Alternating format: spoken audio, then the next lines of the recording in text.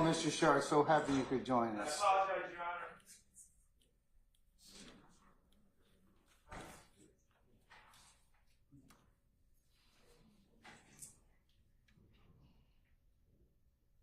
Honor. All right. Where's Miss Bennett? Can we bring her in and have her take a stand, please?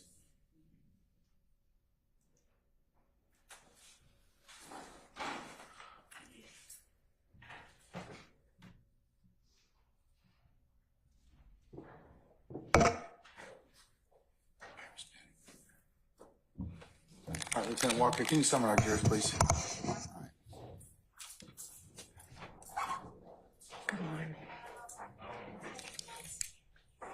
Thank you.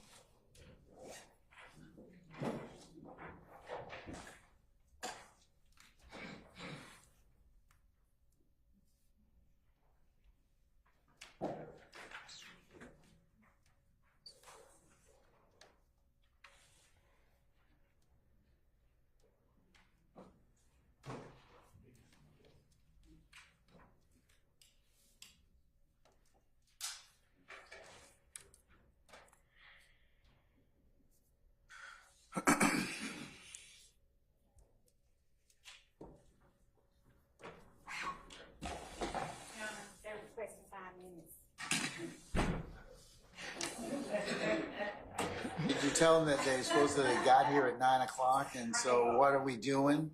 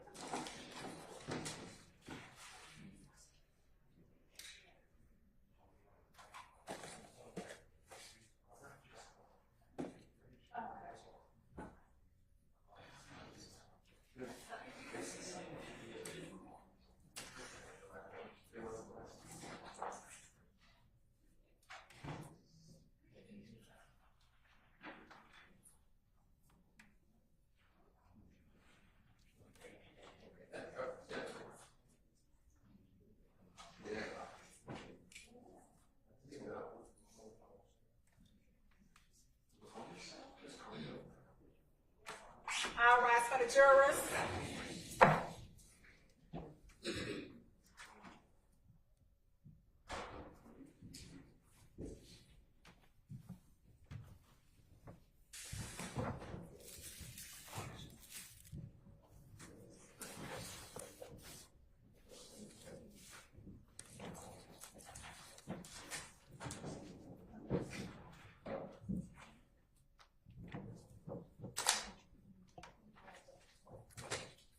All right, ladies and gentlemen, please be seated.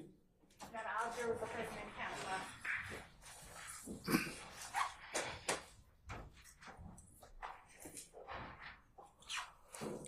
All right, ladies and gentlemen of the jury, good morning. Morning. All right, we're going to continue with the presentation of the state's case. Good morning, Ms. Bennett. Good morning. You're still under oath, madam. Okay, all right. Mr. Steele, or no, Mr. Adams, I'm sorry. Go ahead. All right, I'm Steve.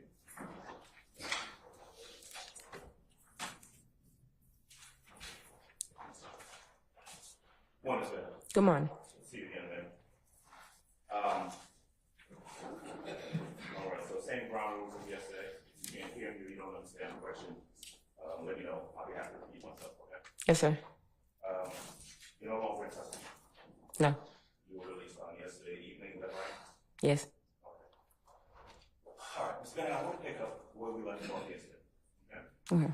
You remember I was asking some questions about your interaction with the district attorney's office. You remember that, right? Yes. Okay. And you recall that we talked about the different investigators that you who contacted you and your communication with them. Remember that? Yes. You talked about Investigator Hamilton. Remember that? Yes. Oh, I'm sorry. There we go. How about now, Mr. Harvey? Anything for you, sir? All right. Let me ask it this way. Yesterday, during the period of time after you'd been arrested by the district or pursuant to a warrant from the district attorney's office, you were actually being held back in a holding area. Is that correct? Yes. Okay. You recall that I came back there with Mr. Steele, gentleman back there with the grayish white hair, Mr. Matthews, this gentleman right here with the very gray hair, right, and Miss Westmoreland. Yeah. I'll sustain that objection.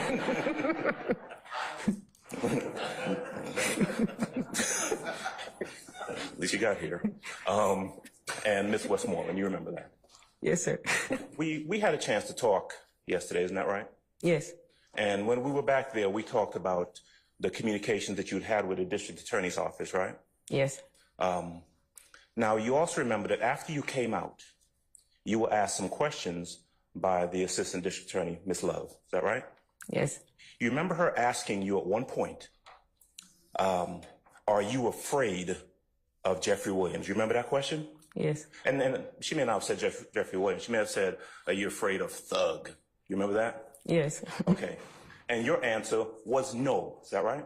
Yes. You have no reason and had no reason to be afraid of Jeffrey Williams. Is that right? No, I don't. Okay. In fact, when you testified yesterday, you were on edge. Is that fair to say? Yes. You didn't want to be here. Yes. And part of it is because of the interactions, and your reaction yesterday was based on the interactions you had, not with Mr. Williams or anyone over here, but with the district attorney's office. Isn't that true? Yes. You told us when you were back there that they had been, quote, harassing you for a number of months. Is that true? Yes. And in fact, you said that prior to coming out and testifying, that the only person you were afraid of, you didn't want to be around, was Investigator Hamilton from the district attorney's office. Is that true? Yes. And you're saying that to us, and then your testimony subsequent to that was based on the interactions that you had with Mr. Hamilton. Isn't that right? Objection, Your Honor, vague as to the question. I sustain the objection. Okay. Mr. Hamilton had contacted you prior to yesterday. Is that right? Yes. He would call you from time to time. True? Objection, vague. What is, can I have some? I'll order the objection. Yes. Let me just ask you the questions, okay? Mr. Hamilton had harassed you. Is that correct? Yes. In fact, you told us when you were back there that you didn't want to come out and see him because he had sexually harassed you. True? Yes. You felt like, and you told us, that you were really concerned about coming out here. I'm going to object Faces. as to relevance. I'm gonna overrule the objection. You told us that the times when he would contact you, it seemed like he was trying to date you. Yes.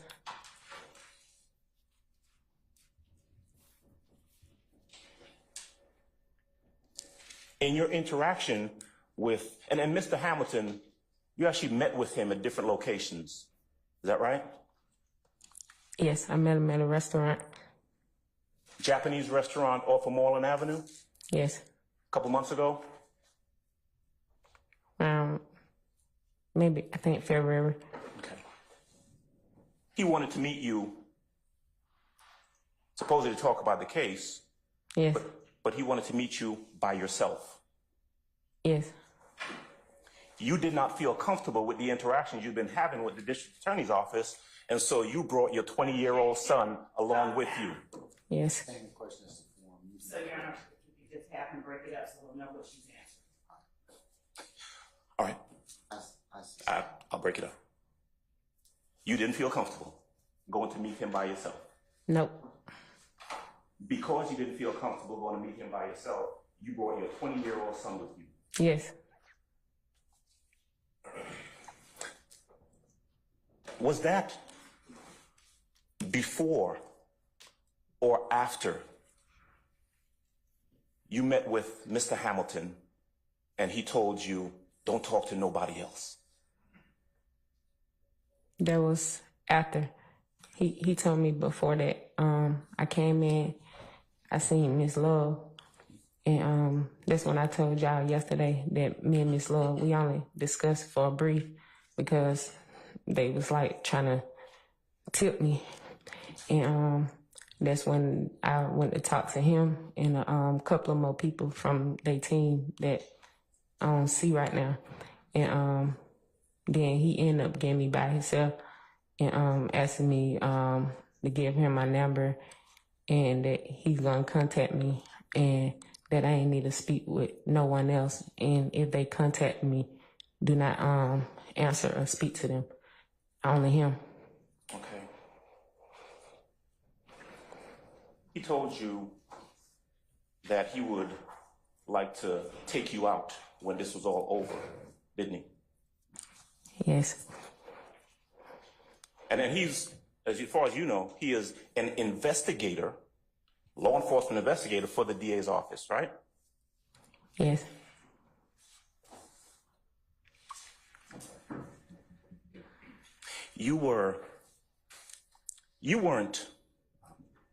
You didn't have a problem discussing with the district attorney's office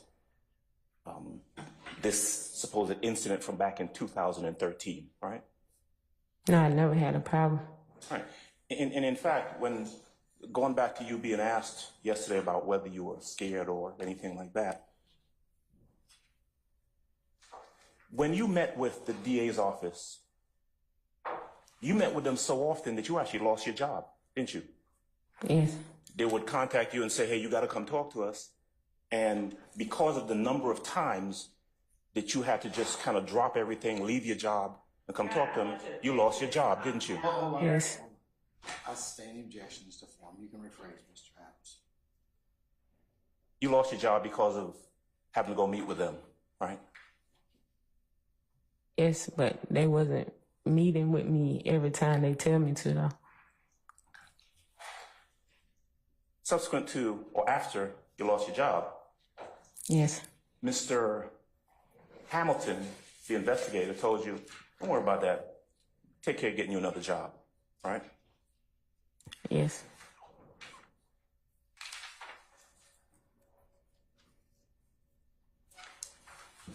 When you met with them,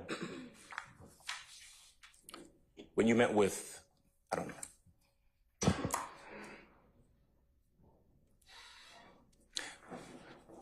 there was actually a time where you came here to the courthouse to meet with either an investigator or someone else from the DA's office, true?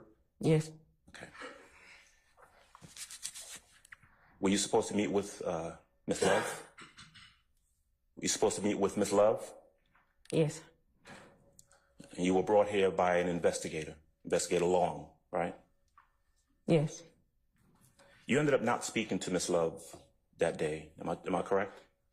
It's just for like a brief. Okay. Your Honor, I would object and ask that the witness answer the question, yes or no. I didn't understand the answer. I'm gonna rule the objection. She's answered the question. When you, just to be clear, when you said a little while ago that Miss Love tried to tip you, is that what you said? Yes. What did you mean by that? Because when I met with Miss Love at the Wendy's that she discussed, it was some things that we had talked about, and she told me like it was some things we talked about that wasn't gonna be brought up, but she wouldn't bring it up to me again, or we wouldn't have to discuss it. Okay. All right.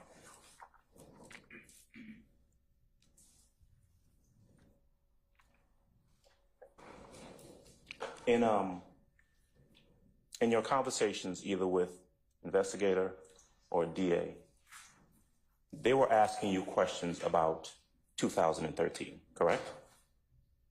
Yes. All right. And you were asked yesterday whether you recall this supposed incident from back in 2013. Remember that? Yes. Your answer yesterday was you really didn't remember, right? Yes. Not talking about yesterday now, but going back a couple of months, or whenever it was you met with them, you told them then, and them being the district attorney's office, whether it's an investigator or a DA, you told them then, I really don't have a lot of memory or remember much about 2013, right? Yes.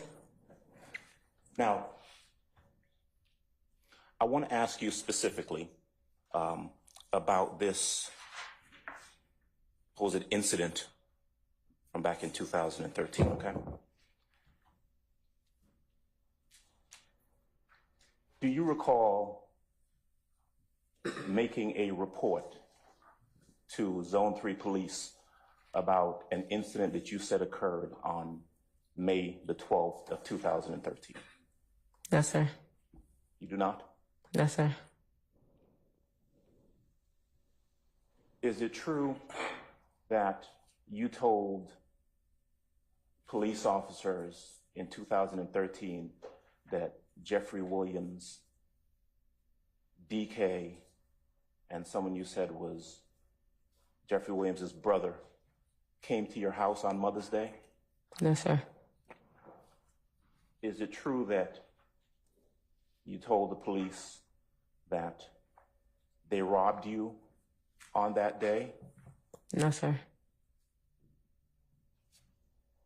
Is it true that you told the police that Walt DK took your gun and then shot your gun into the wall? No, sir. That didn't happen, did it? No, sir. Back in 2013, I want to just ask you directly, and that was a long time ago, right? Yes. Is it fair to say that you were in a different place in your life back in 2013? Yes. In 2013, you had a child that had just been born, right? Yes. You had another son who was about 10 years old, right? Yes. And you were seeing a young man by the name of Micah Anderson. True? Yes.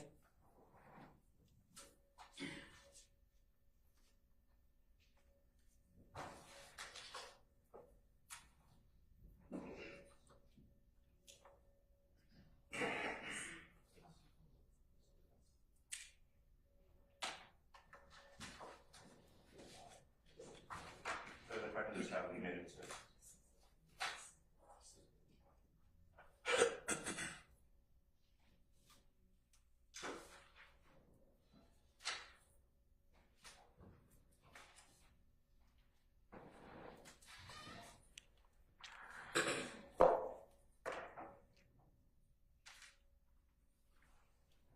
Kokomo, are you sharing the screen? All right.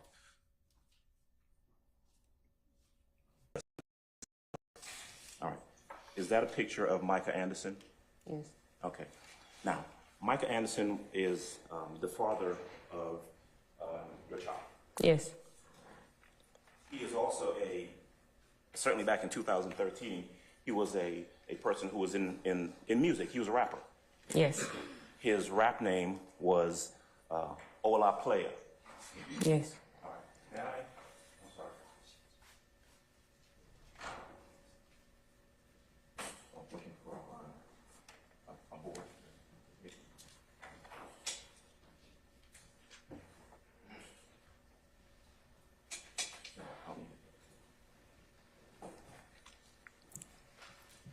All right. With the court's permission, may I have Mr. Kokomo publish on the screen DS4, please? Yes, sir, you may. Whenever you're ready, Mr. Kokomo. All right. For the benefit, can you see, is there something on your screen next to your left hand? Yes. That is Micah Anderson, correct? Yes. That's the father of your child? Yes. Okay. Father of the child or children? Child. Okay. The youngest one? Yes. Okay. And that is the person that you've just referred to as Ola Playa. Yes.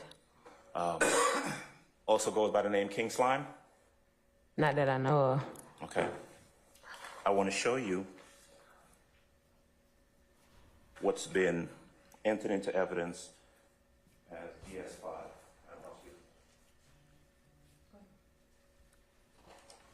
All right. Showing you DS5. All right. Do you recognize that picture? Yes. All right. Mr. Kokomo, and again, with court's permission, DS5 on the screen, please. Yes. You may, sir. Thank you, Judge. All right. Now, you can look at the screen. You see that the screen depicts 6 individuals, correct? Yes. The person in the middle, that's you, isn't it? Yes. And you have on a T-shirt on the back, which on the back says, Free King Slime. Mm-hmm. Yes? Yes. And on the bottom it says Ola Playa. Yes. And that is a picture on that T-shirt of Mr. Anderson, Ola Playa, correct? I can't hardly see it. Okay. How's that? Is that a little better? Not from right here. Okay. Well, that T-shirt that you were wearing on that day was essentially a T-shirt saying Free Ola Playa or Free King Slime. I mean, you're referring to the same person when you say King Slime and Ola Playa. True? I wouldn't say it's true, but I remember this day. I was at a club, and someone was performing, and that shirt, it was given to me. Okay. And I wore it, and we performed some of his songs. Okay. When you say we, who's we? Me and the people in the picture. You were in the music game as well? Was I? Yes. Nah, I just performed his songs. Okay. He wasn't there. Got you. All right, you can take that down for right now, Mr. Kokomo. So, again, back in 2013, Bless you. you were living at a location on Confederate Avenue, correct? Yes. As a matter of fact, 980 Confederate Avenue. Does that ring a bell? Yes. All right. Now, I don't want to embarrass you, but the truth is, you and Mr. Anderson stayed at that location together, right? Yes. Is it true that y'all sold drugs out of that location? Yes. Okay. And again, I want to be respectful, and this is just aimed at getting an answer, but would you consider yourselves, you and Mr. Anderson at that point, to kind of been like the neighborhood drug dealers? No. All right. But I mean, folks came to your place to get drugs, true? Yes. All right. In fact, as far back as like 2008, there was a burglary. Someone kicked in the door and searched through that house when you weren't there. And you thought they were looking for drugs. Remember that? You said when? About 2005, as far back as 2005. Sound about right? I object as to relevance of something that happened in 2005 before this incident occurred. Well, we're talking about 2013. I sustain objection. Okay. Around 2013, there were drugs being sold out of 980 Confederate Avenue. Sure? Yes. All right. In fact, in June of 2013 is when you and Mr. Anderson were both arrested for some drug trafficking charges in Clayton County, correct? I think it was in June. Yes. And a little bit after that, I think maybe in 2014, and you can correct me if I'm wrong, you and Mr. Anderson were again arrested for some drug charges, specifically at 980 Confederate Avenue here in Fulton County, all right? No, I remember I was arrested, but he wasn't arrested again with me. But you were both charged, right? I'm not sure Okay, if we both charged. all right. Let me ask you if it would help to refresh your memory if I showed you a document in regards to that Fulton County case. Do you think it would help to refresh your memory? Okay. All right.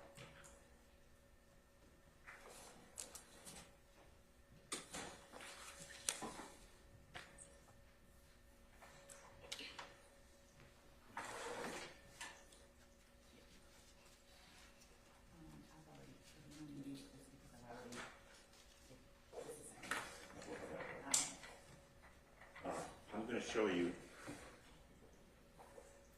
what I've marked, at least for right now, as Williams 213.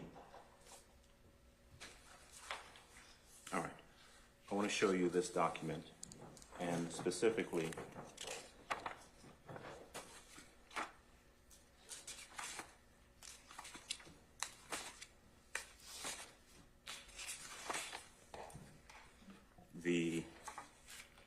I'll soon count this, okay? The 6th page of that document, and ask you whether or not looking at that helps to refresh your recollection as to whether you and Mr. Anderson were charged together in Fulton County.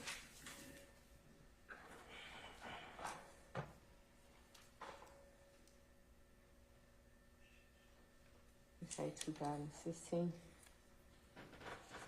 All right, but does that refresh your memory about whether it was just you charged or whether it was the both of you that was charged in that Fulton County case? I wouldn't know if both Speak were up, ma'am, charged. please. I wouldn't know if both of us were charged at the date that you saying, because they're saying 2016.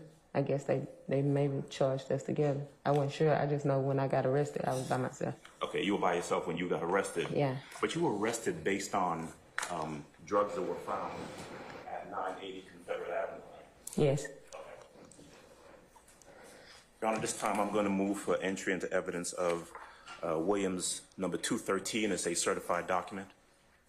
No objection, Your Honor. It's the same as State's Exhibit 29 Alpha Alpha, which we would be admitting tendering anyway.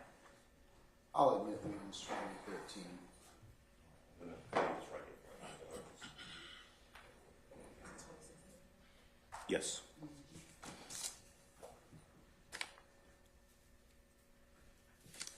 And while I'm at it, I'm going to also move for entry into evidence of what I've labeled as defendant's exhibit number 212.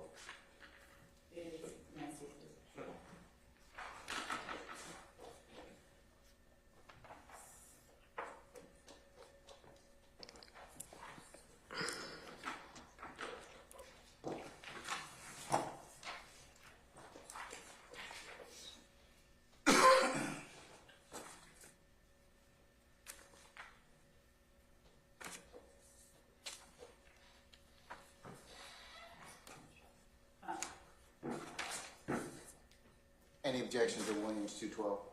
As to only 212, yes, Your Honor. And Basis. 212 is improper impeachment. Can I see it, please? Yes.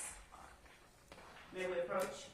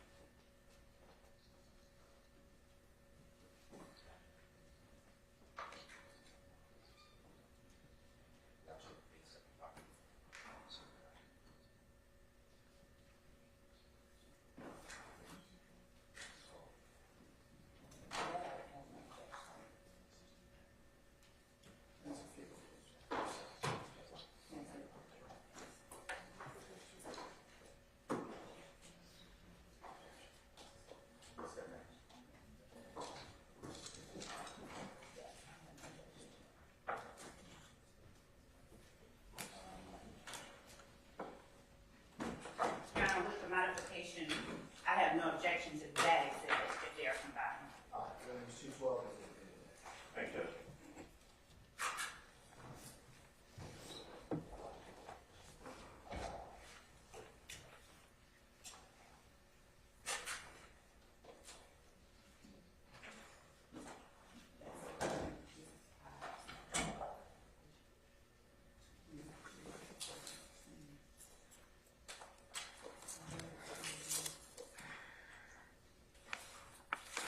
All right.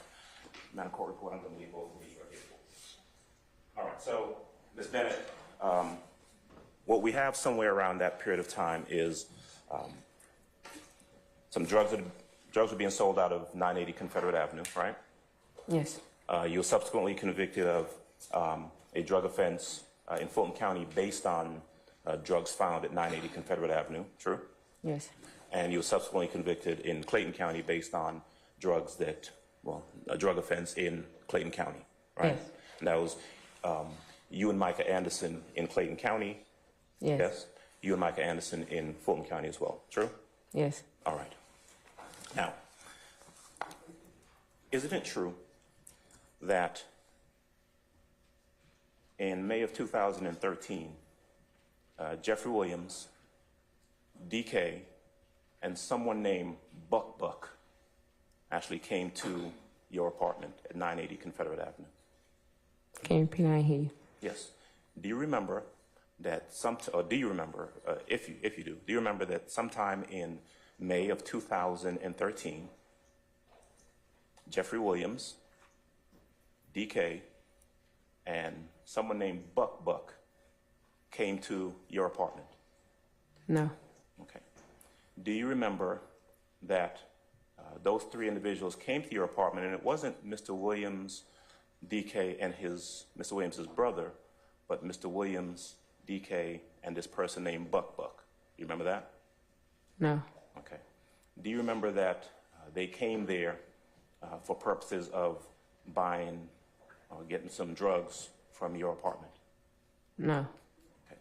Do you remember that they came there and actually smoked with you and got high with you? No. Do you remember Your Honor, that? I'm going to object, assuming facts that are not in evidence. And because the question is being asked, do you remember? I'm sustaining objection, just rephrase.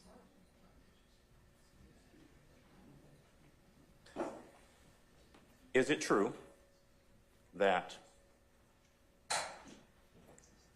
when those three individuals came to your apartment? Objection, Your Honor. It is still assuming facts that are not in evidence.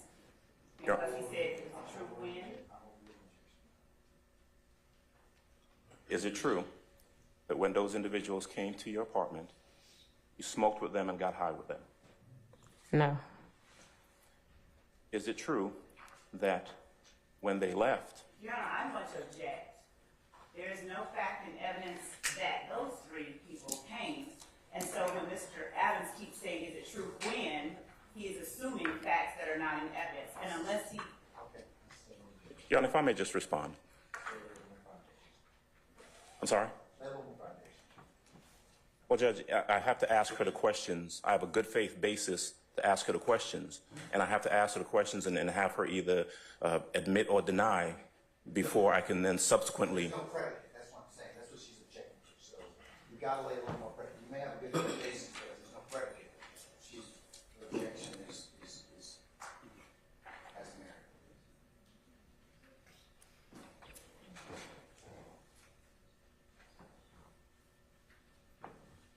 Did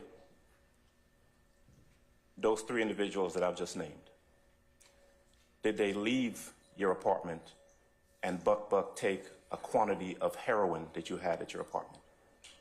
I never had heroin, no. Did, at some point after those individuals left your apartment, you have a conversation with Micah Anderson about the fact that Buck had stolen heroin from your apartment? No. Objection. I'm over the objections. You'll have to re-ask.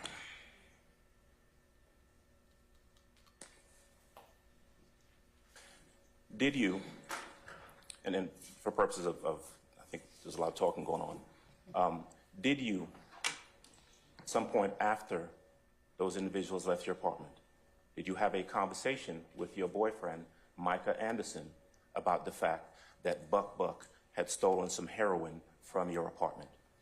No. No. Okay. Did you receive a phone call after that incident with someone apologizing for Buck stealing the heroin from your apartment? No. Did you discuss with Mr. Anderson that Jeffrey Williams was going to pay for the heroin that Buck had stolen from your apartment? Objection, Your Honor. That would be hearsay, and there is no exception for it. Number one. Unless, Your Honor, someone is on the list to prove that up, which there is not. There is, she cannot. The defendants. Not what the response to the objection. I'm going to over the objection. And so when around that time, right, and I'm talking about May of 2013, do you recall in the police report that Ms. Love asked you about making with Zone 3, that you told Zone 3 police officers that you had received a phone call apologizing for a robbery at your house? No. You don't remember that? No. Okay.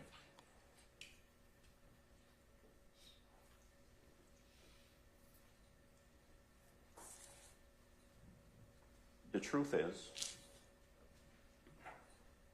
that what actually happened in 2013 was that whole situation with Buck stealing heroin from your apartment. Isn't that true? No.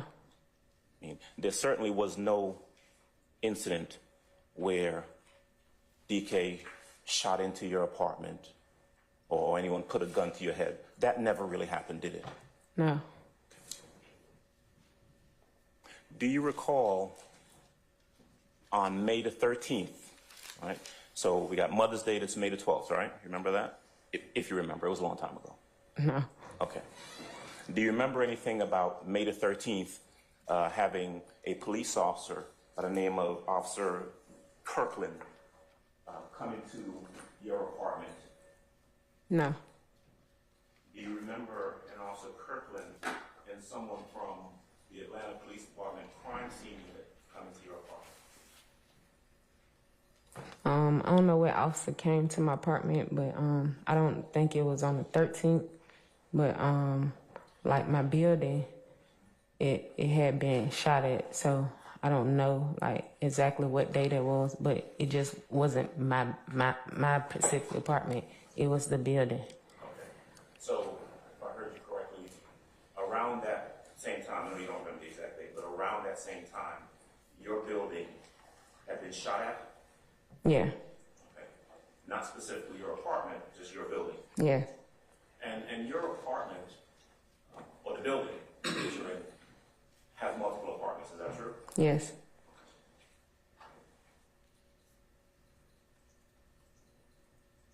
Do you recall, around May the 13th, receiving multiple phone calls from an Officer Kirkland trying to ask you questions about what you had supposedly reported?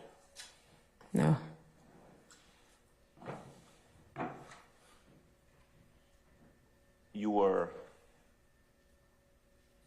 You've never had to come in to a courtroom to testify about any supposed robbery in 2013 at your apartment, have you? No, this all new. In 2013 or 2014 even, you were never contacted by anyone from the district attorney's office saying they wanted to talk to you about a robbery that occurred at your apartment in May of 2013, true? Nobody never contacted me. 2013, 14, 15, none of that. The first time that you were contacted or anyone asked you any questions about something that happened way back in 2013 was about a year ago. Is that right? Yes. And you told them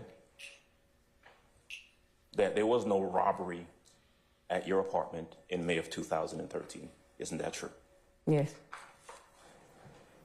I mean, you were never, you're not even aware of your name being included in any sort of a RICO indictment, are you? No. Or any incident from 2013 even being a part of any RICO indictment, right? No. Did anyone from the DA's office, anytime you spoke to him, whether it was an investigator or assistant DA, ever tell you, listen, we just want you to come in and say something about Jeffrey Williams? Anyone ever say anything like that to you? No.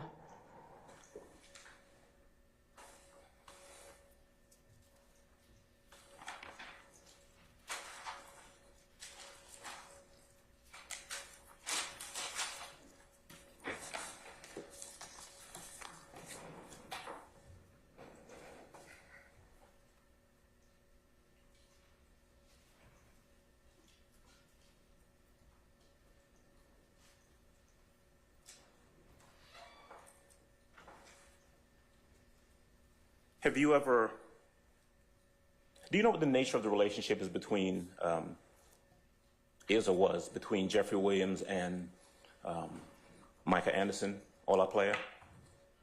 Yeah, they did music together. Okay. They've been to the studio together, is that right? Yes. Okay. Have you ever, and this happened, I mean, I'm talking back in 2013, all right? They did music together back then. Probably before that.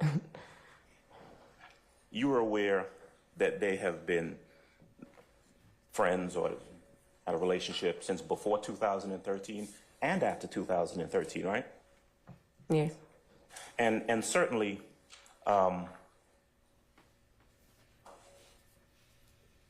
there's no indication, the child that you had in 2013 is Micah Anderson's child, right? Yes. All right. Would you, if you were robbed, someone put a gun to your head in I'm going to object as to speculations. Okay. Was there ever any time in 2013 where you said to Micah Anderson, Jeffrey Williams and two other guys came to my apartment and one of them put a gun to my head? No. Was there ever a time where you said to Micah Anderson, Jeffrey Williams and two other guys came to my apartment and one of them shot into the wall while our child, your baby, was there? No. Was there ever a time where you told Micah Anderson that there was this robbery and shooting at your apartment, and Micah Anderson still continued to record music with Jeffrey Williams? You repeat it? Yeah. Was there ever a time where you told Micah Anderson, hey, Jeffrey Williams, DK, and some other guy came and stole and robbed me and shot up my apartment? And then after that, Micah Anderson still continued to record music with the person who was supposedly involved with shooting up his house with his baby there? No.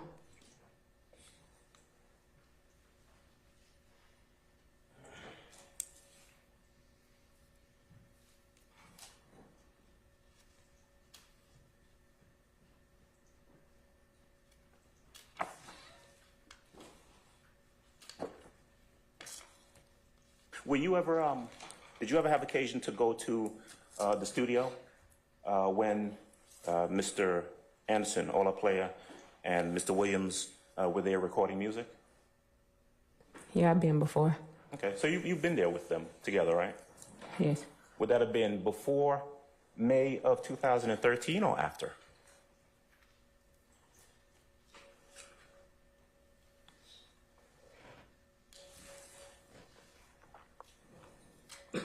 Might have been before. I'm not sure.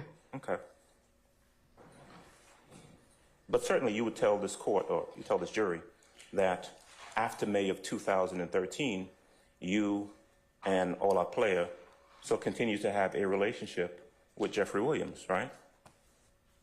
After May, I had got arrested. So, yeah. But I ain't had like no problems on there with him. Like, we ain't had no problems. Okay. You were arrested in Clayton County in June, right? Mm-hmm.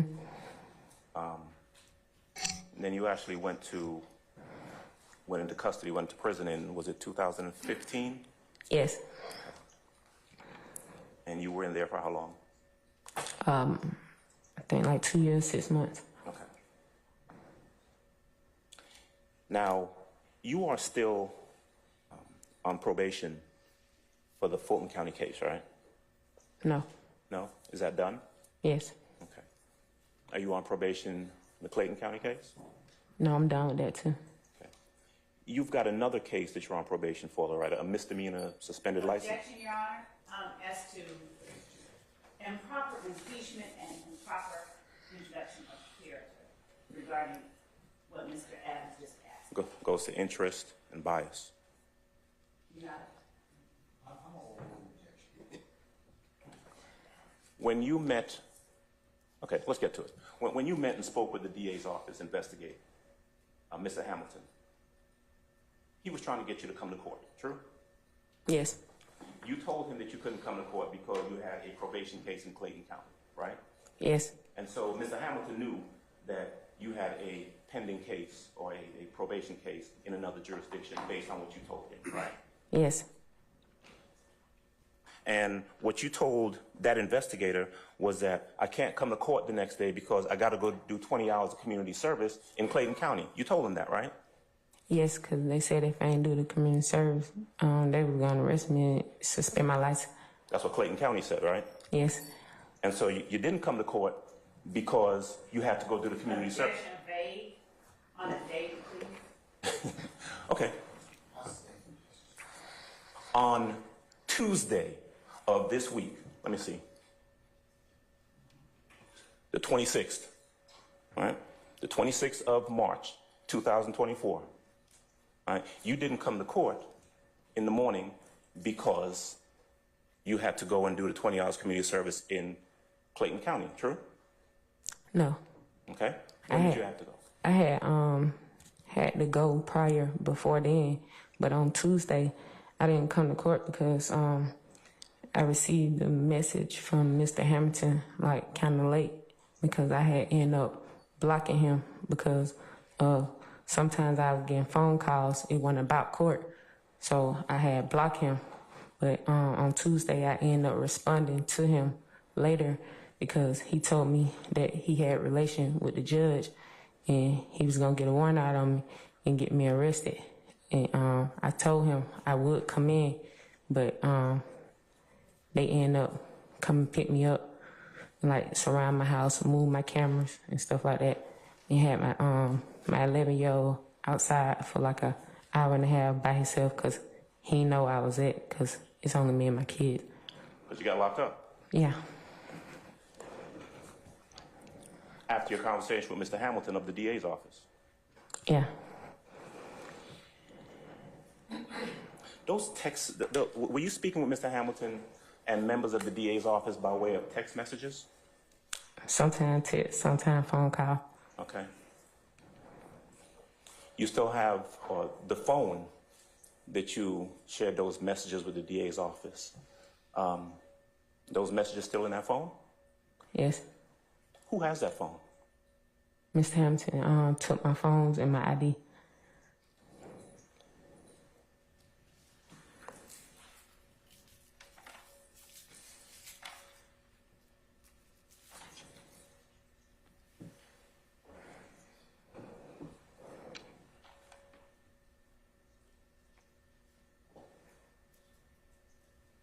You have a moment, Judge.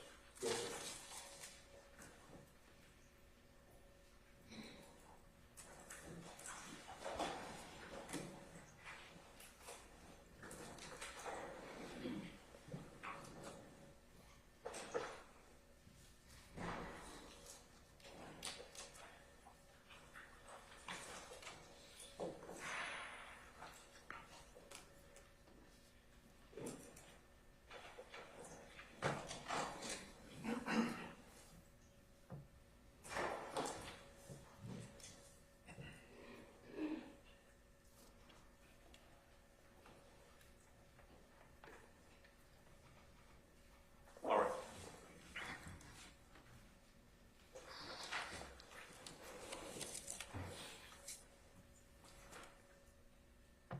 Ms. Bennett, I thank you. That's all I have.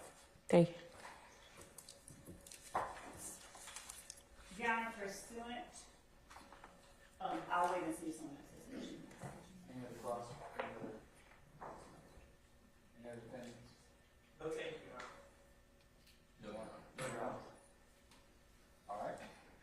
Love? Your Honor, pursuant to Brown versus Estate, 314 Georgia, 193. When we approach on that. Yes.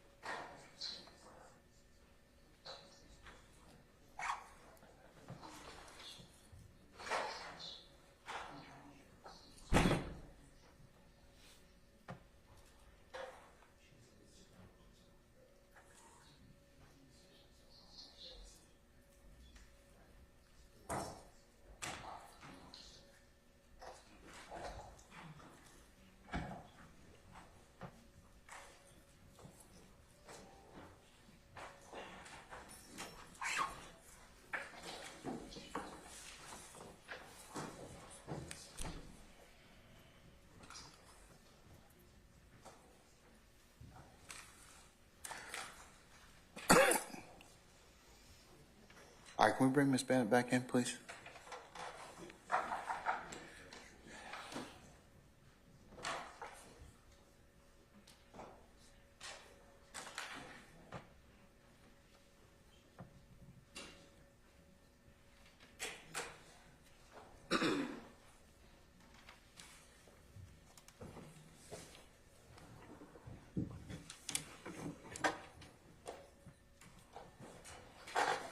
Ms. Bennett, did you testify on cross-examination with Mr. Adams that the reason you did not appear in court Tuesday, March 26th, was that you were afraid of Lieutenant Hamilton? Yes, I had blocked him. Did you send to anyone in the district attorney's office a communication stating that you did not go to court because you were in the hospital? Yes, I sent that to Mr. Hamilton. And did you send a communication to anyone in the district attorney's office stating you did not care what the judge said, no one could make you testify, and did you give specific, explicit instructions as to what to tell the judge to do? Objection, compound question. No. I will rule the objection. Did you tell anyone in the district attorney's office that the judge could kiss your ass? No. I told Mr. Hamilton to have the judge to call me so I could tell him how I'm being harassed. That's exactly what I said. Your Honor, permission to treat the witness pursuant to Brown? I'll allow it. State. Thank you. Ms. Bennett, isn't it true? Your Honor, I would object to her being treated as a witness. Okay, and I'll overrule the objection. It's already been made. Ms. I'd Bennett, also like to see these. I'm sorry? I'd also like to see these messages that she's referencing. The district attorney has those in possession. That's a different issue, but I'll rule the objection at this point in time. We can take that up a little later. Ms. Bennett, isn't it true that when you met with me the first time, I was with Chief Investigator Randolph when we were at the Wendy's on Norland Avenue? I don't know his name, but you were with somebody. Isn't it true we met you in an SUV and you pulled up with your 3 sons? With my 2 sons and my stepson. Isn't it true that you described the boys or the young men with you as your 3 sons? Yes. Isn't it true that you told me that one of the children was not yours biologically, but you promised that child you would never leave him? Yes. Isn't it true you were about 2 hours late to that meeting with us? No. Isn't it true that you told us that the reason it took you so long is you were handling another matter with your cousin and a domestic violence situation? Yes. Isn't it true that when I What they first got? asked you, Your Honor, the witness can be permitted to explain her answer. Hold on. Madam, did you have something else you want to say? Yes. Go ahead, finish your I thought. was just gonna ask her what my cousin domestic violence got to do with this. Like, see, though I mean, she be. You're being examined, No, so okay. you have to answer the Okay. question, okay? All right. isn't it true, Ms. Bennett, that you indicated to us you did not want to speak with us about the 2013 incident? No. Isn't it true that you said when I asked you, or at least when I told you I wanted to speak with you about something that happened to you in 2013, that you told me I've blocked out that entire time in my life? Yes. Isn't it true that you teared up and said that you had gone to prison, and while you were in prison, your mother became terminally ill? Yes. Isn't it true that you said and had on a shirt when we met that was commemorating the date and your mother? Objection, relevance. Overruled. Yes. Isn't it true that you began to, when I asked you, did you ever get counseling? Better yet, did I ask you about counseling? Yes. Isn't it true that you told me that you had wanted to harm yourself because of everything that you had gone through? Yes. Isn't it true that I told you that you should get some kind of counseling for that? You told me you'll help me, but you didn't.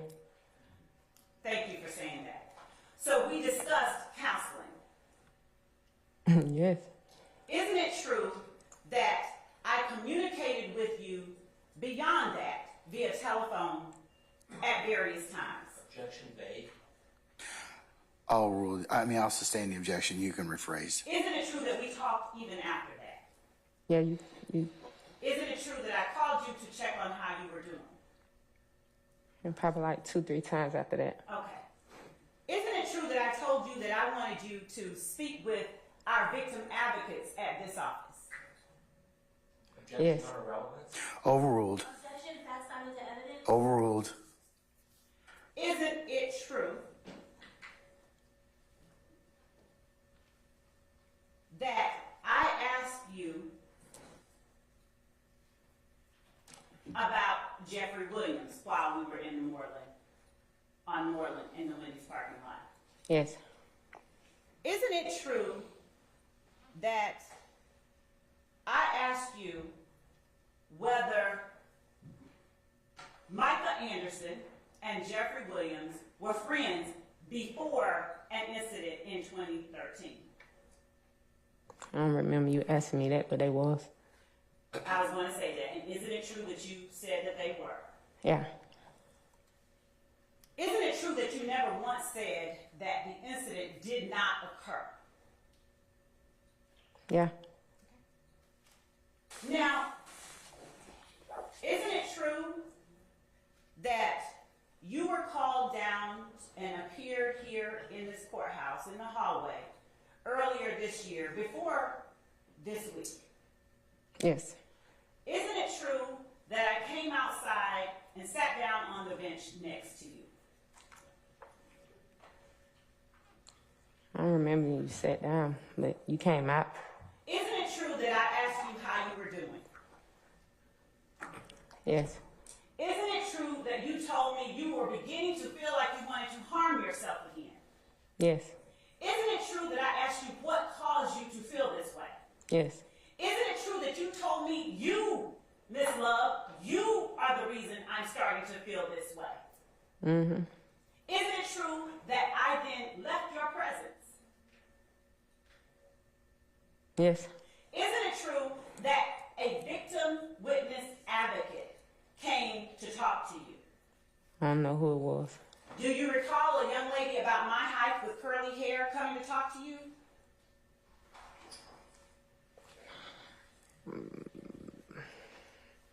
I don't know if she was your height. Do you recall a young lady coming to talk to you with curly hair and an accent? No, I remember a lady, but I don't think she was tall. But then it was like a couple of ladies, so A couple of ladies, thank you. yeah. Do you remember a shorter lady and a taller lady coming to talk to you from our office? Yes, I think they were from your office. Do you remember them talking to you about you wanting to harm yourself? One of them was talking about that, and then one of them was talking about something else. Do you remember them calling the Georgia Crisis Hotline for you? Yes, I think they did.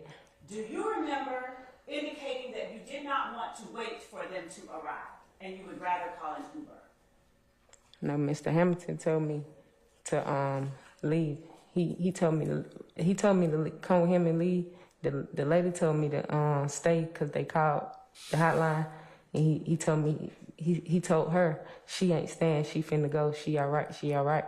Is it your testimony that Mr. Hamilton instructed someone from our office to leave you all? Yeah, I went with him. They stayed. I gave her my phone number. Matter of fact, she just went. The lady who I talked to, she just went. I seen her earlier. She had on a gray suit. She's in the courtroom earlier? She said, she came in the room back there with me. She said she was going to get me some paperwork now, that she was finally getting the paperwork what she supposed to been getting me a long time ago. Was that Miss Kelly? I don't know her name. Did she have a short bob?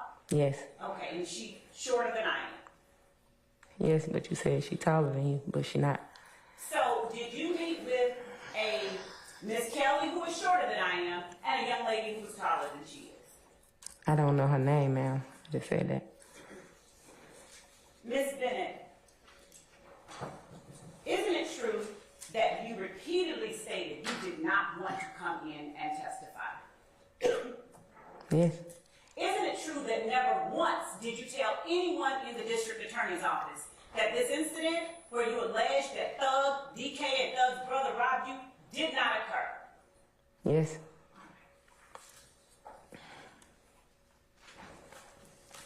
Each one of y'all I talked to, I told y'all the same thing, that I didn't know nothing about what y'all was talking about, and y'all start pressing the issue like, you gotta go in, you gotta do this, you gotta do that. Isn't it true that the only thing that we told you you had to do was to appear pursuant to your subpoena? What subpoena? Ms. Bennett, is it your testimony that you never received a subpoena to appear in court? No, y'all, I received word of mouth or text when I got to come to court. I never had a paperwork telling me I had to come to court. Ms. Bennett, so your testimony is that you were never served a subpoena? Objection, Your Honor, asked and answered. I can't say I was served a subpoena, but I know the first time somebody came and seen me was like last year. And that's when they first talked about the incident, and they showed me a police report. And they was like, to your knowledge, did you make this? And when I read the police report, it didn't make sense. And I told them no. And I don't know his name. And he let me read it, and he was like, do you remember anything like this happening? And I was like, no. And then he had me sign the paper. But he had the police report on top of the paper that he had me sign, so I didn't get to read that paper. And I was asking him, but I asked him what I signed for, and he told me I was signing because he need proof that I came and seen him, and he seen me, and I had to sign that he seen me.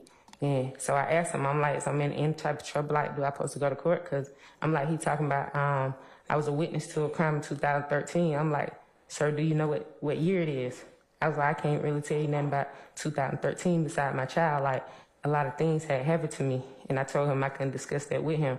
And he just told me to sign a paper stating that he seen me, but he didn't tell me what the paper is. He didn't let me read it. It was another paper on top of the paper, so I didn't even know what I was signing for. I probably could have signed my life away because he didn't let me read it. Isn't it true that you were served a subpoena on that day and you were given that piece of paper?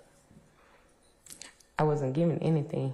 Only thing I ever had was cards with different attorneys or investigators or some like numbers and stuff like that on there. What did the person who talked to you that day look like? I can't even remember. I just know it was a man. I know it was a man. Was it a tall man? I don't remember him being tall. Isn't it true that it wasn't Lieutenant Hamilton? No, it wasn't him. Okay. I know exactly how he looked. I'm sorry, what? I said I know exactly how he looked.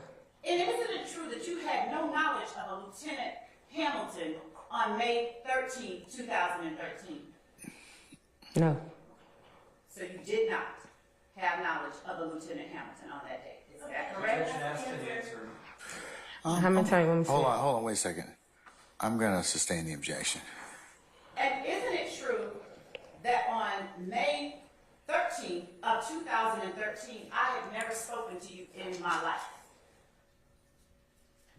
Repeat it. Isn't it true that on May 13th, 2013, you had never spoken with me in your life? I never said I did. I'm asking a question though. Is it not true that you've never spoken to me up until that point? No. So is it fair to say you didn't know me or Lieutenant Hamilton on May 13, 2013? I never said I did. Your Honor, she did not answer no one, she just answered speaking to us. All right, I'll rule No, the I objection. answered. You asked Rule the me. I said objection. no. I'm sorry, no to what? To the question you just asked me. That you did not know either me or Lieutenant Hamilton. And I said on no. May 13, 2013. I said no again. Okay, thank you for 3 clarifying. times. Now, you were asked by Mr. Adams on cross-examination about an exhibit that was tendered by the defense. Do you recall me showing you State's Exhibit 29 Alpha Alpha yesterday? Oh, yesterday, yeah. Yes. Okay. And is 29 Alpha Alpha your Fulton County conviction from 2000 and 16.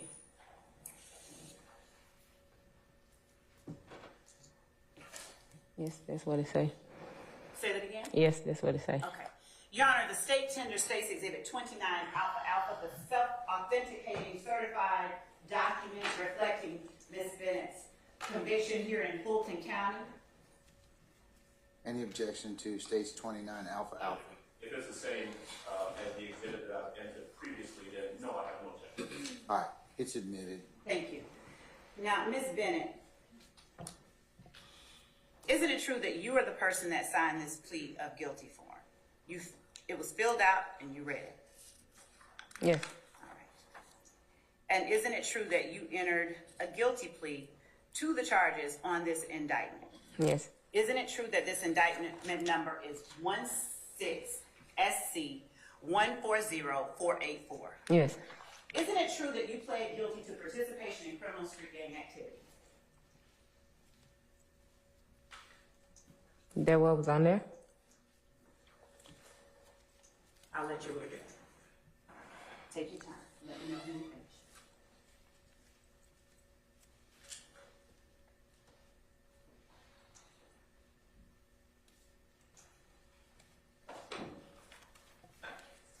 Yes,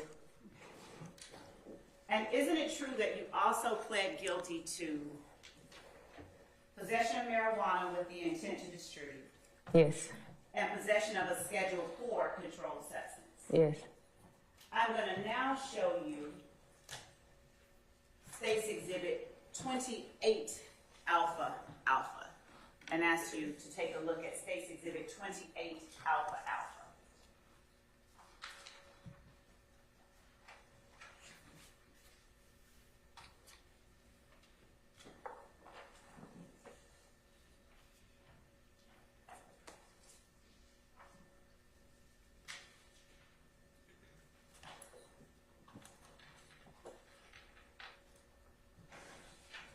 Okay.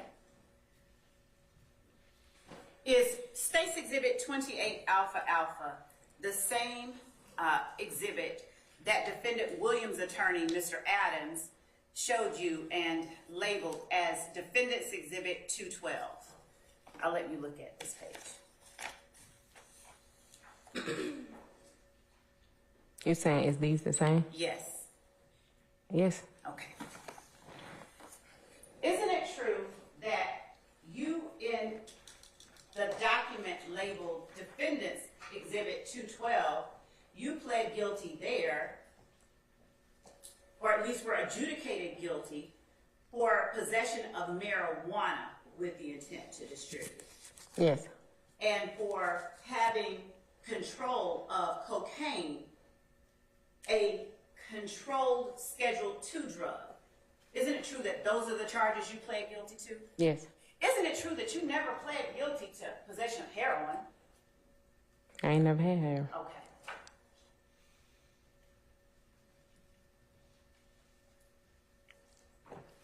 What gang are you a member of? I'm not a member of a gang, but they charged me for it. Which gang did they charge you with being a member of and participating in criminal street gang activity? of blood gang activity. And which blood gang was that? I don't think they said Which blood gang were you affiliated with? with ABG. What is ABG? They never told me. Who never told you? When I got my charges, they never told me. They just said I was affiliated. What anything that my baby daddy was affiliated in, I was affiliated to the same thing. And when you said my baby's daddy, you're speaking of Micah Anderson, aren't you? Yeah, Now, isn't it true that you have shirts and clothing with the letters ABG on them? do I have shirts and clothing with them on them? Isn't it true that you own at least one article of clothing with the letters ABG on it? Yes, I don't have a shirt with it on there. And on that article of clothing where you have ABG, what does it stand for?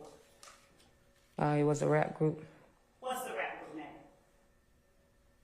I can't think of the name of it. Is it your testimony it doesn't stand for Atlanta Blood Gang? No, I don't think it stands for Atlanta Blood Gang. Are you related to Rayshawn Bennett? No. Do you know Rayshawn Bennett? Yes. Are you all close? No. Did you know Donovan Thomas? No. Did I ask you about Donovan Thomas when we met on Moreland Avenue? I can't remember. Do you remember tearing up when I asked you about Donovan Thomas? Oh, no, yes. Okay. You said, oh, nut, yes. So, Yeah, I had to think about who you said. all right. Is Nut the name that you called Donovan Thomas? Yeah, I knew him by a real name too, but I didn't hear what you said. Okay. How long did you know Donovan Thomas? For a long period of time. Since you were what age, approximately?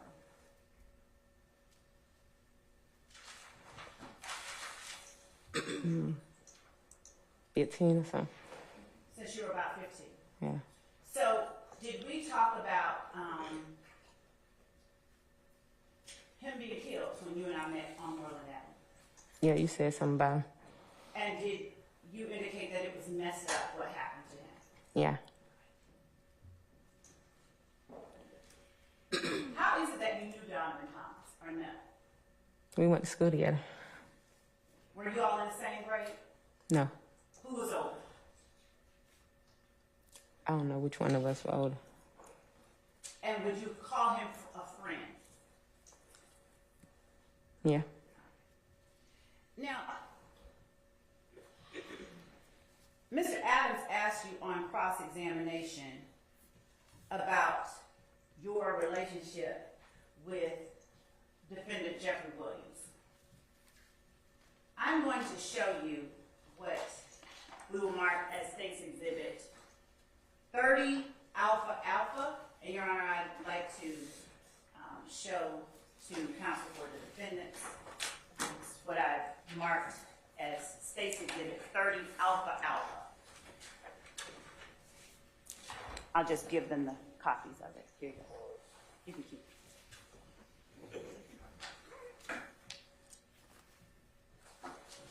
I'm showing you what has been marked as State's Exhibit 30 Alpha Alpha. It's a photograph. Do you recognize the people depicted in State's Exhibit 30 Alpha Alpha? May we approach?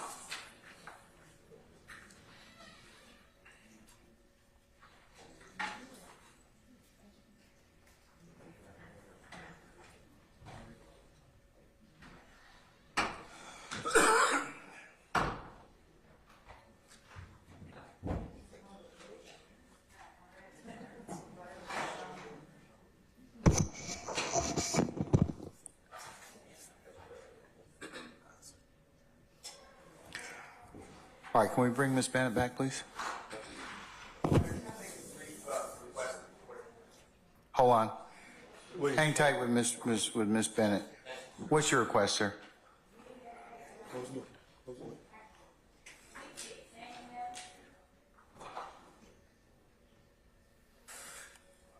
Your Honor, can you, if you agree with this, can you please enforce the following?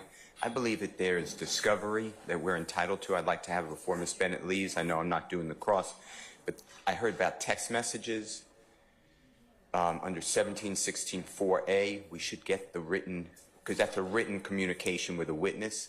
And then I'd like the court to enforce the Brady rule, Brady versus Maryland, because what I heard is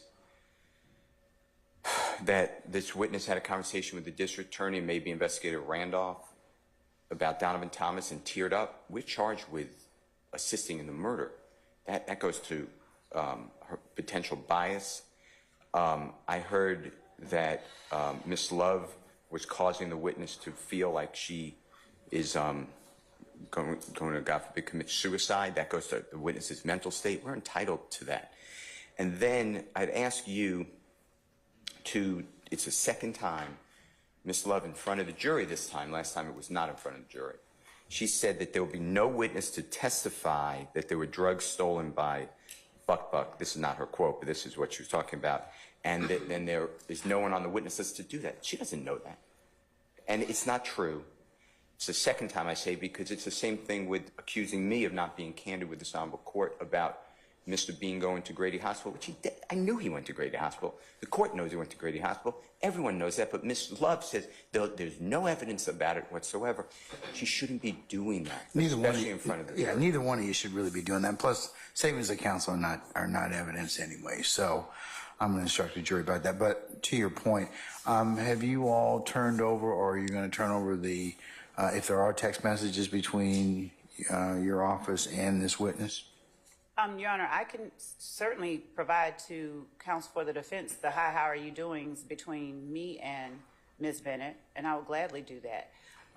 There's also a video of when she was taken into custody that we are trying to upload so that can be in their hands as well. I don't have any problem with that. What about this? Okay, I apologize. About what now? What about the statements or about the text messages between your investigator and her? We can do that as well, Your Honor. We can All right. provide them whatever, all of that. All right, well, here's the thing. You all should have made steps to turn that over already. I mean, that's kind of what causes this lag a lot of times, because think about it. You all, or it gets presented, they, being the defendants, ask about it, and then, you know, we all get put in the untenable position of it's delayed when it could have been provided up front. You all are not novice advocates. You all are very seasoned, so why wouldn't you just turn over the stuff when you got it and let them have it? Because, Your Honor, there was no substance to it. I mean, I don't mind giving whatever it is that they're asking. When I call her and ask her, hey, how are you doing? Happy New Year, and all of that, and she says, thanks, same to you, I don't consider that things that they're asking for, but if they want it, they're welcome to have. I don't think that that's what they're concerned about, neither is the court. But that's the nature of our conversations and hers with our other members of our office. So we will give them all of that to show the court and counsel for the defense. I'm not necessarily, and I don't think they're probably thinking about the pleasantries that you're having with your witnesses. That is the only, those are the only text messages that exist. So you're telling the court that there are no other text messages between your team, that is your investigative team, with this witness concerning any discussions that she has referenced on the stand? discussions regarding the day she told me she wanted to commit suicide, and I was getting to that part, and I haven't yet done it. But earlier with Mr. Adams, she testified, I believe, that, well, inconsistently with the actual facts of what happened. Okay, that still doesn't resolve the issue of you have to turn over these statements. I mean, especially if that's what they claim they are in terms of, you know, and the earlier the better. Your Honor, I get there. To be clear and concise, there are no statements.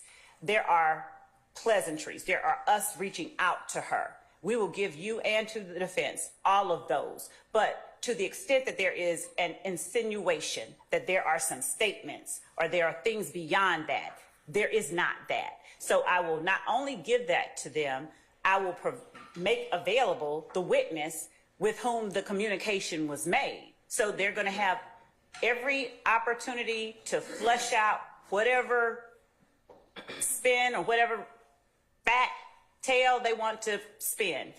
We're not hiding anything. We don't have any reason to hide anything. We will give them anything they ask for. So I don't have the luxury of not turning over things to the defense. I don't have it. So to the extent that they want something like that, I'll give it to them. I don't mind. All right. Well, like I said, if it comes up later, unfortunately, I'll be put in a position where I'll deal with it. But, you know, disclosure is probably the better course in everyone's circumstance. And I'd remind the defense as well, if you've got things that because you've opted in reciprocal discovery, you need to turn those over timely and appropriately.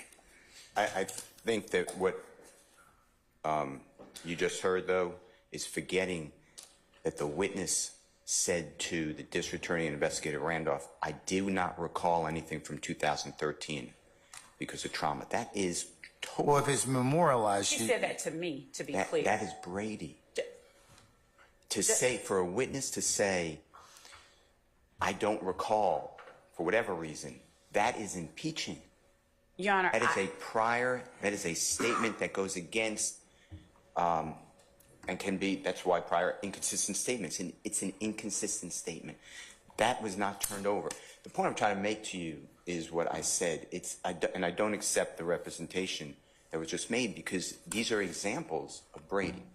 So I'd like all Brady to be enforced. That's all I'm at. And it's not that I want something or I requested, or these are the rules. Okay. And Your Honor, given that Mr. Adams is the examining attorney, I would ask that Mr. Adams be the one that's required to make these objections. But Your Honor, I will point out to the court that prior to Ms. Bennett ever taking the stand, I made everyone aware that she was claiming that she blocked out a whole period of time. On direct, I asked her, did you say you blocked out? She has testified that she said things did not happen. She never told us that. She never told us that. So to the extent that, one, there were statements that were made that we have made everyone aware of, there's no withholding, there's no Brady violation, there's no nothing like that. And an assertion, a bare blanket assertion, doesn't make it true. Secondly, if there were a statement given to me in the presence of an investigator, not only have we provided all of our witnesses, made ourselves available to make the witnesses available to them. Mr. Steele talked to Ms. Bennett. I still don't know whether or not he has any recordings. I still don't know what he has with respect to what she told him. So I think that's a little disingenuous to assert, but that's on him and he can do what he wants. But Your Honor, we are not withholding anything. We haven't withheld anything. And of course we will comply with our obligations of discovery and candor to the court at all times. All right. Summon Ms. Bennett, please.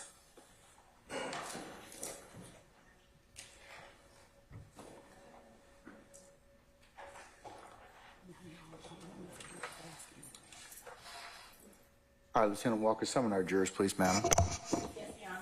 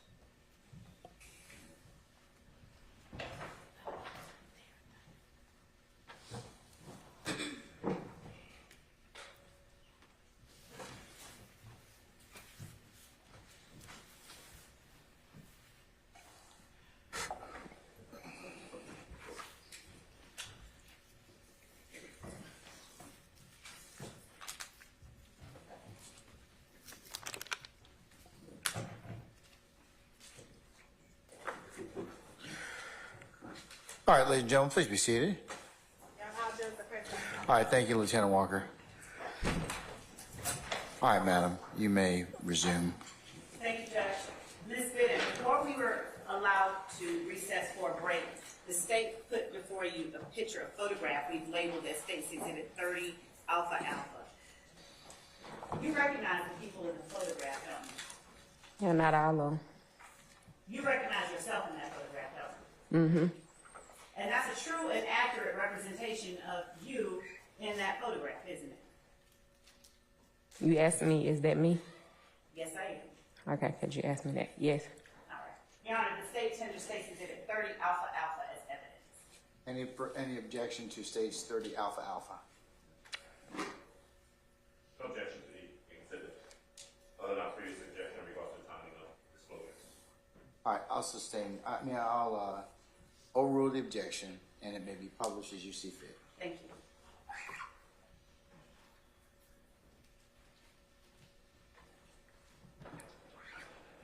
Would you vote as?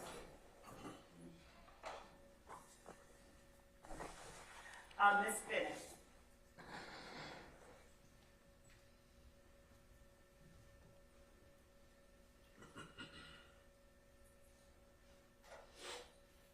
Would you tell the jury where you are located? I'm going to give you.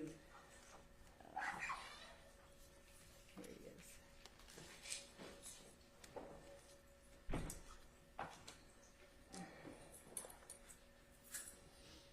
As we pull it up, one moment.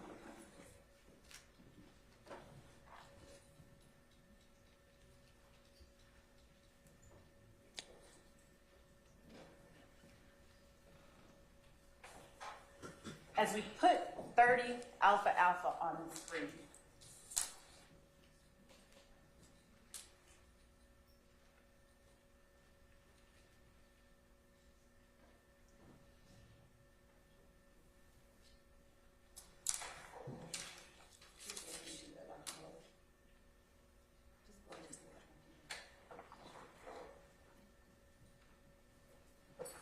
could you pull that up?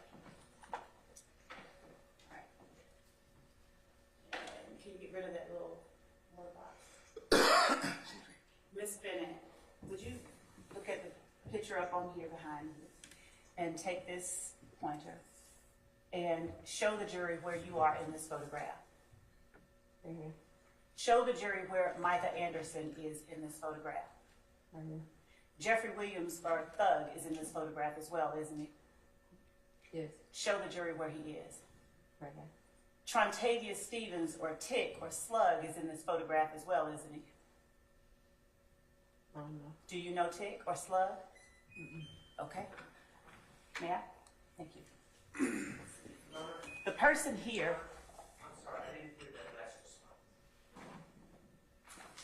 No. Okay. Do you recognize this person here? No, I barely can see him. All right. No, I barely can see him. This person here, he's called Bloody J, isn't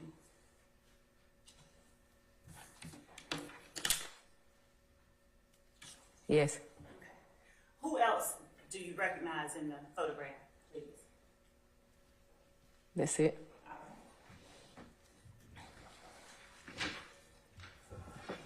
We spoke briefly a minute ago about Donovan Thomas. Donovan Thomas was ABG, wasn't he? Yes.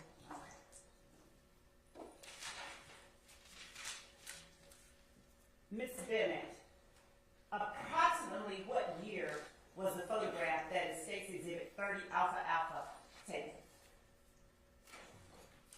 I couldn't even tell you that. Was it before or after January 10th, 2015? I was locked up then. Thank you for that information. I'm asking you if this photograph was before or after January 10th, 2015. It had to be before because, as I stated, I was locked up then till 2017. Well, you'll agree with me, you're not locked up now, so we have to ask, right? And I answer you. I said it had to be before because you're saying 2015 I was locked up. So yes, it had to be before. Thank you. Now, also, you spoke with Mr. Adams on cross-examination about Micah Anderson and Thug and their relationship as it relates to music. Do you know whether they continued that relationship after January the 10th of 2015? There'd be something you had to ask them. I was locked up.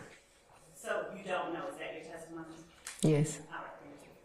And does the date January 10th, 2015 have any significance to you? Yes. For what? I was locked up. Besides that? That's it. Did we discuss that date when we met on Moreland Avenue? I don't know if you discussed that. Did we discuss that date as the date that Donovan Thomas was murdered? Now you didn't tell me what date he was murdered. We didn't speak about that date. You spoke about him, but I don't think you spoke on what day he was murdered. But I was locked up again. Ms. Bennett, would you agree with me that testifying against even other gang members or even rival gang members to a gang you're affiliated with is not something that is looked favorably upon? I don't understand. It is not looked upon favorably. Do you look upon it favorably to testify against people in court? Do you think that that is something that is good, bad, Objection, Your Honor. or nothing in the middle? I sustain the questions. I don't know. Would you tell the jury why you were so upset at having to appear and testify in this trial? Why was I upset? Yes. I wasn't really upset. I was just upset about, like, I talked to somebody a while ago. He asked me about a police report. I told him that I don't recall or I didn't make it. And after that, I think probably like y'all started contacting me later and asking me the same thing, and I was giving my same answer. So I feel like my present wasn't present. You did not tell the investigator that you did not make the police report. Isn't that correct? Yeah, I told him I didn't make the police report. You just said that you told the investigator, I didn't recall. Which one was it? Both. So if you don't recall, how are you able to say I didn't make it? What you mean? Just that. That's why I told him. If you don't recall the incident and don't recall 2013, how are you able to recall that you did not make that police report? Because when he showed it to me, I read it. I knew I didn't do it. So you do recall 2013? Yeah, some of it. Okay. Well, that's different than what you said to me at first, isn't it? No, you asked me, do I remember 2013? And I told you that I do remember some of it, but some of it I blocked out. That's exactly what I told you. You didn't tell me you had blocked out all of that time. I ain't say all of it because you asked me something that happened in 2013. I told you I had my son. Now, you spoke about your 12-year-old son. I don't have a 12-year-old son. 11-year-old Yes. You talked about your 11-year-old son being present when you were taken into custody after not appearing in court. Do you remember that? Yes. Okay. Isn't it true that you also have a 20-year-old son who actually was looking after your 11-year-old son? Yeah, after the fact. Now, you spoke with Mr. Adams on cross-examination about the fact that defendant Jeffrey Williams, whom you call Thug, knew that you sold drugs. Correct? I don't know if he knew I sold drugs. You spoke with Mr. Adams about associating with and hanging out with Thug, right? No, he asked me, did he smoke with me or chill with me? Was he smoking with me that day or chill with me that day? And I said that didn't happen. I didn't even smoke in 2013. I just had my baby. I said I was breastfeeding. I said that too. Thug knew that you sold drugs, didn't he? I don't know. You can ask him that. Thug knew you had a gun, didn't he? I can't say he knew I had a gun. I didn't. Hold on. I sustain the question. Was it a secret that you sold drugs among the people that you were friends with or affiliated with? No, it wasn't something that I was telling the world. It wasn't something you were telling the world. Yes. I understand.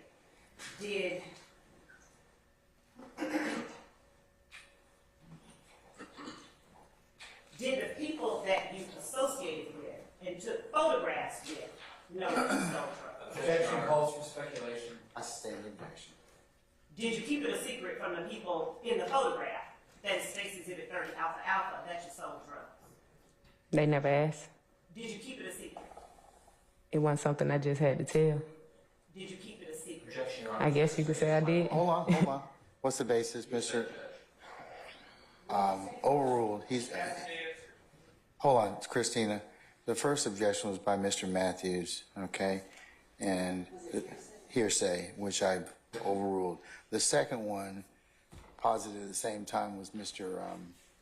Shart. I don't know what his basis of his. Overruled, sir. Did you keep it a secret from the people in that photograph that you're standing in the middle of that you sold drugs?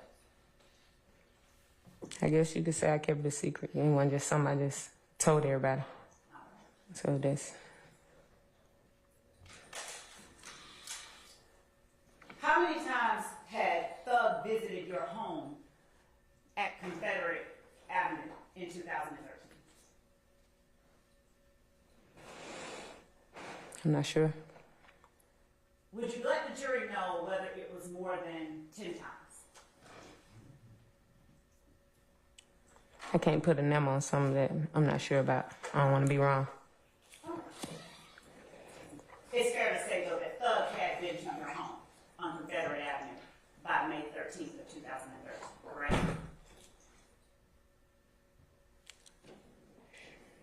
I'm not sure. Is it your testimony that you don't know whether or not you've ever allowed Jeffrey Williams to come inside your home?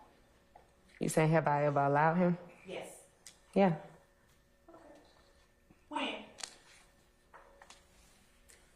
I'm not sure on the date. Like, I don't know, it been so long. Like, I'm not sure. How often? It wasn't like a all the time type of thing. Did you have both of your sons When? when he visited you? When Thug came into your home, were both of your sons already born? No, I don't think so. Was either of your sons born at the time that Thug visited your home? If I have a 20-year-old, So your 20-year-old was born, but not your 13-year-old. I'm sorry, your 11-year-old. you see, he 12, he 13, he 11. So he was not born. I don't think so. Okay. At any time after your 11-year-old was born, did you have or invite defendant Jeffrey Williams into your home?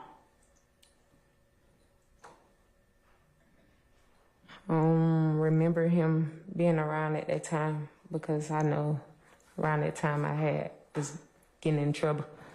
So I'm not sure. So it's fair to say that after May of 2013, you did not continue to associate with Jeffrey Williams. Objection, that mischaracterizes the witness's testimony. I asked, was it fair to say? I'll sustain the objection. After May 2013, did you continue to associate with or allow into your home Jeffrey Williams? I'm not sure because after May, June arrived and I was incarcerated again. I was in trouble. So I'm not sure. At any time after that point that you do recall, June of 2013, did you allow Jeffrey Williams into your home? Objection, asked and answered. I sustain the objection. Now, how did people know that, how were you able to make money selling drugs if you kept it a secret? I never said I kept it a secret. I said I ain't tell the world. So how did people know, how did they find out, how did you let it be known that you had some drugs? Objection calls for speculation. I sustain the objection as a form. Yes, Your Honor. How did you let your customers know that you had product to sell? Somebody probably told somebody. How did you let them know? What you mean? Just that. How did I let my customers know? Yes. I don't get what you're saying. I'm sorry? I don't understand what you're saying. She's asked and answered the question previously. I'm overruling your objection, sir. Okay, which part is it that you're not understanding? Can you repeat it then? Because I don't get what you. How did you let your customers know that you had product to sell? Oh, my customer probably knew by word of mouth. Is it fair to say you would have had to let somebody know it? Yeah. And in exchange for the drugs that you sold, is it fair to say that you received money in return? Yes. And you were originally charged in Clayton County with trafficking marijuana, were you not? Yes, I think that one was missing. And trafficking marijuana means you had a larger amount than just the mere possession amount, doesn't it? I guess so. And so, for that amount of marijuana that you were trafficking, you made thousands of dollars, didn't you? Probably did. So it would not have been unusual for you to have $4,000 in your home. Isn't that correct? Say it again, I can hear you. It would not have been unusual for you to have $4,000 in your home. I don't think I would have had that much money in my home. I'm sorry, say that again? I don't think I would have had that much money in my home.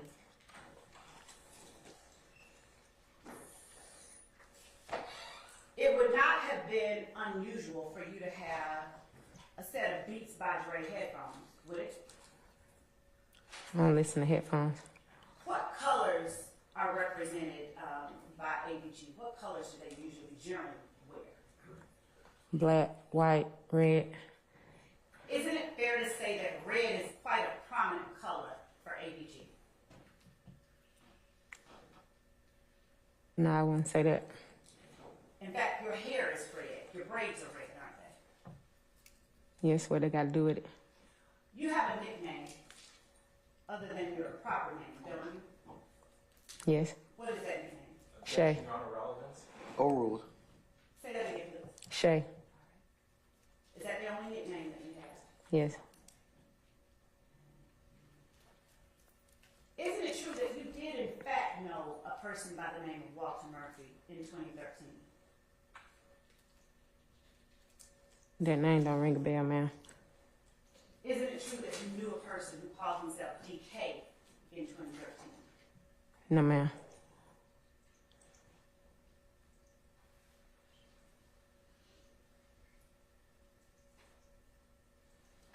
Isn't it true that you reported to police on May 13, 2013, that the necklace, the Versace necklace taken, was a men's custom necklace? No. Isn't it true that you owned a pair of red Beats by Dre headphones in 2013?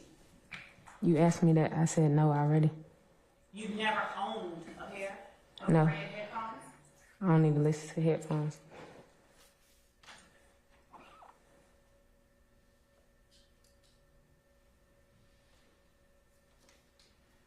Do you recall the type of car Thug drove in 2013? No. Do you recall knowing whether or not Thug drove a car in 2013? I don't even think he drove. You spoke with Mr. Adams on cross-examination about meeting Lieutenant Hamilton at a restaurant. Do you recall that? Yes. Isn't it true that on that same day, Christian Atkins, whom my right hand is on, was with you at that restaurant? Yeah, he came after a period of time we was already there. Isn't it true that he came about 5 minutes after you were there? No. Isn't it true that you told Lieutenant Hamilton you were tired of talking to everybody in the district attorney's office? No, he told me I didn't have to talk to nobody else from y'all office. But he did state that he was going to have him come talk to me. And he came for a brief, and I talked to him for a while, and he left. Because when he came, I almost got, I was getting into it with the restaurant owner for a little bit. Because when he came, like, we sat somewhere else. Like, he didn't sit with me, my kids, and Mr. Hampton. Like, me and him sat over here. All us sat over here like we was together. Then me and him had separate seating, like he wanted to talk about the situation. You and who? Mr. Atkins? Atkins, yeah. Y'all were the two that had separate seats. Yeah. And we had a little incident with the restaurant owner. She was kind of like want to put us out because we couldn't do that. Isn't it true that the day that you appeared in court and talked with the young ladies you described, the shorter lady, the one that was a little taller than her, isn't it true that on that day you said you were tired of talking to all of us at the DA's office? No. Isn't it true that you told members of the DA's office that not only did you no longer want to talk to me, but you didn't want to talk to any of the other people you were speaking to?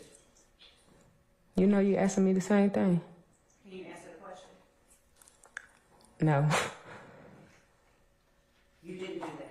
No. Mr. Hamilton told me I didn't have to speak with you or anyone else from the DA's office. And I did so. And when Mr. Hamilton told you you didn't have to talk to Adrian Love or anybody else at the DA's office, that was after you said, we made you want to kill yourself, isn't it? I ain't say no we. I said you. Thank you for clarifying. That was after you told him that I made you want to kill yourself.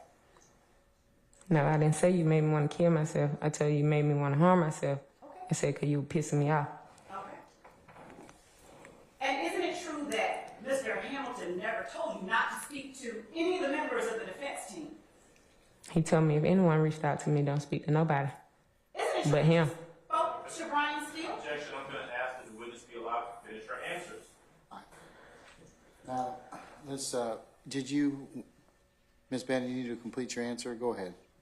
Can she ask it again? She just been. I'm sorry? Can she ask me again so I can answer it? Because All right, hold on. Let's see. I don't know if she let me Hold on one finish second. talking over me doing what. Like, it's just doing too much right now. Hold on 1 second, okay? Okay.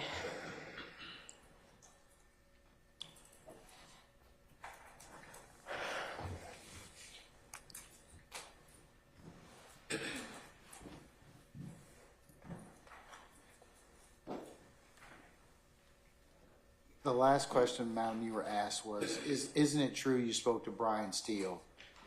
And then that's when the objection was posed. So can you answer that? Yes. Okay, go ahead and finish your answer.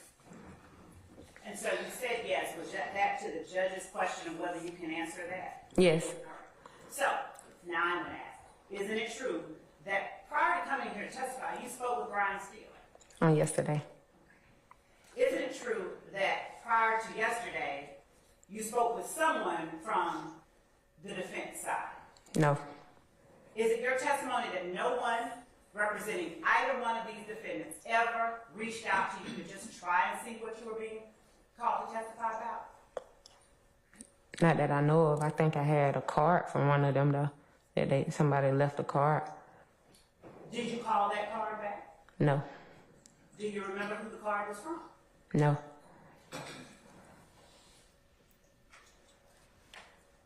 Was there any particular reason you didn't call that card back?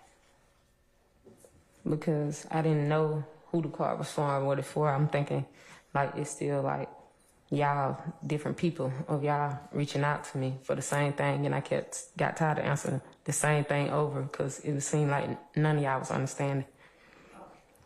So is it fair to say that it wasn't defense counsel that you didn't want to talk to. It was just the state. I wouldn't say that because I was talking to y'all before. It just started, you know what I'm saying? It was the situations that started occurring that made me not want to talk to you. Isn't it true that you became most resistant to conversations with me in the state when you actually had to appear in court?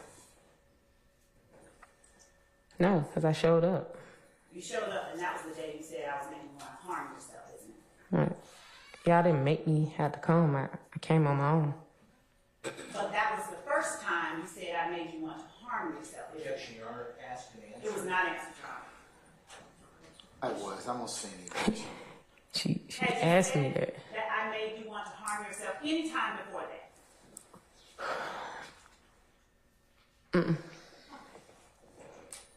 And in fact, I wished you Happy New Year, Happy Holidays, and you returned the greetings, did you not?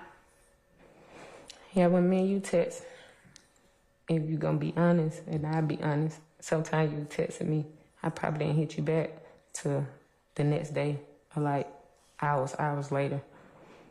Was the content of the text messages checking on how you're doing? Objection, Your Honor, calls for speculation. Yeah, I sustain the objection. Did I ask you how you were doing in the text messages? yes, Did you respond and tell me how you were doing? a little bit. Did I wish you well in the text messages?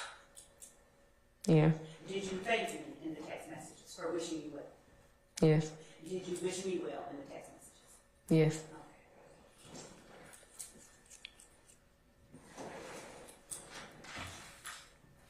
On cross-examination, Mr. Adams asked you, was it true that your building had been shot at in 2013? Do you recall that?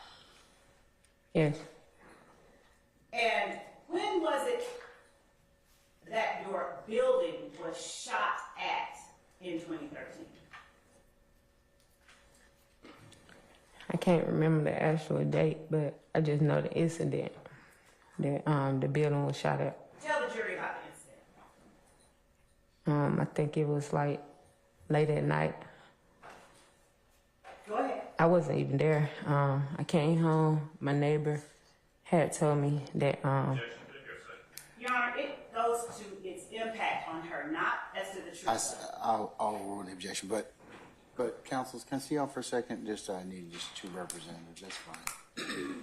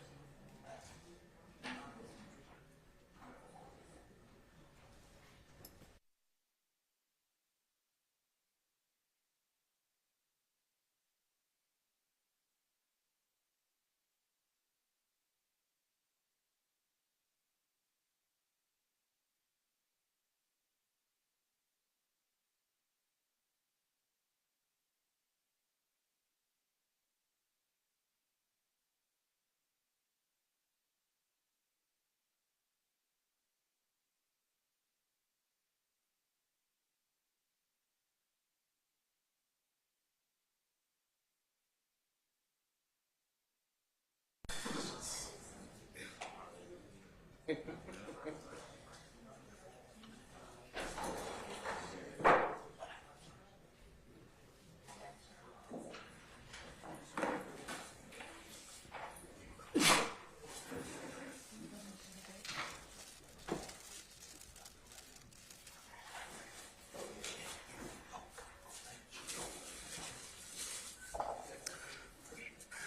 right, Lieutenant Walker, madam, do we have everybody with us?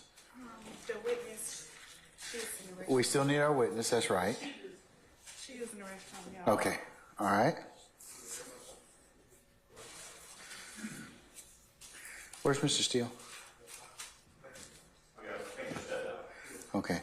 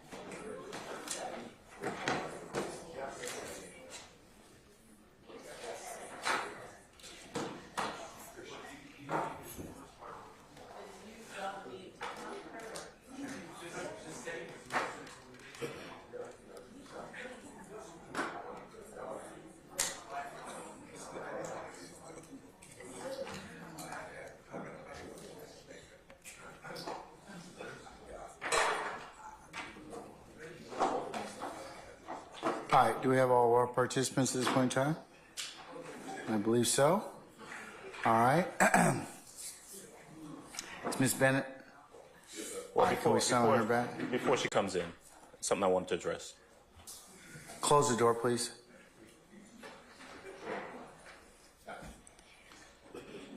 And so we broke about an hour and a half ago, and in my recollection, my understanding is that the court instructed the state to turn over whatever text messages there were to us. If they exist, yes. Right, and I believe Madam Prosecutor indicated that she would do so.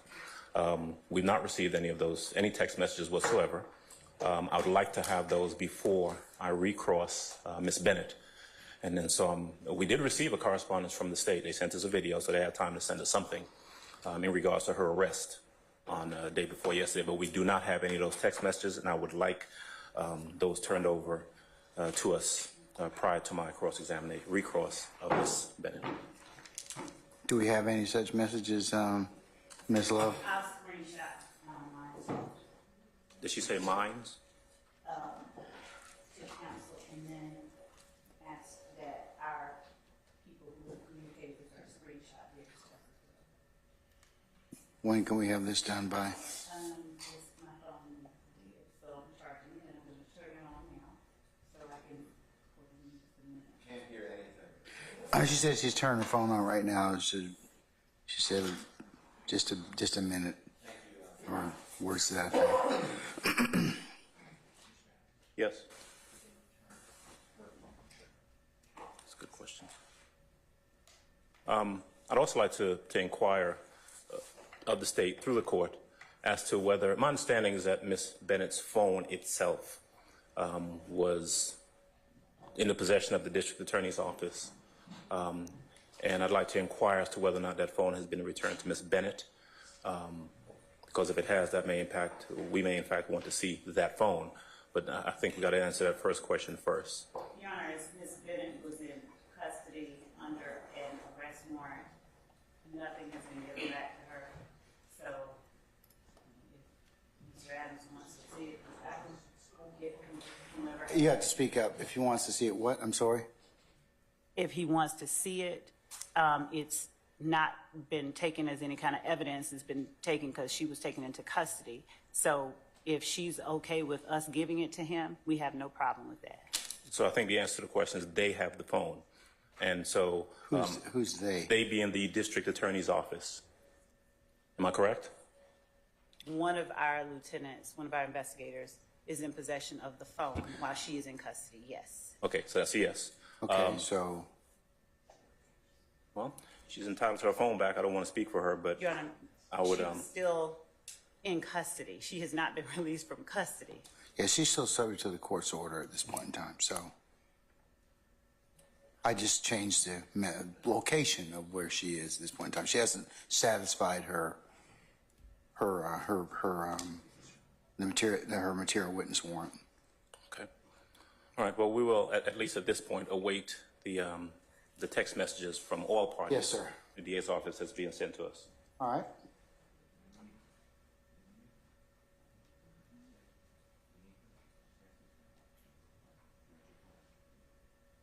Does the court have any objection to us requesting of Ms. Bennett, once she is released from custody, whether we can have her phone? I'm not gonna answer that question for a lot of different reasons.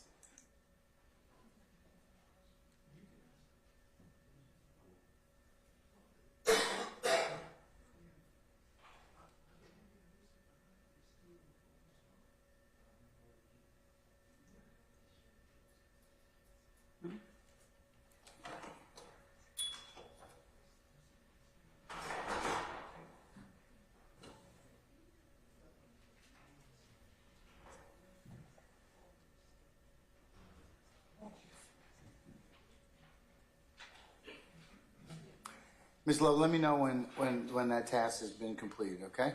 Yes, Your Honor.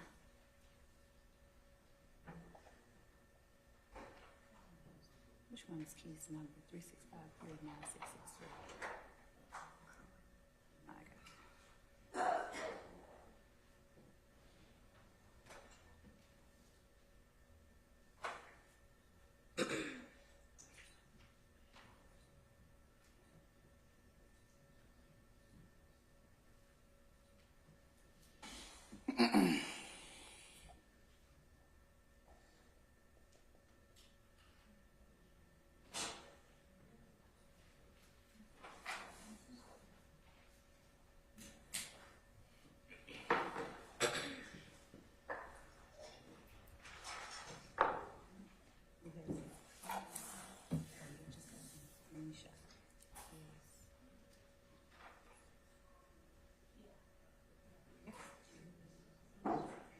Send to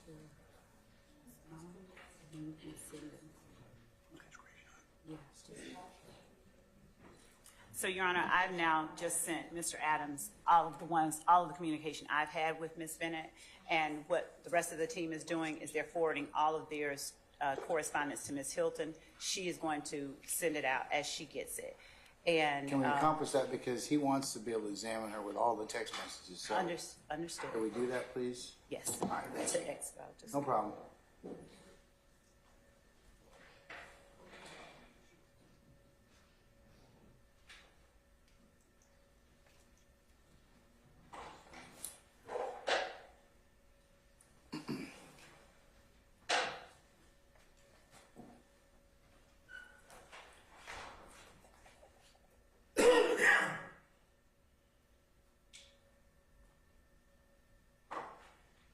He uploaded the video when she was arrested to the PJR. And Your Honor, we have already provided to counsel for the defendants the video of Ms. Bennett's arrest. Yeah, you told me that. Okay. Okay.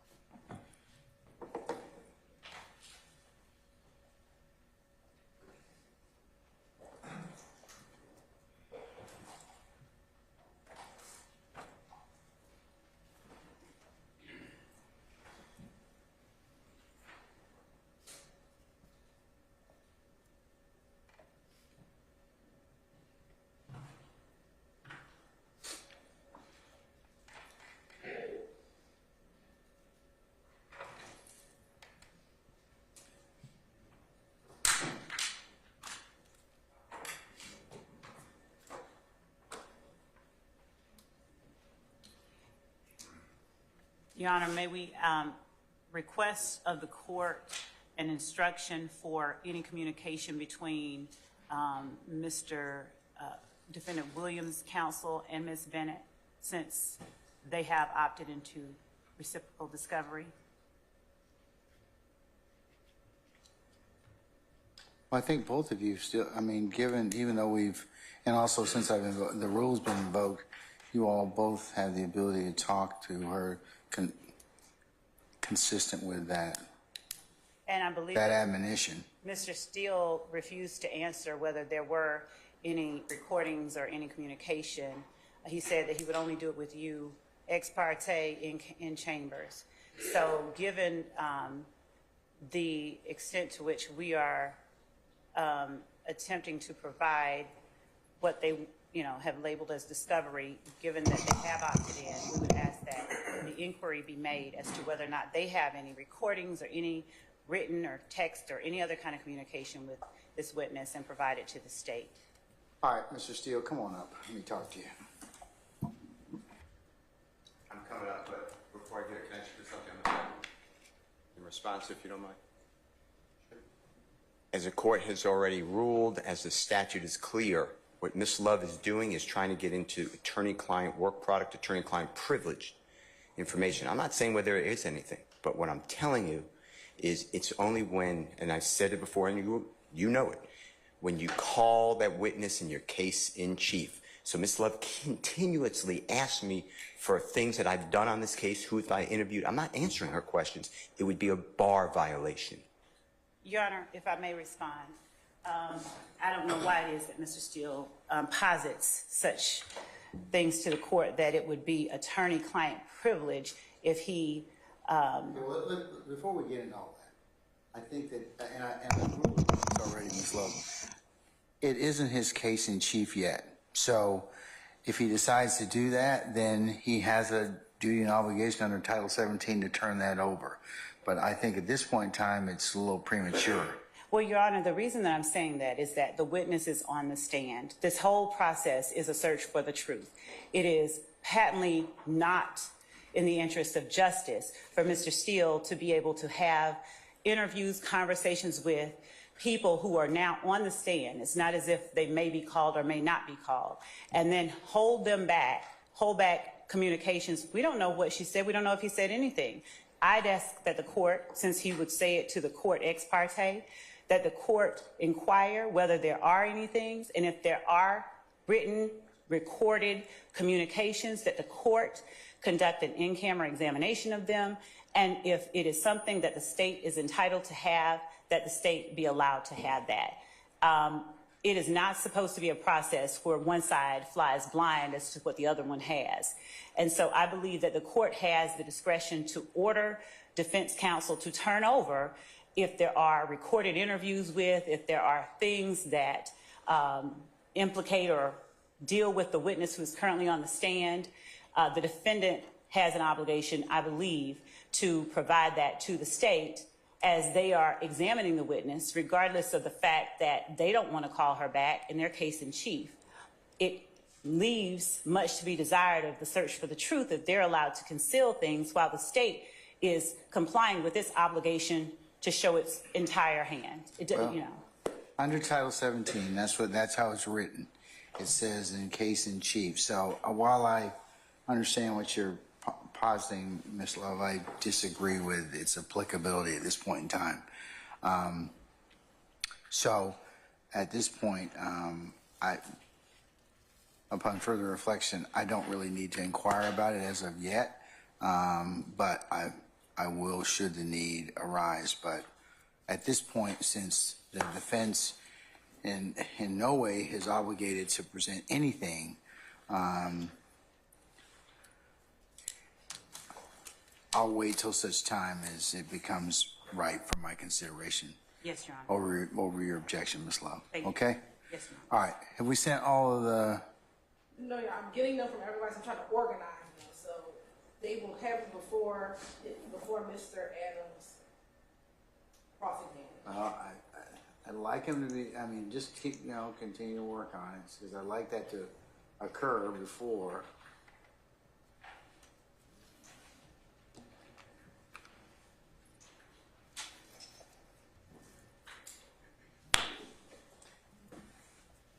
be that guy, but this is kind of where we are at this point in time. We were supposed to call our jury back at 1:15.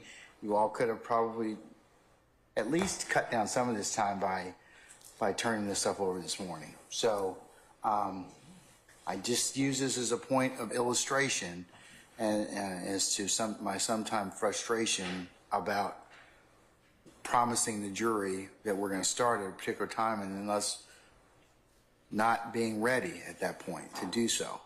So I ask you all to respectfully and politely kind of just think about that. Yes, Your Honor. And to just garner yourselves accordingly. It's not appropriate when we come in here and I say, all right, anything else before we need to call for a jury? I'm just using that as a matter of politeness. I really hope that we don't have anything to take up because I just want to make sure that we can call our jurors and promise them that we're going to go ahead and go forward with it. I have no issue with taking up any business, but it needs to be presented to the court in a more appropriate fashion so that I can either plan the day accordingly or tell our jurors other things. So I reiterate that to you all again. Yes, Your Honor.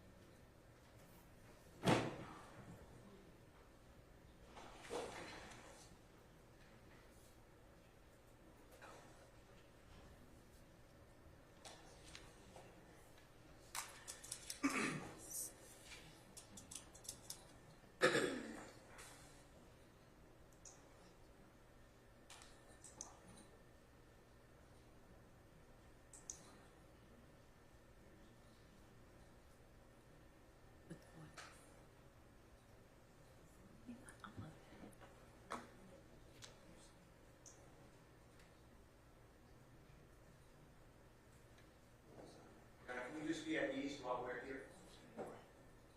Oh, yes, sir.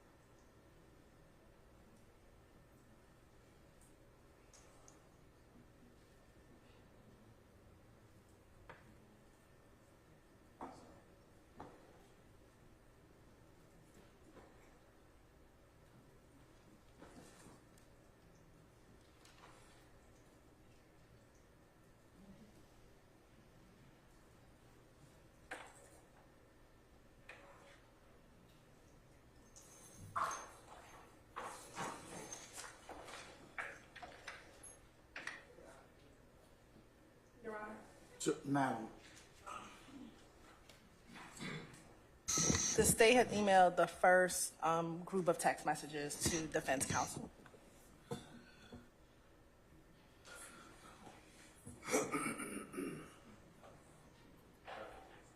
do you have any more text messages from any other staff that you're?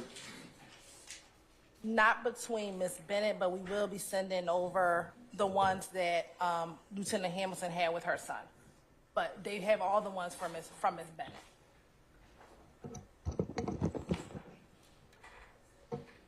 Okay, when will Hamilton's be sent over? No, all of the text between Hamilton and Ms. Bennett, as well as Chief Investigator Long and Ms. Bennett, have been sent over. Okay, I am now sending over any text messages to Lieutenant Hamilton and Ms. Bennett's oldest son. That's what I'm getting ready to send. But the ones between him and Ms. Bennett, they've been turned over. all right.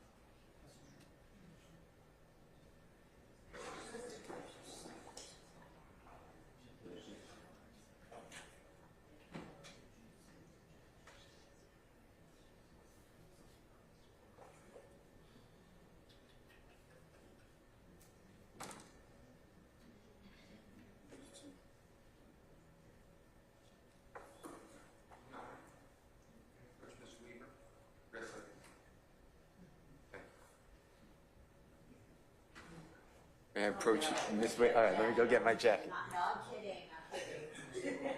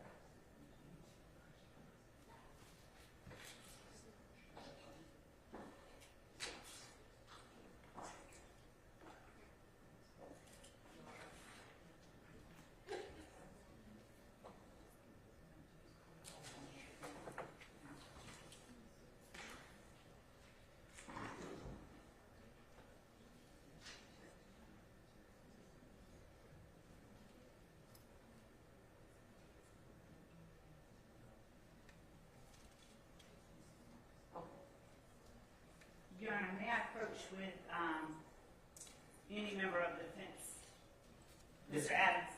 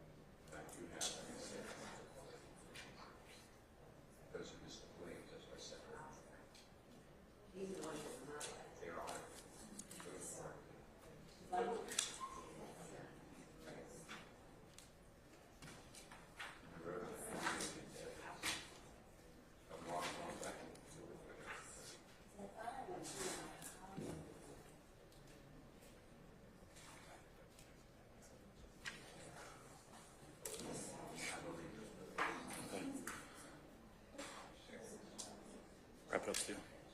You good, sir? Yeah, I do have something I want to address before we bring the jury out, because I don't want to. All right, well, Ms. Bennett's still not with us. Okay, so, All all right, counsels, can we have your attention, please?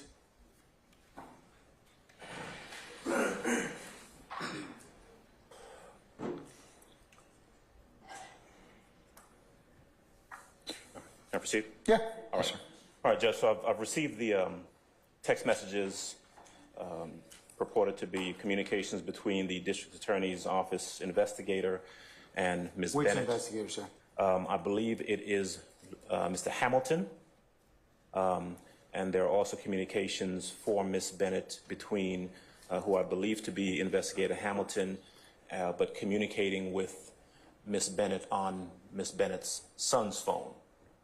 So those will be communications between Hamilton and Ms. Bennett, but on a different phone than the original one, if that makes sense. All right, Okay. so at any rate, I've got them. We've had a chance to review them. My intention is to go ahead and introduce these documents and use them in my, the actual text messages that we've gotten from the state, and use them in my recross of Ms. Bennett, so that we don't run into a problem with having to send a jury out again. I need to know whether or not there's going to be an objection, any foundational objections to these text messages of the state that I've gotten from the state, so we can address it.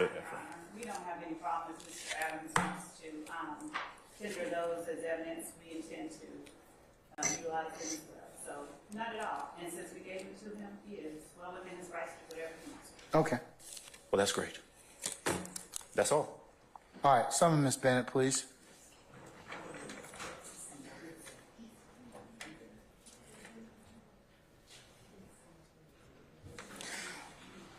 Lieutenant Walker, as soon as she reaches the witness stand, go ahead and summon our jurors, please. Yes, Your Honor. All right, thank you, sir. Thank you, madam, I should say. I'm sorry.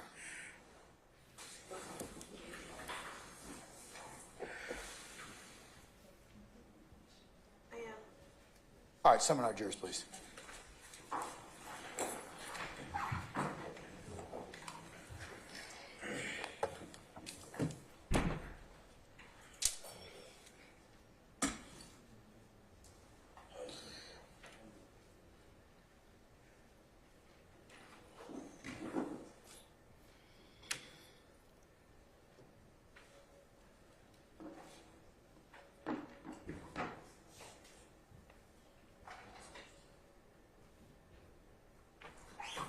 All right, Secretary.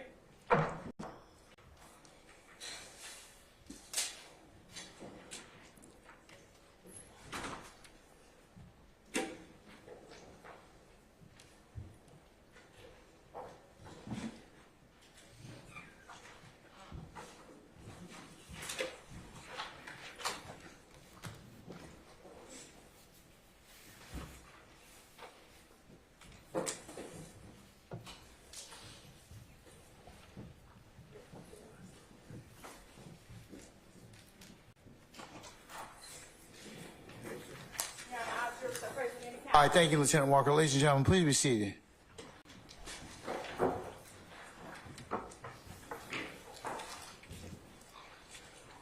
All right, ladies and gentlemen, thank you again for your patience. All right, go ahead. Thank you, Your Honor. Ms. Bennett, before we left for lunch, you were telling the jury about the incident where the building in your apartment complex got shot up, and that you had come home late one night or early one morning, and your neighbors informed you of something. Would you please continue telling the jury what happened on the date you were referring to when you said the building in your apartment complex got shot up? Yeah, what is this? When you say the building, what do you mean? Exactly what I said. Do you remember No, testifying? but I'm asking you what this means so I can answer your question. Do you remember testifying on cross-examination with Mr. Adams Mm-hmm. that there was an occasion where a building in your apartment complex got shot up? Mm-hmm. Tell the jury about that incident that you started talking about before we broke for lunch.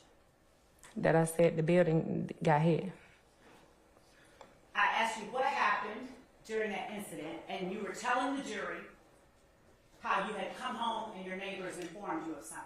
Do you That hear the exact? that our buildings had been shot. And what time was it that you got home? Not sure. Why is it that that stands out in your head? Why did it stand out? Yes, ma'am. I couldn't tell you that.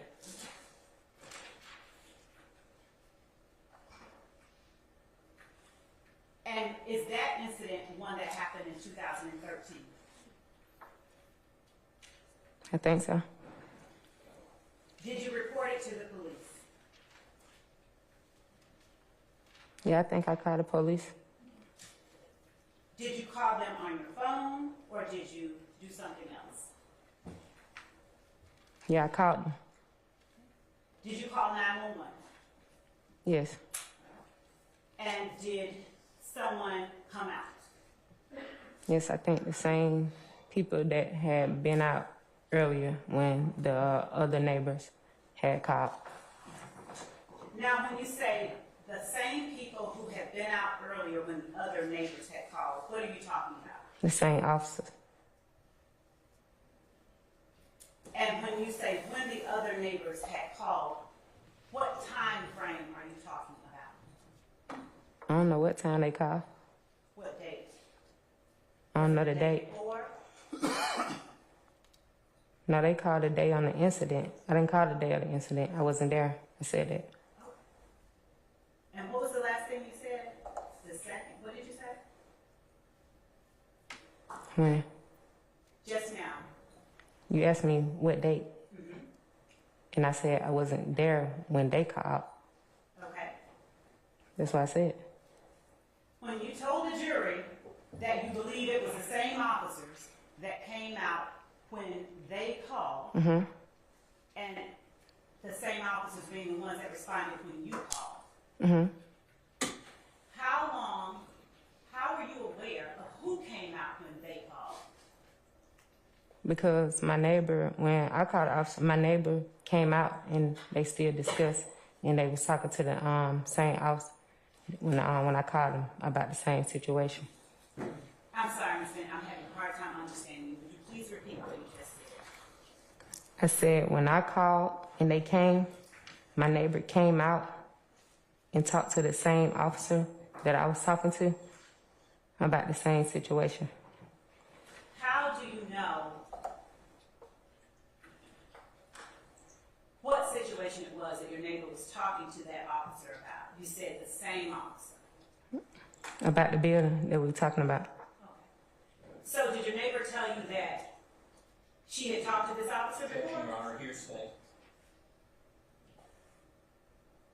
I must sustain the objection now. What do you mean when you refer to this same officer that your neighbor had talked to if you were not there when your neighbor talked to an officer? Your Honor, I'm going to continue that objection as it calls for a response that involves this is hearsay. And Your Honor, I'm gonna overrule the objection. Go ahead. please answer. What do you mean when you refer to the same officer that my neighbor talked to when you were not there when the officer purportedly talked to a neighbor? Yeah, but when I called, my neighbor came out and talked to that same officer. I knew it was the same officer because my neighbor had a card. Your neighbor had a car. Yeah, What was your neighbor's last name? I don't know her last name. What apartment number did your neighbor live in? I think she C. She's C. Yeah. Do you know the number? Was she in your same building? The building have the same number.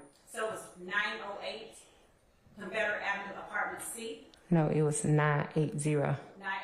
Thank you for correcting me. Confederate Avenue, apartment C, that your neighbor lived in? Yes. Thank you. What happened when the officer responded to your call? They came by. He asked, was anybody hurt? I told him it was no one present. I think they went in, if I can remember, and they looked around. And he gave me a paper because I told him I think I had to give it to the rent office to get things fixed. He gave you a paper that you gave to the rent office? Mm-hmm. And what did that paper consist of? What was on that paper? Objection, Your Honor, hearsay. I stand the objection. Why did you give a paper to the rent office? To let the rent office know that officer came by. And what was the nature of that paper? Again, Your Honor. Your Honor, objection. I'm not offering it for the truth of what was on the paper. I'm offering it for what it was used for. Objection, relatives. And so, Your Honor, Hold on. I'm all over both objections of Mr. Matthews and Mr. Adams. thank you. What was on that paper? No, that's Stating- objection. That was objection. What was the nature of that paper? To give to the rent office. Was it a receipt? Was it pictures? Or was it something else? Was it a receipt? Was it a report? Was Yeah, a report. Okay. And so, is it your testimony that the same day or night, the same time that the officer responded to your 911 call, that officer on scene at that time gave you a report? Yeah, they gave me a report to give to the office, and that's what I did to get the things fixed in my home. Was it day or night that they came in? I think it was like evening. It was in the evening time? Yeah, if I'm mistaken, I'm not sure.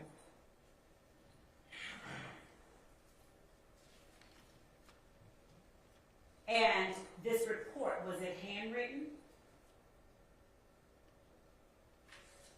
What you mean was it handwritten? I mean, was it a piece of paper with handwriting on it, like this, or was it a document that was typewritten like this? And I think it was a document. That was typed up? Yeah, I think so. How long did you stay on scene talking to the officer who responded to your 911 call? I'm not sure.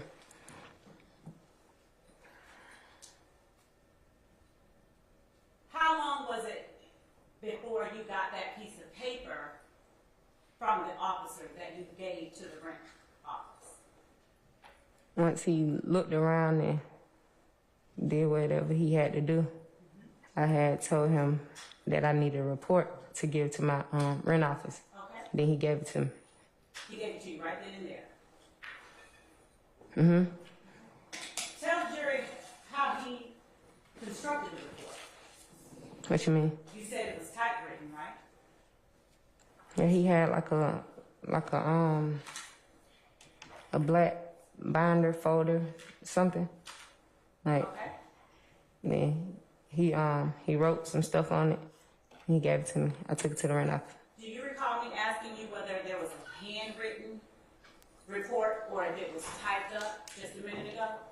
Yeah, Do you recall saying that it was typed up? yeah, I think it was typed up. So what did you type it up on? What you mean? Just that. What did he type it up on? I don't know what he typed it up on. The report.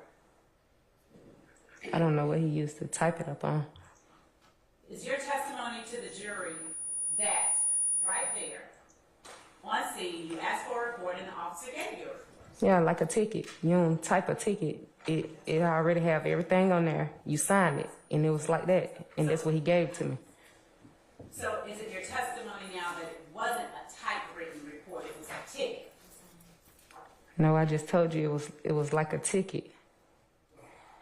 Okay.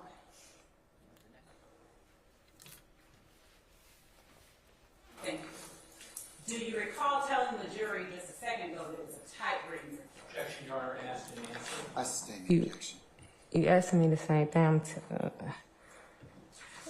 Ms. Bennett, when the shooting occurred where your neighbor from apartment C came out, you were not at home, correct? When she came out, When the shooting occurred that you called 911 about, you were not at home. Is that your testimony? when she called, No, ma'am, when you called. yeah, she was home. I told you she came out. Were you at home when the shooting happened that you called 911 about? I told you I wasn't home, man. You already asked me that. Isn't it true that you were at a hotel? No, Where were you? I don't recall where I was at, but I wasn't at a hotel. What part of your apartment was hit with gunfire? I think, was it like my window? And I think one went through like the upper part or something, like the ceiling or something. I'm sorry, what now? The upper part, like the ceiling, and I think like the window. How many times was your apartment hit? I think 2. And the neighbor that went out and spoke with the officer, did she have any children? Yes. Did she have more than one child? Objection, Your Honor, relevance. Your Honor, I overrule the objection. did she have more than one child? Yes, I think so. And do you know whether the children were adults or whether they were school-age children or infants like babies? No, they was. I don't think the children can be adults. That's 2 different things. But yeah, they were kids. Well, I'm still my mom's child, so. Yeah, me too. But mine's ain't here. You know that. I'm very sorry. You say that. So this child, the one, at least one, was one of the children of your neighbor a male or were they all females? She had a son and I think 2 daughters. And was the son younger than the 2 daughters? No. I think her son was her middle child. Yeah. And was the son, do you know whether the son was older or younger? Was the son in middle school or approximately what age? No. Was the son verbal? In other words, could the son talk? Yes.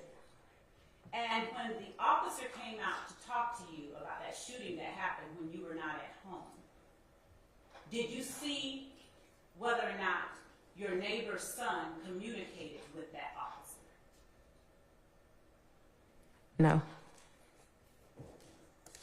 And forgive me for being obtuse, but when you're saying no, are you saying you did not see, or are you saying the son did not communicate with the officer? I didn't see the son come out and communicate with the officer. But you did see your neighbor talk to the officer. Yes. What was the last name of your neighbor? Objection, You asked me that. I told you I ain't know. Hold on. I sustain the objection. Thank you.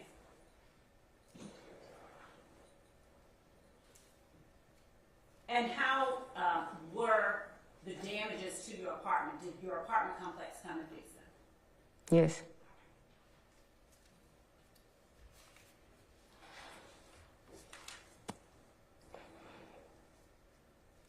Do you recall whether you ever had any Bible verses or anything like that taped to the back of your door? No. How many doors did your apartment have, your particular unit? 2. And was it a front and a back door? Yes. And in relation to the front door in your apartment, which window was hit? The front. Did the front window face a particular street?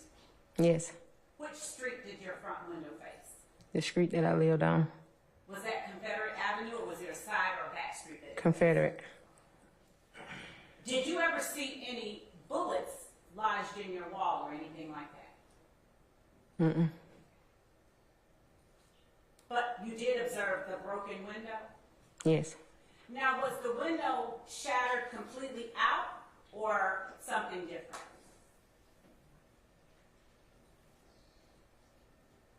It was like, I think it was like a frame of it, like it was out.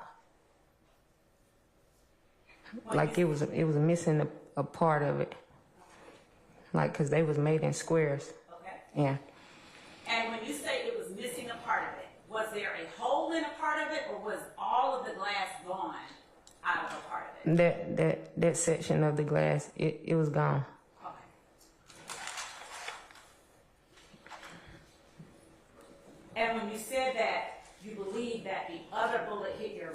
ceiling or somewhere up top or up high. Was there a hole in your ceiling or something else? Yes, it was a hole in it, like a scrape or something. I'm sorry. Yeah. I'm sorry, what did you say? I said it was like a hole, like a scrape or something. Scrape? Yeah.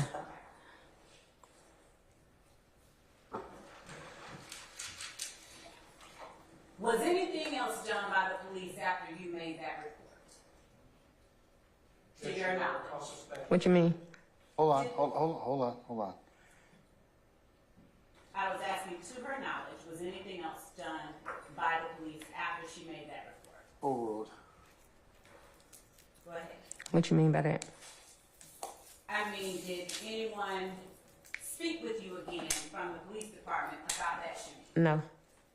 Do you know whether, or did you receive any calls from the police department? No. To your knowledge, did anyone call you to try and help figure out who it was that shot up your apartment that day you were not home? Objection to this characterization of shooting up her apartment. Your Honor, I'll sustain the question as to form. You can rephrase now. did anyone talk with you at all after that date about the incident where your window was shot and a hole or a scrape was placed in the upper part of your apartment? No. Did anyone ask you who may have been the person that shot at that building? No. And did you feel, were you okay with the fact that no one followed back up with you after that shooting? Was I okay with it? Yes, ma'am. I wouldn't say I was okay with it, but it was nothing I can do about it. So it's fair to say then that you feel more should have been done after that shooting?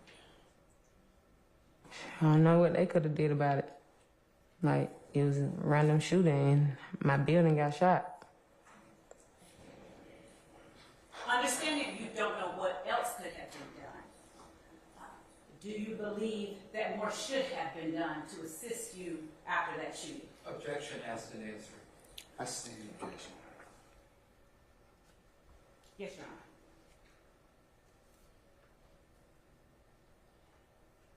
Now, you talked earlier about the phones that you had, or the phone number that you had. And am I correct that you testified that you have had that same number that you have now since, correct me when I'm wrong, I'm not saying it literally, since 2006? I believe so.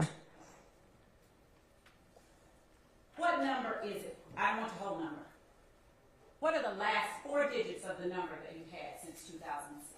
I'm going to object. I would ask that. Basis. Can we approach this briefly?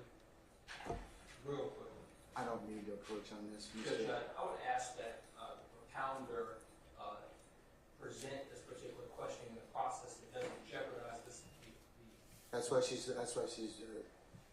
offering the last 4 digits, sir. All right. Ms. Bennett, what are the last 4 digits? I don't want the first 6, the last 4 digits of the phone number that you have had since 2006 that you told the jury about earlier. 4983. What? 4983. And 4983. That's the number that you and I communicated on, isn't it? Sure is. Now, Ms. Bennett, your son,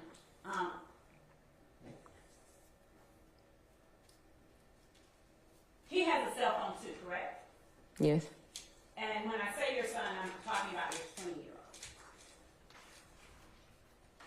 Are the last 4 digits of your son's number 0603? Yes. Ms. Bennett, can you tell me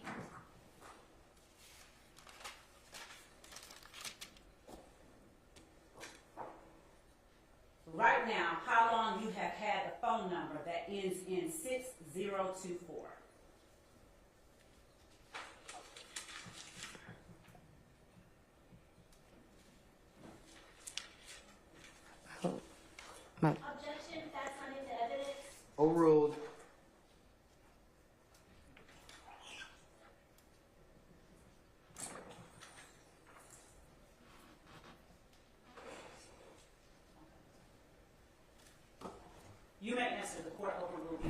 I think like Objection on the grounds of foundation. You know what, Judge, if I may withdraw that last question. Okay. Ms. Bennett, isn't it true that you have a phone number that ends in 6024?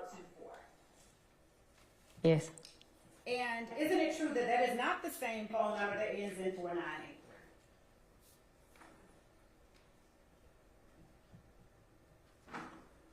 Ms. Bennett?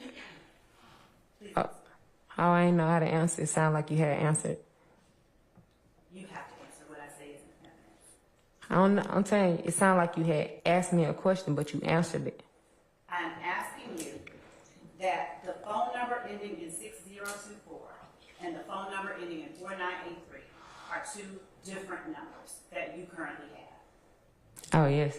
Now, why is it then that you told the jury that you have had only one phone number since 2006? No, I did not. Now, I said I had the same phone number. do you recall me asking you if you ever had other phone numbers? The other phone numbers you asked me about, I think you said, did I have those in 2012, 13, one of those years? I told you no because I didn't. And the phone number that you're referring to now, I've been having that phone like 3 weeks to a month because my 4983 got cut off.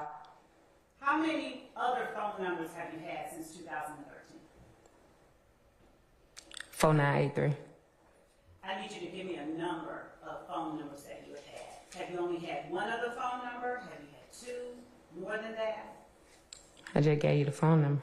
I'm asking you the number of phone numbers. Did you say One. it's only one? Okay, Yeah. thank you. Now, I'm going to show you what I have marked as State's Exhibit 35 Alpha Alpha. And if you would just take a moment, do not read it out loud, just flip through it and read the messages that are displayed in that exhibit. Can I see what we're looking at here? Sure. Your Honor, we've provided it for the defense, but I will, Ms. Bennett, may I hold this? This is the email that I sent to Ms. I understand Adams. she said this, I just want to see it before she presents it to the witness. And we're not asking you to publish it, Your Honor, right now.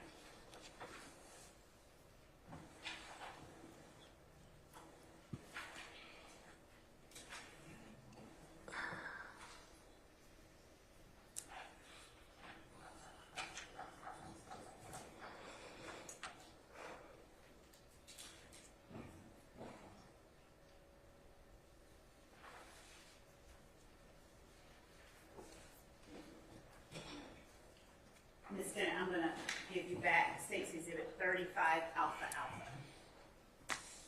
Just take your time and read over the messages that are displayed in State's Exhibit 35 Alpha Alpha.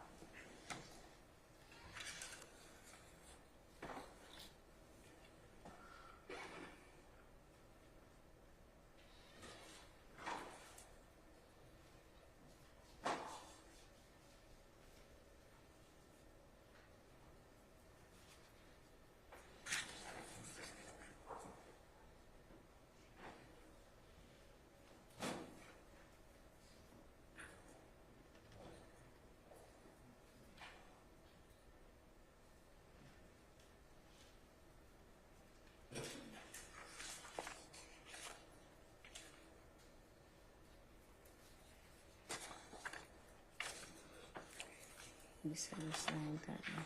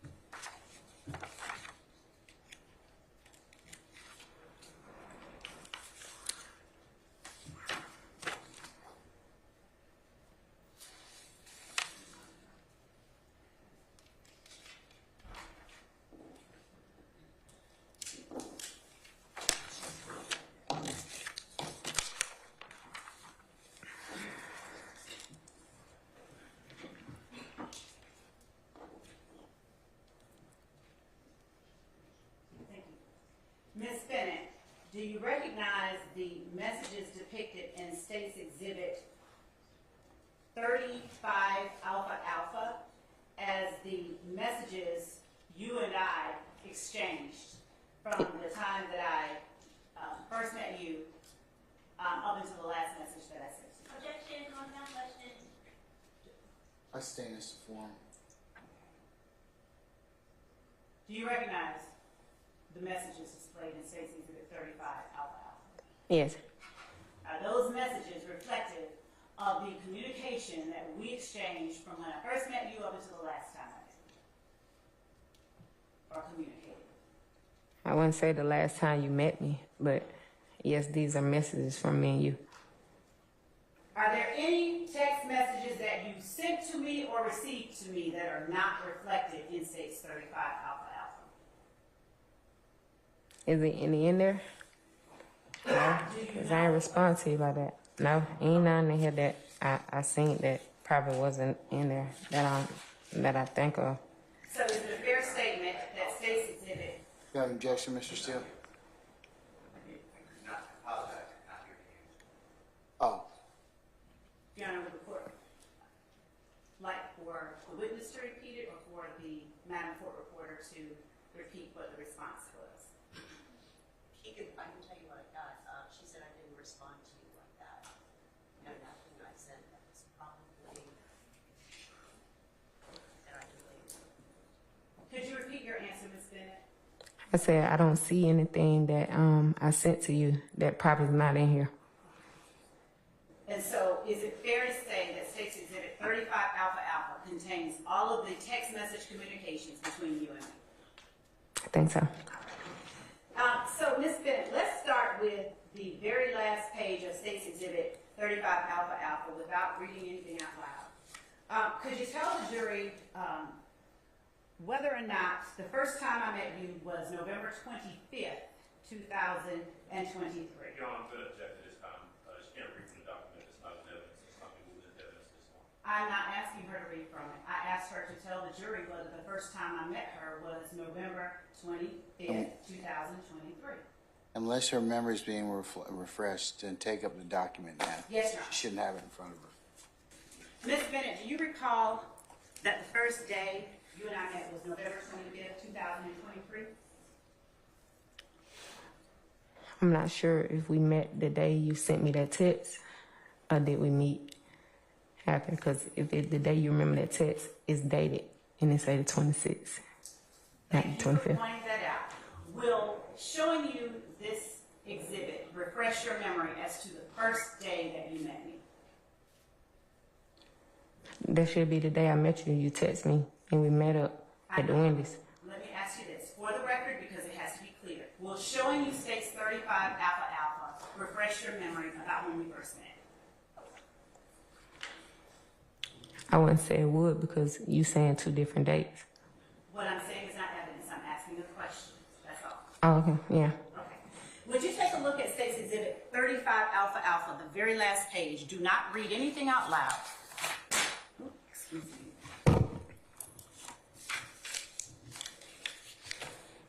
Starting at the top, reading the last page to yourself.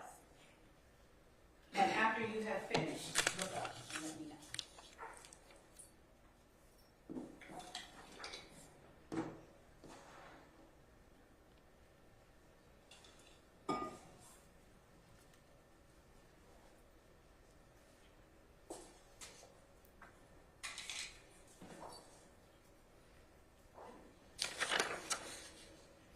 Is your memory refreshed about the first time that we met? Yes. And was that November 25th, 2023? No, we met this day. And when you say this day, what day are you referring to? On a Sunday, because I remember I told you I need to get my kids in the house when they had to go to school. Miss Bennett, isn't it true that I sent you a text message on November 26th, 2023? Yes, it's right here. And isn't it true that that text message reads as follows? Hey, Miss Bennett, this is Adrian Your Law. Honor, I'm going to object again. She's reading from a document that's not in evidence at this point. Your Honor, I am asking a question of the witness. She is won't sustain the objection unless you lay some foundation down. Ms. Bennett, isn't it true that I sent you a message telling you that it was nice meeting you yesterday? Objection, Your Honor. Same thing. Overrule. Isn't it true that I sent you a text message saying that it was nice meeting you yesterday? You probably did, but not on this one. That's in front of me. Is you reading it?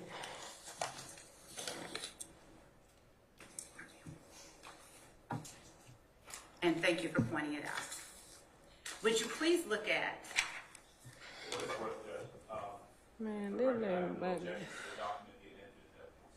Okay, we are not tendering since it has duplicates in here, but we will tender one that reflects all of this. So if he has no objection, then might I be allowed to call the entirety of the text thread States Exhibit 35 Alpha Alpha Bravo, and may I then be allowed to read into the record all of the text messages? You asking me or you asking the court? I'm asking the court, whether or not there's any objection. All right, Mr. Adams, is there any objection to states 35 Alpha Alpha Bravo? No, Judge, we have no objection to the documents provided, text messages from the state. All right, then states 35 Alpha Alpha Bravo is admitted. Ms. Bennett, isn't it true that on November 26th at 12:05 p.m., that being Sunday, I sent to you a message that said as follows: "Hey, Ms. Bennett, this is Adrian Love. I just left you a very long and winding message that you don't need to listen to all the way through. It was just me letting you know that I called. Please give me a ring when you get a free moment. I look forward to talking with you, and thank you for talking with me yesterday. You are an inspiration and were actually a blessing to speak with." Do you remember getting that message from me? I don't see that on here. Look through the rest of the exhibit because they are not in order, and tell the jury whether you remember getting such a message from me.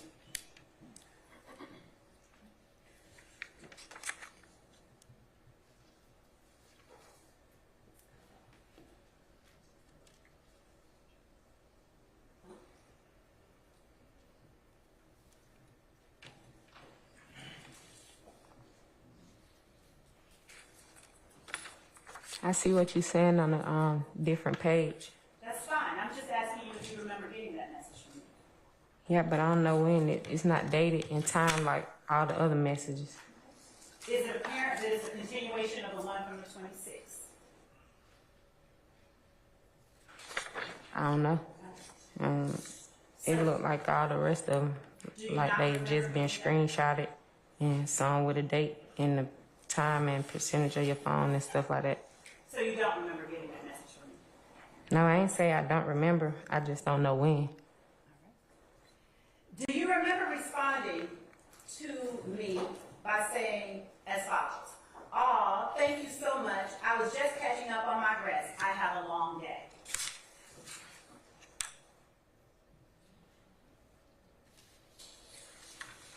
Yeah. Okay. And do you recall that you sent that message on Sunday, November 26th at 3:21 p.m.? Yes. Do you recall that I sent to you on the next message that I sent to you was Thursday, November 30th at 7:23 a.m.? Do you recall that? Yes. And do you recall that I said to you, "I'm checking on you. Are you doing okay?" Yes. And do you recall that on that same date at 3:33 p.m., and that is Thursday, November 30th at 3:33 p.m., you said in response, trying to be, "I really appreciate you." Yes. And isn't it true that the next time that I sent you a text message was Sunday, December 31st at 9:48 a.m.?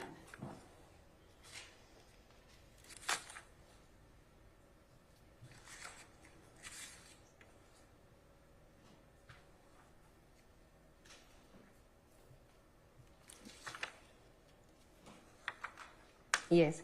And isn't it true that that text message said "Happy New Year!" exclamation point, and then in parentheses apostrophe S E with a smiley face? Yes.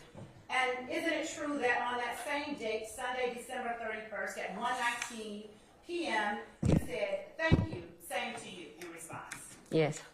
Isn't it true that on Monday, January 1st at 9:47 a.m., I sent you the next message? Yes. Isn't it true that that message said, "Hi and Happy New Year. I hope you and your boys are having a wonderful day." And just to reiterate, you are a wonderful mom to those 3 boys, in case no one else tells you that this year. I want to talk to you sometime this week, anytime, and I can come to you. I don't want to sully your new year, but if you have peas and greens left over, I will want some. Smiley face, I'm so serious. If you are open to a particular day before Thursday, please let me know. But I want to talk to you about some questions I anticipate the defense will try to get out of you and how you should view those questions. It is not a long session. It can be very brief. But I want to do it before you go up in court, and we will likely call you this week. I know you don't remember the incident in question, but as our victim, I'm not going to let you go in unaware. I think you have been left to handle things on your own for too long. So if you can find 30 minutes in your day for me before Thursday, tell me when and where, and I will be there. Make it a place comfortable for you and away from the city, please. I will make it really brief. I want the jury to see the person I met the other day. She is a wonderful person, and I need them to know it.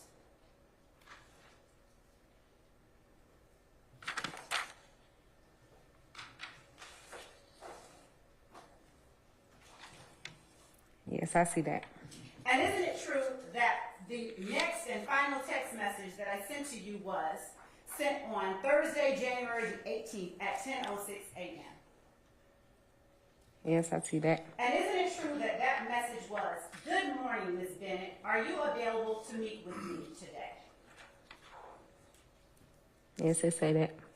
And isn't it true that you did not respond via text to either of the last 2 messages?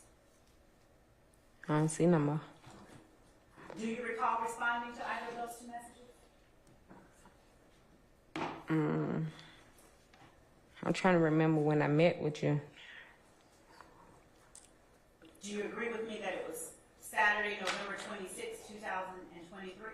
No, I'm talking about after this message when you asked to meet with me. We talking about January 18th. Is the next time that you saw me outside in the hallway? Yeah, I'm trying to figure out what that day was.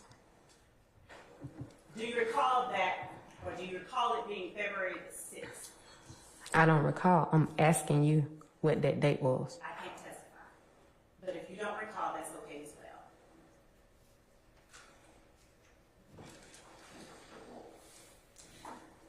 Ms. Bennett,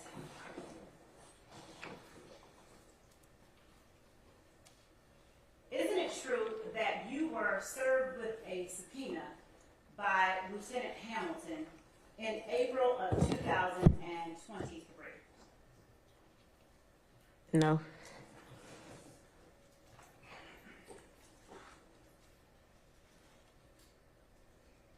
Is it your testimony that didn't happen, or you don't recall? I don't recall that happened. Do you recall being served with a subpoena by Deputy Chief Investigator Long after that, on the same day that you and I met at the Wendy's? No, he didn't serve me. He showed me a police report. He told me to read it, and I read it.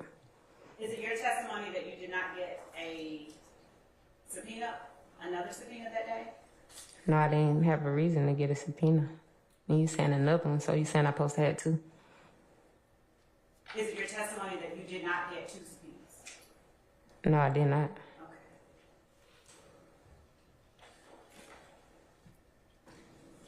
Ms. Bennett, let me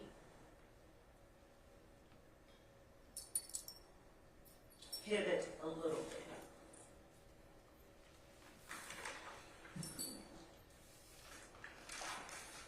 And ask you, when the first time, if you recall, the first time that you received a text message communication from Lieutenant Hamilton with our office.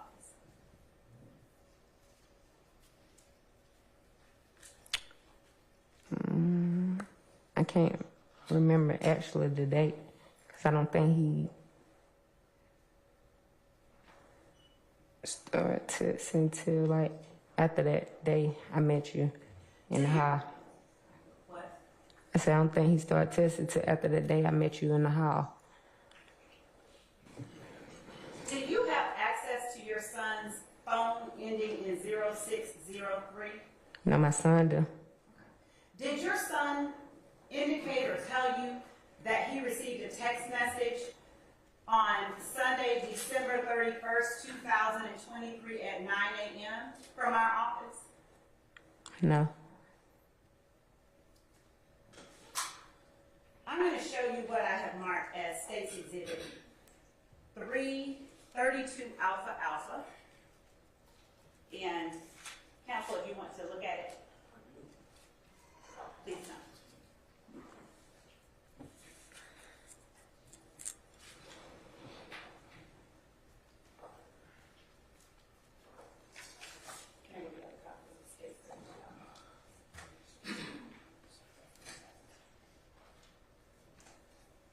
Ms. Bennett, while counsel is looking at State's Exhibit 32 Alpha Alpha, I'm going to give you another copy of that same document and ask you to look at it.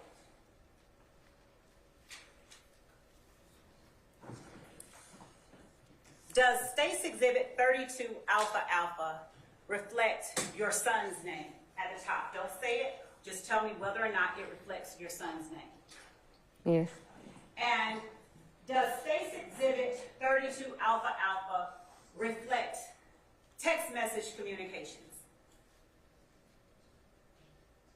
Yes. Does State's Exhibit 32 Alpha Alpha have your son's email in it? Yes. Does State's Exhibit 32 Alpha Alpha have your son's nickname in it? Yes. And does State's Exhibit 32 Alpha Alpha have your son's birthday in it? Yes. Does State's Exhibit 32 Alpha Alpha have a message addressed to you? Without saying what's in the message, does it have a message addressed to you? Yes, it say my name. Say that again. Yes, it say my name. Okay. Now, does State's Exhibit 32 Alpha Alpha have a URL or a website listed in it? Yes.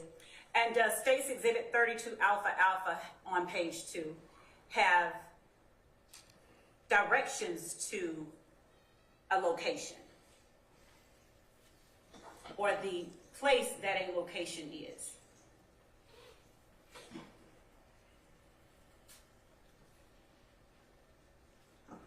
Yes. Does State's Exhibit 32 Alpha Alpha have within it instructions on how to gain employment?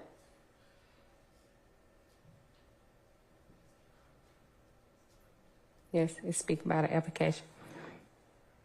And does State's Exhibit 32 Alpha Alpha have instructions to reach out to someone if they need it? I'm going to object to this point. If the Basis. state wants to introduce the Basis. document, the basis is that there's been, we should get into the contents of the document, it's not been admitted as evidence. So it's foundation? Foundation, yes. All right. Anything else, Mr. Sharp? No, I agree with Mr. Hanks. All right. I'm going to sustain the objections to foundation. Okay. And Your Honor, because of that fact, I'm not trying to get into what's specifically in it, but I am trying to orient the witness as to State's Exhibit 32 Alpha Alpha. Are you going to ask for it to be admitted or? Your Honor, because of the witness's previous answers, I cannot ask her that. Okay. Whatever your pleasure. I don't think Mr. Adams has an objection to that. that correct? I do not.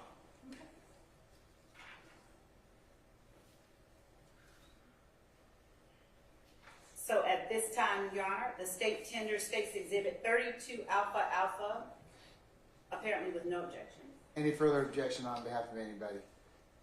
Hearing none, State's 32 Alpha Alpha is admitted. Thank you, Judge. Ms. Bennett, would you please just state the last name of the person whose name is listed at the top? Mine's. Well, you said at the top, my son, because this is my son's phone. Okay. So I'm hearing you say that these are text messages that are from your son's phone. Yes. Read the first text message sent to your son's phone. It say, hi, Miss Bennett. Happy holidays to you and your family. This L.T. Hamilton with the Fulton County District Attorney's Office. We met back in your house in April. I greatly apologize reaching out to you this early, especially on Sunday. If you could and can give me a call, it's regarding to a conversation with Miss Love. And I'm not being nitpicky, but we have to be specific. It just says Ms. Bennett. It doesn't say hi, correct? No, it say Miss Bennett. Okay. And that message you just read was sent on Sunday, December 31st, 2023 at 9 o'clock a.m. Isn't that correct?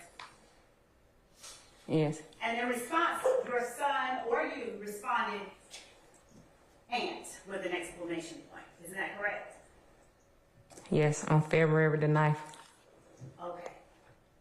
And isn't it true that between December 31st, 2023 and February the 9th of 2024, that there is no communication between these two phones? Yeah, it isn't, because he probably texts this phone thinking that me, and it's not me, this my son's phone, so he ain't respond to him, or he ain't tell me, so you gonna get no response. That's why it's nothing there. Thank you. So is it fair to say your son didn't tell you that someone reached out from our office to speak with you about your conversation with me? If my son seen this message, I'm not saying he did, I'm not saying he didn't, it's his phone. He 20. No, if he told me, they would have got a response. And isn't it true that the email address that is sent back to Lieutenant Hamilton on February the 9th at 5:53 p.m., and that's Friday, February the 9th of 2024, is your son's email address? Yes. And isn't it true that the date sent below your son's email address is your son's birth date? Yes. Isn't it true that the next message that was sent from Lieutenant Hamilton to your son's phone was sent on Wednesday, February the 14th at 12:19 p.m.? Yes. Isn't it true that Lieutenant Hamilton sent to your son a URL or a website for SherwoodFoods.com? Yes. Isn't it true that Lieutenant Hamilton then said, this is our Fulton Industrial Boulevard. They are hiring. Fill out the application online and let me know when you've submitted it. I'll be in contact with them after you let me know. Be 100% accurate on it. Yes.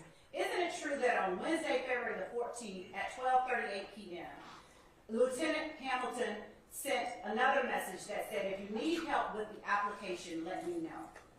Yes. Isn't it true that on Friday, February the 23rd at 6:16 p.m., your son texted Lieutenant Hamilton, how do I get to the application part? Yes. Isn't it true that Lieutenant Hamilton responded, there should be an application tab on the website? Yes. Isn't it true that your son then said, found it? Yes. Isn't it true that your son then said, what should I put for job titles? Yes. Isn't it true that on Friday, February the 23rd, 2024, at 6:55 p.m., Lieutenant Hamilton responded, warehouse? Yes. Isn't it true that on Friday, February the 23rd, at 7:25 p.m., your son screenshot a message to Lieutenant Hamilton saying or reflecting that he had successfully submitted his application? Yes. And isn't it true that after that, your son wrote to Lieutenant Hamilton, "It's done," and that he sent that same message on February the 23rd of 2024 at 7:25 p.m.? Yes. Backing up just a little bit, isn't it true that the date you met with Lieutenant Hamilton and Assistant District Attorney Atkins was Friday, February the 9th of 2023? Yes, I believe it was Friday. Yes, I think it was Friday. Isn't it true that the same son whose text messages are reflected in State's Exhibit 32 Alpha Alpha is the son who accompanied you to meet with Lieutenant Hamilton and Mr. Atkins? Yes, and that's when he got his phone number and his email that same day. Well, isn't it true that he sent a text message to that phone on Sunday, December 31st, 2023, before that date? Yes, but it wasn't for my son. It was for me. He thought it was my number, but it wasn't. Okay. And isn't it true, Ms. Bennett, that after your son told Lieutenant Hamilton that it's done, Lieutenant Hamilton responded on Friday, February the 23rd at 7:50 p.m.?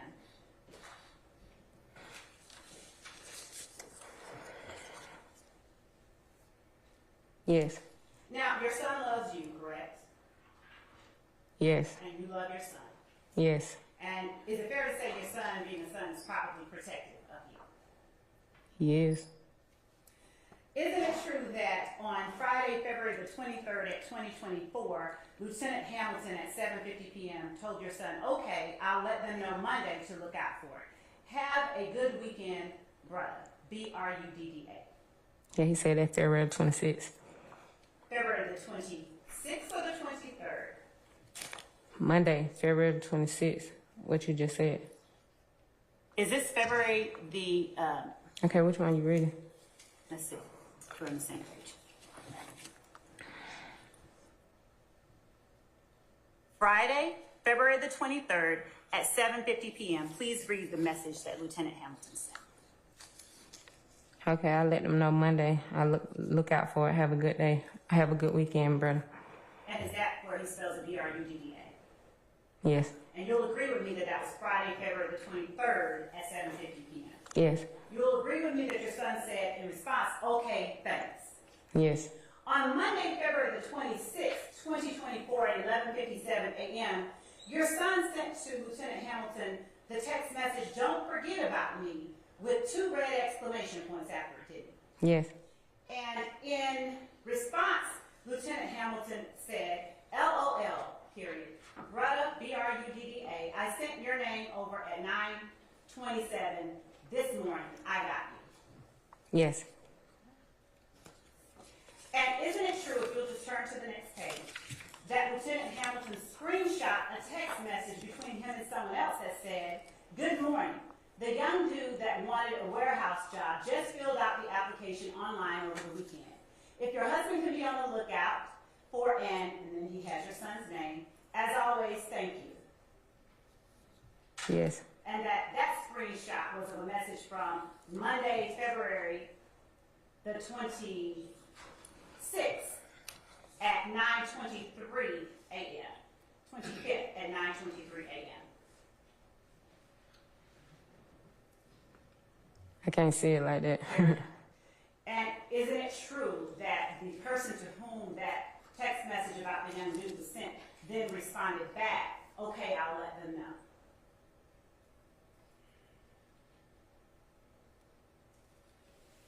That's what they say right here in the blue.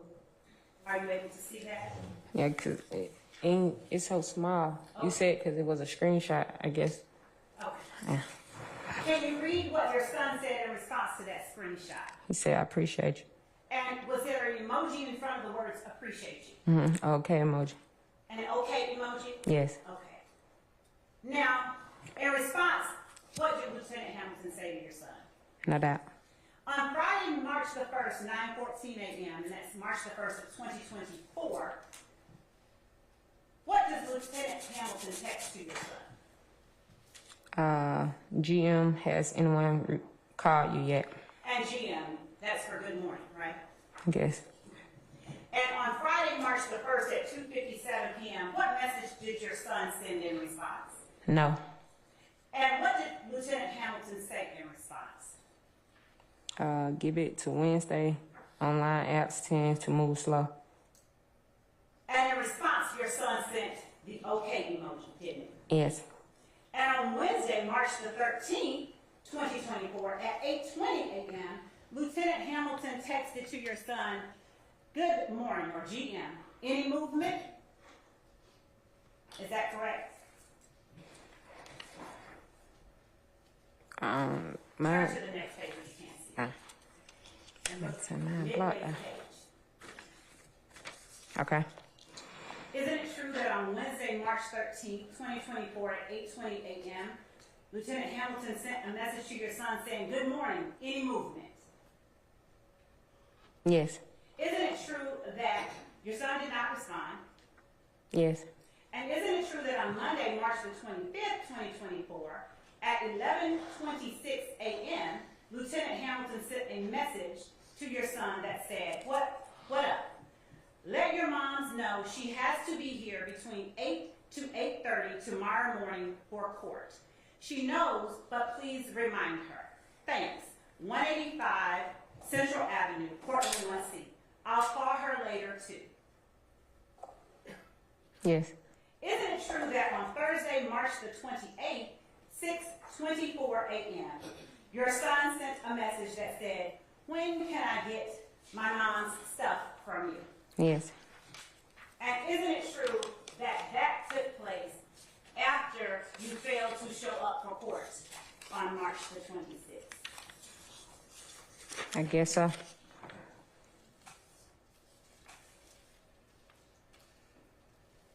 Now, Ms. Bennett, I'm going to show you what has been marked as State's Exhibit 33 Alpha.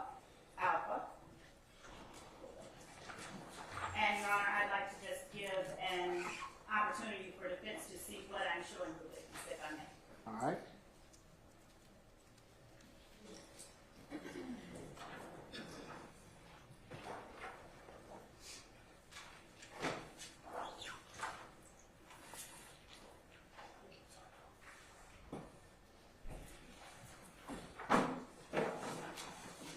I'm going to show you State's Exhibit 33 Alpha.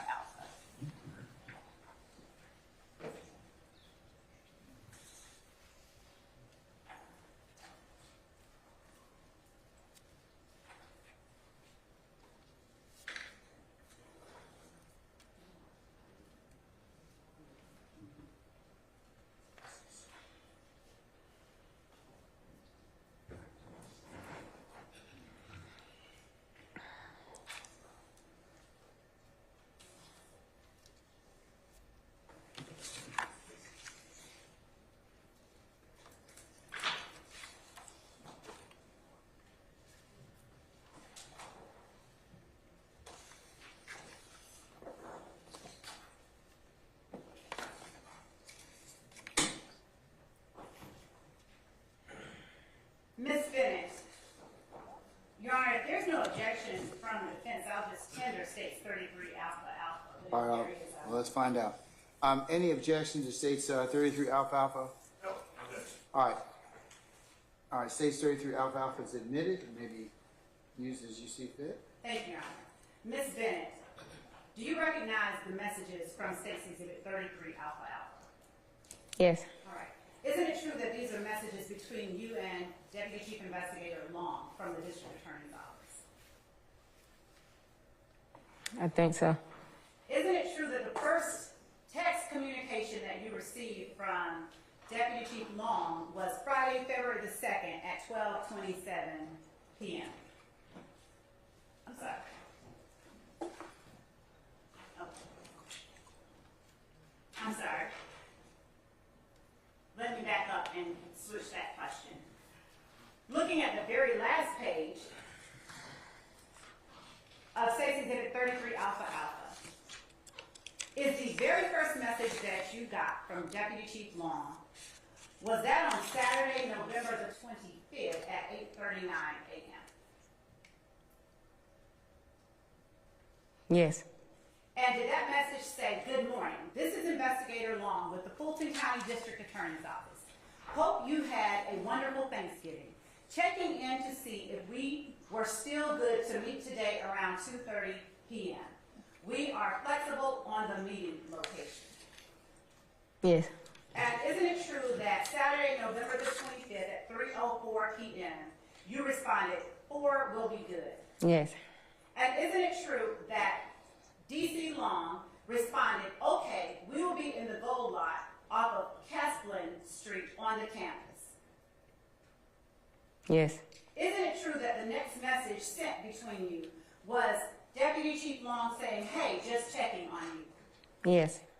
Isn't it true that you responded, "I'm coming, I'm in a little traffic"? Yes. Isn't it true that he then said, "Copy"?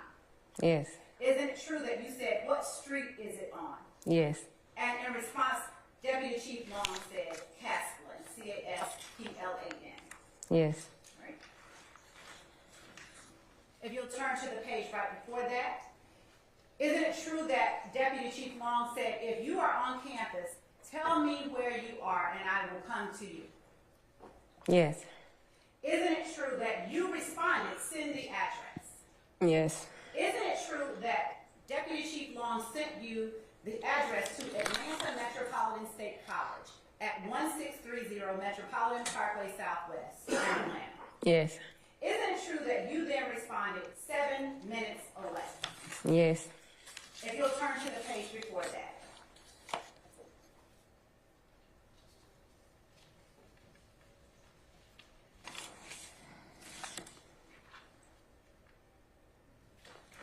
Do you recall meeting with Deputy Chief Long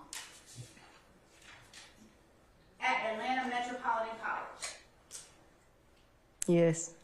And at that time, do you recall being served a subpoena? No. What did you and Deputy Chief Long talk about at Atlanta Metropolitan College? He gave me a police report that I needed to read over. And then he told me that I need I'll be meeting with you. Okay. And on Saturday, November 25th at 7:54 p.m., do you recall getting a message from Deputy Chief Long saying, "Hey, are you still meeting?" You said when? If you look at the bottom of the page with the address on it, The one that I say I'm 7 minutes away? yes. Yeah. And look at the date that is partially obscured by the message bubble. Can you discern that that is Saturday, November 25th at 7:54 p.m.? You can't see it, but I had answered him that I was 7 minutes away, and then I did pull up and meet him, and I answered that. Thank you. Isn't it true, if you'll just flip to the next page, that on Tuesday, January 2nd at 6:06 p.m., you received a text message from Deputy Chief Long that said, "Hello, the attorneys has been trying to reach you for court. Can you give me a call back? They are trying to get you to report tomorrow." Yes. Isn't it true that you did not respond in a text message to Deputy Chief Long? No. No, you did not. Or no, that's not true. No, it's not a response. Okay. And isn't it true that on Friday, January the 5th, 2024, at 2:35 p.m., Deputy Chief Long sent you another text that said, "Hey, this is Investigator Long. After our meeting yesterday, we are anticipating that we will need your testimony around January the 22nd or January the 23rd. We are trying to give you time to make arrangements. I will let you know what time once we get closer to that date. One of the attorneys will be speaking with you prior to that date as well." Isn't it true that he sent you that text message on Friday, January the 5th at 2:35 p.m.? Yes. And you didn't respond via text, did you? No. Isn't it true that the next communication between you and why didn't you, let me ask you that, why didn't you respond? Yeah, you ain't never asked me that. Okay, I'm asking. Yeah. If I ain't respond, it must be something going on with my phone. Because the time when he talked to me, because I never had a problem with him, I might have a problem with other people's in his team, but it was definitely not him. So I didn't respond. Okay. So is it true that you didn't respond on January the 2nd? Not according to this paper, no, I did not. Do you recall responding on January the 2nd? No, I do not. And isn't it true that you did not respond on Friday, January the 5th? No, I did not. And on Wednesday, January the 31st, 2024 at 1:12 p.m., Deputy Chief Long sent you another text, didn't he? Yes. And in that text, he said, "Hello, it looks like we will be getting to your testimony tomorrow afternoon." And if you flip to the next page, the attorney would like you to get here around 1:00 p.m. tomorrow, 185 Central Avenue, Atlanta, Georgia. It's on the subpoena. Yes. You didn't respond, did you?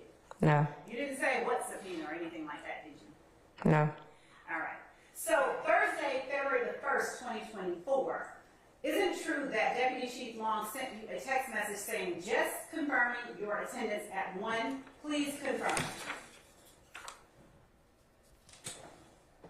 Yes. You didn't respond to him then either on February the 1st, did you? No. Isn't it true that on Friday, February the 2nd, 2024, at 12:27 p.m., Deputy Chief Long said, "Hello, it's very important that you give me a call. Thanks." Via text message. Yes. Isn't it true that you didn't respond then either, did you? No. And by no, you mean you did not respond, correct? Yes. Isn't it true that on Monday, February the 5th at 3:06 p.m., Deputy Chief Long sent you another text message? Yes. And isn't it true that that text message said, 185 Central Avenue, Atlanta, Georgia, report time 9:30 a.m., courtroom 1C. Call me when you get here. I'm going to put you somewhere quiet until it's time to testify. Yes. Now, isn't it true that you responded to that? Yes.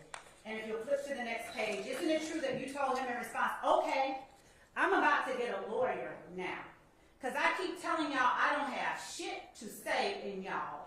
Y'all keep harassing me and my family, but I'll be there at 9:30. Yes. Isn't it true that on Tuesday, February the 6th at 9:14 a.m., you said, or Deputy Chief Long sent you a text, "Good morning, let me know when you arrive. Thanks." Yes. And the last message that Deputy Chief Long sent to you was this past Tuesday at 9:24 a.m., where he said, "Good morning, I hope all is well. What's your ETA?" Yes. And isn't it true that you read that message? Yes. Why didn't you respond? Because I didn't. I mean, we understand you didn't. Why didn't you? And I just didn't respond. Is there any reason you didn't respond? Mm-mm. Miss Bennett, you know what a snitch is, correct? Sorry, You know what a snitch is, correct? Yes. And being a snitch, you don't consider that a good thing, do you? Objection has been answered. I'll overrule the objection. You may answer, please. I don't know if it's supposed to be good or bad. What do you understand a snitch to be? I never was told if it was good or bad. What do you understand, regardless of what you were told? What do you understand a snitch to be? A telltale. Okay. And on the streets, it's not good. You never want to be labeled as a snitch, right? I guess not. You heard the phrase snitches get stitches, right? It was a saying. Yeah, I heard that since I was little. What does that mean to you? I don't know. It was a saying that I heard since I was little. I don't believe everything I hear, so Fair enough. I can't tell you what it means. Did you have any understanding of that phrase? No. Now, you talked about having at least 2 phone numbers since 2006. Which number did you use to communicate with the customers that you sold to? The last 4 digits of that number. 438-4983.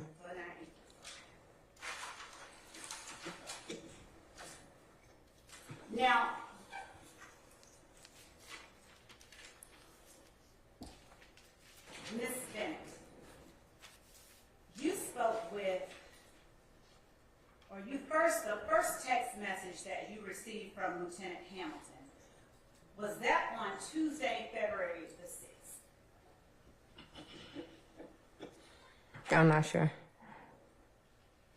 Showing you State's Exhibit 34.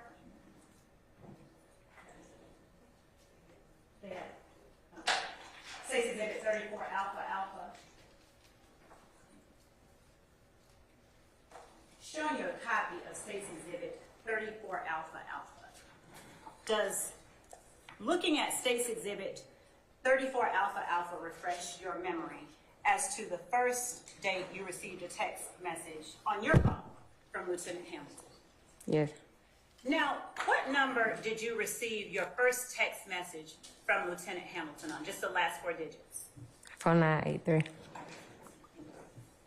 Now, isn't it true that you received that first message from Lieutenant Hamilton on Tuesday, February the 6th at 10:57 a.m.? Yes. And isn't it true that the message was asking you for your job's information? Yes.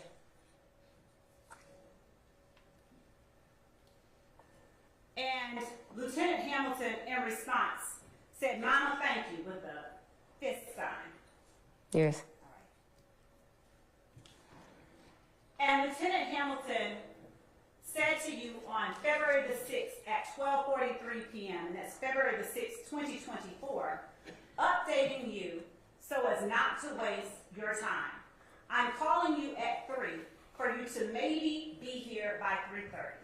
You are still next. We just don't know how long the other side will go today with this first witness today. Please answer your phone at 3. Thank you, Mama." Isn't that true? He sent you that text message on Tuesday, February the 6th at 12:43 p.m. Yes. And that was before you and I met in the hallway. Isn't that true? Was it before? Can't testify, only you can. I don't know what time I met you in the hallway. So Well, do you recall getting that text message from Lieutenant Hamilton telling you to be here and answer your phone at 3? yes. Do you recall getting that message while you were in the hallway? No. And were you with Lieutenant Hamilton when he said, "I'm calling you at 3 for you to maybe be here by 3:30? I got this when I left. So that means I seen you before this text message. Ms. Bennett, Lieutenant Hamilton asked you to be where at 3:30? Here. So at 12:43 p.m., when he sent you that text, you and I had not met in the hallway because you weren't here yet. Isn't that true? No, I supposed to came and seen you at 9:30. Did you see me at 9:30? That's how I seen him. I seen him after me and you had our problem in the hallway. Isn't it true that at 3:01 p.m., Lieutenant Hamilton sent you a text that said, "Call me"? Yes. Okay. Isn't it true that on Tuesday, February the 6th at 3:36 p.m., Lieutenant Hamilton said, "Call me, please"? You see how many updates we get daily. One last one, hit me up when you can. Yes. And isn't it true that on Tuesday, February the 6th at 5:46 p.m., Lieutenant Hamilton sent to you a voice recording that was 53 seconds long? I don't know if I sent that or he sent that, but I see it on here. So it's your recollection that you told Lieutenant Hamilton that you were here. Yeah, I was here. Did you send him a text or did you call him? How did you alert him that you were here at court? I talked to him. You talked to him on the telephone. You didn't send him a text. Is that correct? No, I didn't send him a text. Okay. And all of that was before 5:46 p.m. Is that fair to say? Yes. Isn't it true that on February the 6th, you spoke with someone from the Georgia Crisis Hotline after we met in the hallway? Yes. What did you all talk about? They asked me a couple questions, what was going on and what was triggering me, and that they was going. Not offered for the truth of the matter asserted, offered for the effect on the listener. And relevance. I'll rule the objection. Mr. Matthews. Please continue. You I'm may tell asking me. an opposing objection that calls for Basis. information that is a privileged conversation. Now that I'll sustain.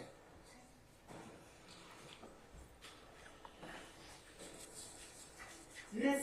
Bennett, Your Honor, I'm going to assert that unless Ms. Bennett asserts that privilege, Mr. Adams has no right, no standing to assert the privilege on behalf He's made an objection. of a witness. He's made an objection. I'm sustaining the objection. Ms. Bennett, isn't it true that it was after that call with the Georgia Crisis Hotline that you received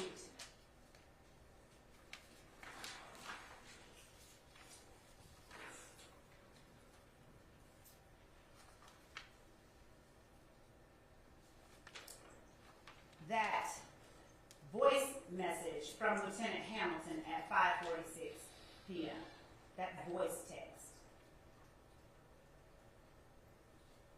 Like I said, it's voice text. I don't know if it's him or if it's me. Well, Ms. Bennett, would you please turn to the third page of State's Exhibit 34 Alpha in front of you, and let me know if you recognize Bless you. what you sent and what Lieutenant Hamilton sent. Yes. Okay. Now, is it fair to say that things that you sent are in blue Yes. and things that he sent are in gray? Okay. Ma'am? Yes. So on Tuesday, February the 6th, if you flip back to page 2, at 5:46 p.m., that voice text was one that Lieutenant Hamilton sent to you, correct? Okay. Yes. And isn't it true that on Wednesday, February the 7th, at 10:29 a.m., Lieutenant Hamilton sent you another message? Yes. Now, isn't it true that that message was, "Good morning, Mom, I hope you slept well. Again, don't come at 1:30. I have a feeling the defense will keep this same witness from yesterday all day again today. I'll give you an update at 3 p.m. You will most likely go up tomorrow morning. I'll talk to you soon." Yes. And isn't it true that on Wednesday, February the 7th at 3:08 p.m., Lieutenant Hamilton sent you a text that said, "Call me, please"? Yes. And isn't it true that on Wednesday, February the 7th at 5:48 p.m., Lieutenant Hamilton sent you a text that said, "Call me one more time, then I'm out of your hair for the night"? Yes. Isn't it true that all of this communication came after you expressed that you did not want to talk with me and you were tired of talking to people from the district attorney's office? Repeat it. Isn't it true that this text communication on February the 7th, 5:48 p.m., was sent after you had expressed yourself that you no longer wanted to talk to me and you were tired of talking to people from the district attorney's office? Was it sent before? Isn't it true that this text was sent after you had expressed all those things? Oh, no. You didn't express those things on February the 6th when you were in the hallway? Yes. When I seen him. So you did express that you didn't want to talk to me and you were tired of talking to people in the district attorney's office. No, I just said I was tired of talking to you Okay. because you had made me angry. Okay. And how did I make you angry? About you was discussing some things that you told me like when I met you at Wendy's, you remember we had a discussion and some things you said that we wasn't going to talk about again. I guess it's supposed to be personal things between us, and you did anyway, so I guess I can say you lied. Isn't it true that when I sat down next to you, the first thing that I did was ask you how you were doing?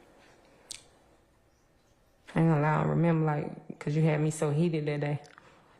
Isn't it true that you told me in that moment, "I'm really feeling like I just want to harm myself"? Yeah, I told you that for a reason. Isn't it true that I said, "What is causing you to want to harm yourself"? And I told you. And isn't it true that after you told me you, I got up and left your presence? Yeah. Isn't it true that that is the extent of the conversation That was the end of the conversation. And that was all of the conversation, wasn't it? Yeah, that day. Okay. Now tell the jury, since that was all the conversation that day, and they've heard all the text messages, tell the jury when it was that I talked to you about things you didn't want to talk about. That day. That was it. I ain't say you talk to me again after that. Okay. So, what was it in that conversation you just talked about to the jury that you did not want to talk about? Was it my asking how you were doing? No. Was it your saying you wanted to harm yourself? That ain't all we had to talk about. It was some personal things. Is it your testimony now that we said more stuff than how are you doing, and you saying I want to harm myself, and me saying what's causing you to want to harm yourself, and you saying you, and me getting up and leaving? That was all? I'm asking you, is that your testimony to the jury? No. Then tell the jury what topic. First of all, tell the jury how long we sat out there and talked, based on your memory.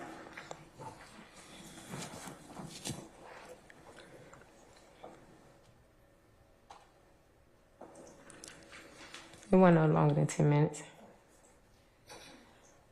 Isn't it true that Lieutenant Hamilton sent you the messages on February the 7th, Wednesday, February the 7th, after you expressed to me that I was making you want to harm yourself? It was the next day. Okay. So it's fair to say that's correct? It was after you said, I made you want to harm yourself. I talked to him about what me and you talked to that same day.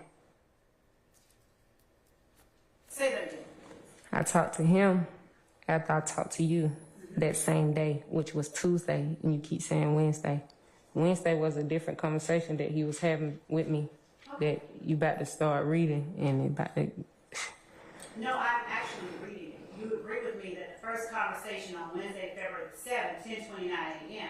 has already been testified about when Lieutenant Hamilton said, "Good morning, Mom. I hope you slept well. Again, don't come at 1:30.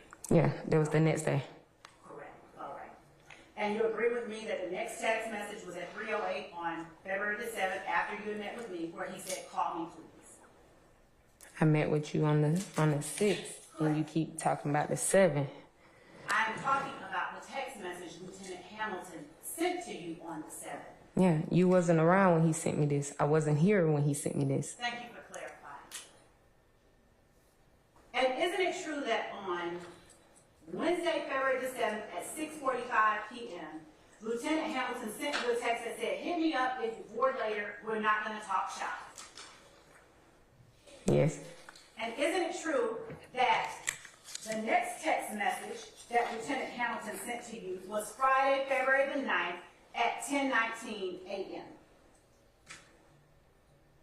Yes.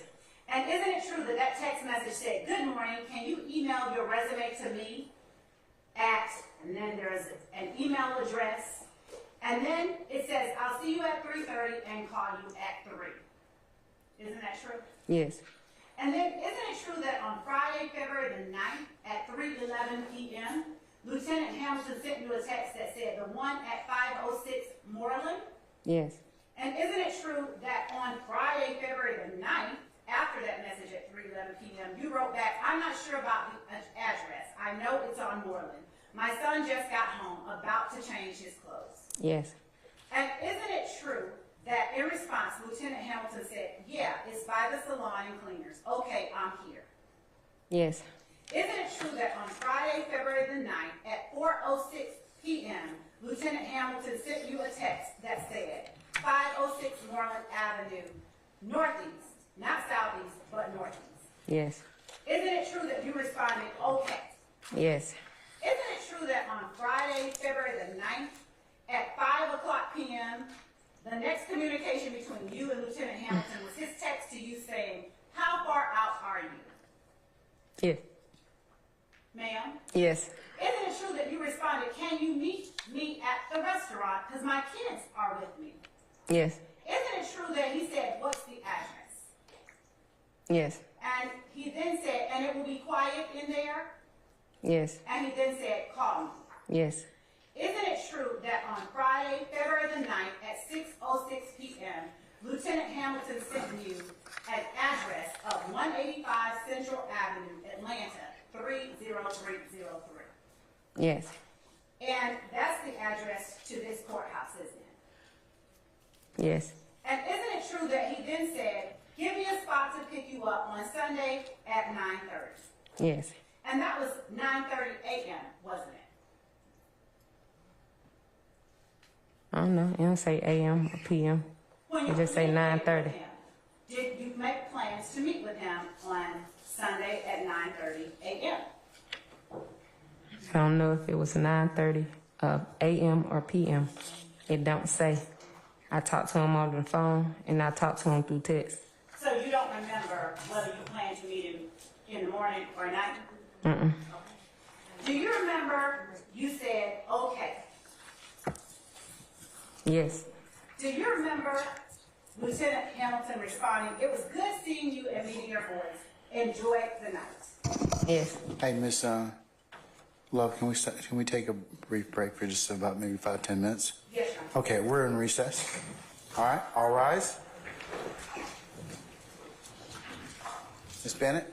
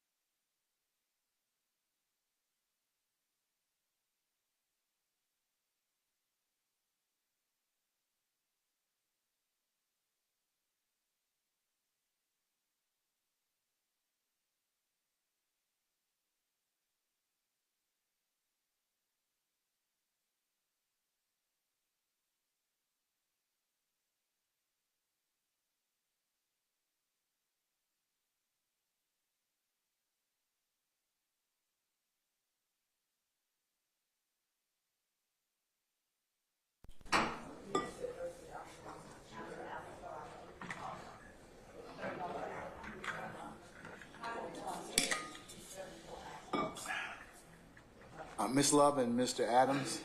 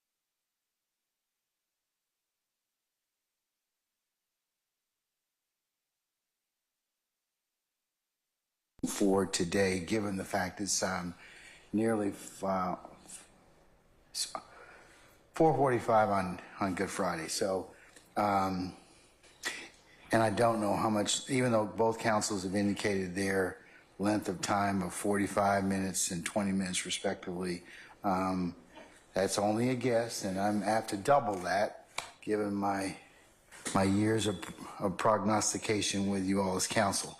So we're not going to finish this evening, and what I'd like to do is just go ahead and recess for now.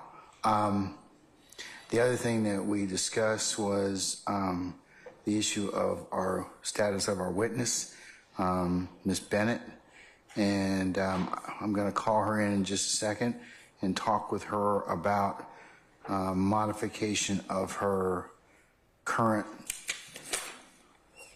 situation to potentially put her on an ankle monitor and let her stay at her house. So that's what I'm going to do. Ms. Love or Mr. Adams, anything to add or delete, or did I correctly summarize what our bench conversations are? Your Honor, that was, in sum, that was the substance of what we discussed at the bench. Additionally, I just wanted to reiterate that I don't believe that, and I'll of course leave it in the court's discretion, I don't believe it's necessary to restrict her movements to and from her house. It's just that we need to be able to know where she is, in the court, I believe, should instruct her that she has to be back here, so that if she doesn't show up, we can readily find her. All right. So in other words, I'm not asking for a curfew or that she not be able to go wherever she wants to go. All right. Mr. Adams? I think the court counted as holding suspect. Okay. All right.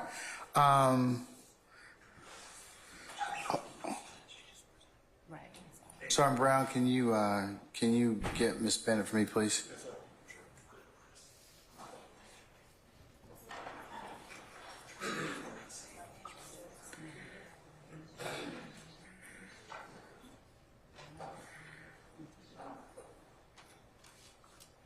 But if this is... All right, Ms. Bennett, good afternoon. I just wanted to, I'm Judge Glanville, you know that. I want to talk with you about just a couple of things about your current status under the material witness warrant, okay, if I can? Mm-hmm. All right. If you can answer yes or no for the purpose of the record, that'd be great.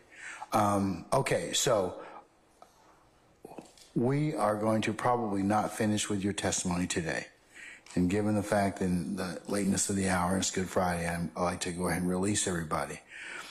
What you probably don't know is that we have next week is an administrative week pretty much, so our jurors will not be here. The first day that they'll be back is the 8th, Monday the 8th of April. So what I'd like to do is I'd like to have a discussion with you about coming back to court on the 8th of April. Yes. Okay? All right. Are you working right now or anything such as that? Or No. okay. And I take it from our conversation yesterday that you'd rather stay in your house. Is that correct? Yes. All right. If I were to authorize you to stay in your house with an ankle monitor for the next week until you complete your testimony, would you be sufficient with that? Yes. Okay. You can go wherever you want. No restrictions. Just please, please, please, you got to appear back for 9 o'clock on Monday, April the 8th. I never had a problem with appearing. All right. Well, here's the thing. You know, it's usually like I told you, most material witness warrants, you have to satisfy when you testify, when you complete your testimony that's required of the person that subpoenaed you, that satisfies the conditions. And but since you're not done, this is just a least restrictive manner so that you don't have to spend time in the jail. Okay? Okay. All right. Okay. Any questions of me about this? No, sir. All right. We're going to get you hooked up with the ankle monitor, And we will see you on what day? On the 8th At what time? at 9 o'clock. Yes, ma'am. All right. I'm gonna go ahead and release you at this point in time, and I'll see you on the 8th of April at 9 o'clock in courtroom 1C. Okay? Yes. All right. Happy Easter to you. And Your Honor, when you're saying release, you mean from testimony for today, because she still has to, we still have to get her over and situated with the ankle monitor. Yes. So- Yeah, you're still under the terms of the warrant. Or I've just modified it so you can stay at your house, but you haven't completed your obligation. All right? Okay. Okay. All right. Thank you, madam. Thank you, Judge. And so I'll, she can. She can step down. Yes. Don't even ask me. You gonna pay? Okay. Don't. He said that. He had that look like. You see, I have pretty good hearing, so it's like, who gonna pay? Yeah, you gonna pay. All right. So, not you personally. Maybe Long. He makes more money. All right. So, but no, you all take care of that, please. Thank you, Judge. Okay. All right. We're working. Anything else in terms of our witness? Now, did we also excuse, or can we call in Detective Quinn, please? We told him that he was not, we were not gonna. Okay. Is he still outside? No, he left. Okay. All right. So he didn't have any issue coming back on Monday? No. At sometime Monday late in the day? He does not. Late morning, I should say? He does not. Okay. All right. Okay. All right. Once I excuse our jurors, I'll cover with you all Tuesday, April the 2nd, and Wednesday, April the 3rd. Anything else at this point in time? Not from the state. Okay. All right. Lieutenant Walker, if you could summon our jurors, please. Yes, All right.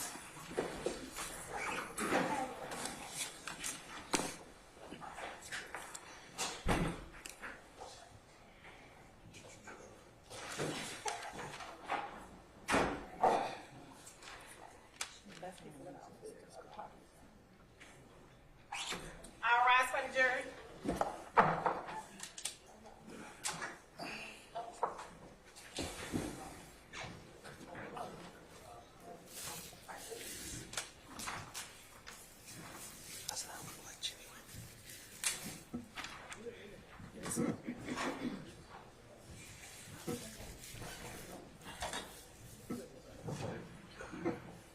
Which one? John Archer is the president. All right, thank you, Lieutenant Walker. Ladies and gentlemen, please be seated. All right, ladies and gentlemen, as you can see by our timepiece on the wall, it is nearly 5 o'clock on Friday, on Good Friday, and I believe that it would be appropriate for us to recess for the weekend, okay, or for your time at this point in time. I am fully aware that next week is an administrative week for you, and you will be required to come back on the 8th of April, that's Monday, for 9 a.m. Okay? And then we'll have I'll tell you the week and the rest of the month at that point in time. Other than the dates that I've given you already for Veterans Court, we're coming in half days. So other than that, but I'll try and update as appropriate the rest of the month. All right, ladies and gentlemen, what ministerial inquiry do you have of me at this point? No. We're good. Say again? We're good. You're good? Okay, we're good? All right, okay. All right, okay, then let's go through your admonitions, all right? Please leave your notepads in the basket, and we'll come and pick those up and secure them as Ms. Umana does at the conclusion of each day. Take a juror sticker with you, and then remember not to discuss the case at all amongst yourselves in ones and twos or wherever you may be waiting for your transportation or you going to your places of residence. Remember, it would be a violation for you to talk about the case, start to preview any witness testimony, or take up any deliberative process in your headquarters, at your deliberation room, or in any other places where you may gather as in small groups or in larger groups. Remember, once this case is finished, then I will tell you how and when you are to begin your deliberative process. But you can't, as I would call it, recap testimony of each witness as it's going along or discuss it amongst yourselves in any way until I tell you that it is appropriate for you to do so. Very important that you adhere to that. You know, I haven't said this in a long time. How are these violations unearthed? Somebody will tell on you. Or you'll tell on yourselves. So don't post anything. Don't talk to any third parties about this. Don't let anybody contact you about what's going on in this particular trial. Please resist temptation of posting anything on any social media sites or letting your family, friends, and other well-wishers talk with you about anything that's gone on in the four walls of this courtroom. Remember, please avoid any news content about this particular trial. And remember, you can only consider what has been presented within the four walls of this courtroom. So, ladies and gentlemen, unless you have any other inquiry of me, and then the last thing as usual, ladies and gentlemen, thank you for your patience with us. I know that there have been some times where we have had to take extended periods to resolve some other issues outside your presence hearing. I told you that those things happen when trial, and you should not attribute that to anyone. It's just we're just trying to work our way through it. So, ladies and gentlemen, do you have, and also thank you for your patience and the attention you've given this matter, and will continue to give this matter on behalf of everyone assembled here. Do you have any other questions of me? Okay, if not, I'm going to wish you happy Easter, and and be well and safe next week, whatever it is you're going to do, and I'll see you, or we'll all see you on the 8th at 9 a.m. Okay? All right. All rise.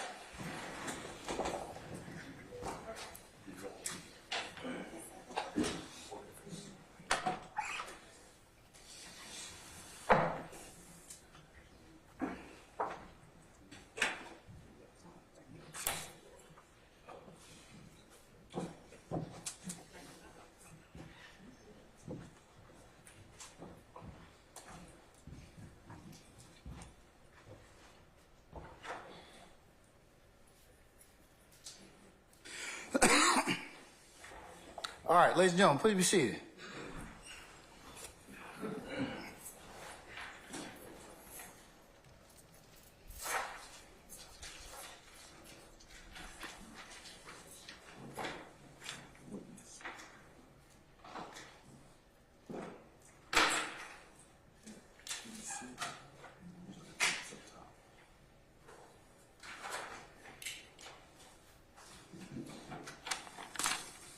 She outside?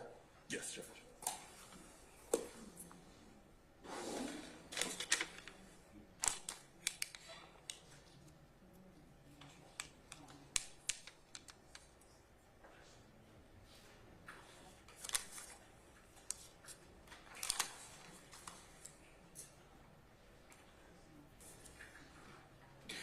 All right, I've been handed a note from our witness, Ms. Bennett, who it indicates is okay that I go, and she references time, April the 1st to April the 5th, to a location that is out of state with her family.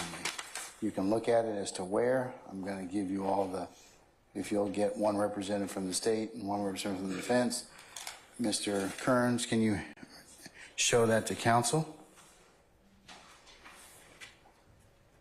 Your Honor, and just so the court is aware, the state has no objection to her being allowed to visit. We just ask that she give to the Fulton County Sheriff's Office exactly where it is that she's going, and that she understand that because the court has personal jurisdiction over her, the court can Can I and have will that? issue a warrant for her arrest if she fails to appear, regardless of what state she's in. Anything on behalf of any defense counsels? Nothing on behalf of Mrs. Louise. Okay. All right. Can we have Ms. Bennett return, please?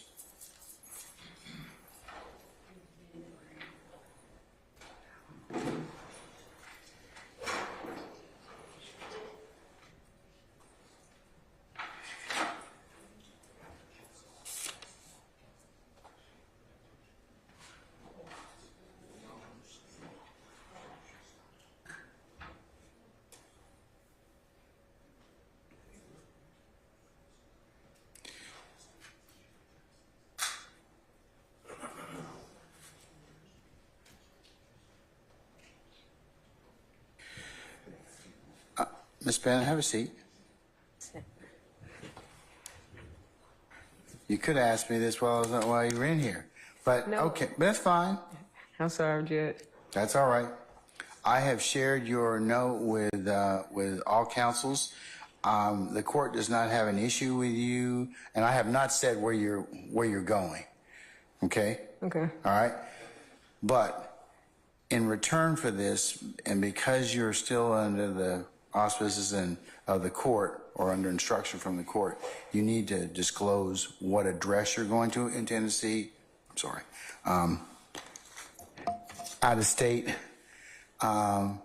to the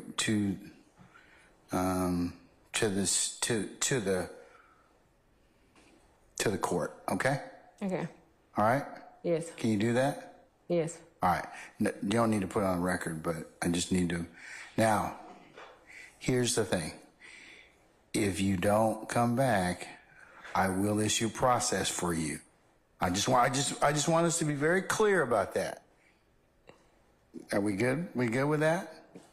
Judge, I ain't never ran for court. I ain't never had to Okay, be picked up for court. This just was the first time, but it was because of an incident. If you telling me to do something, sir, I'm gonna respect your wishes and I'm gonna do what I'm supposed to do. Well, madam, like I said, this is a pretty drastic measure.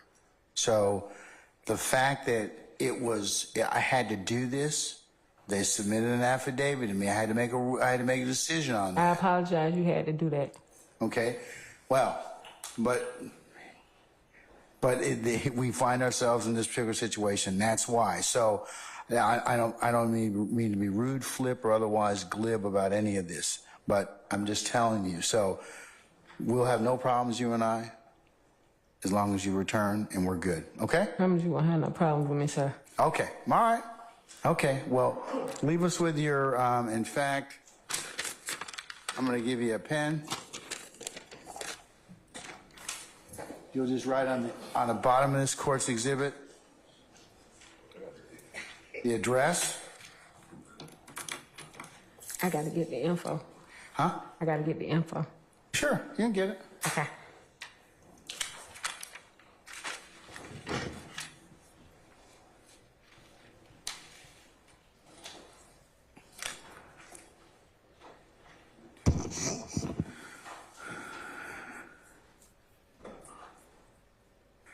While we're waiting, if you all could turn in your listening devices, that'd be great.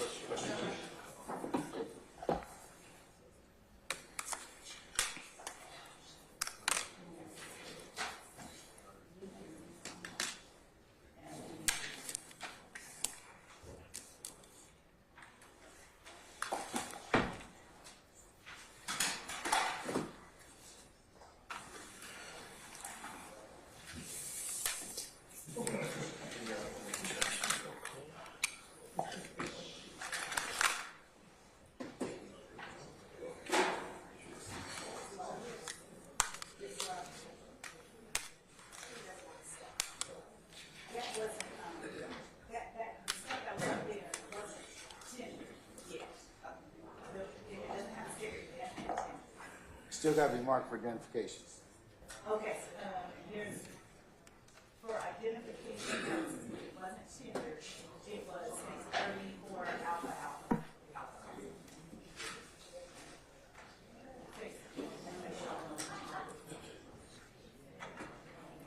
Hold on. 34 alpha alpha.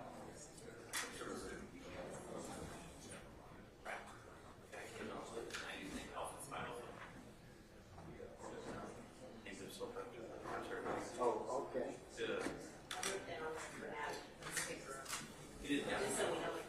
Right, okay. He was a one-hit wonder, so it's.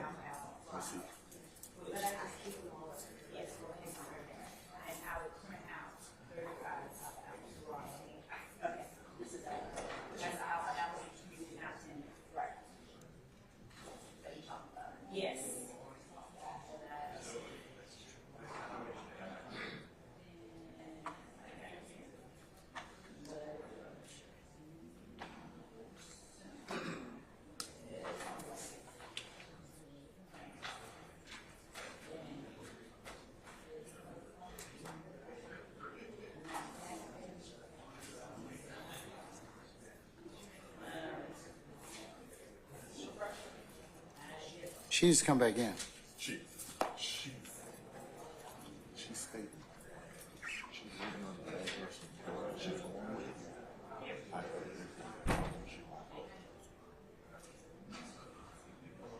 Just need the address. She just knows that.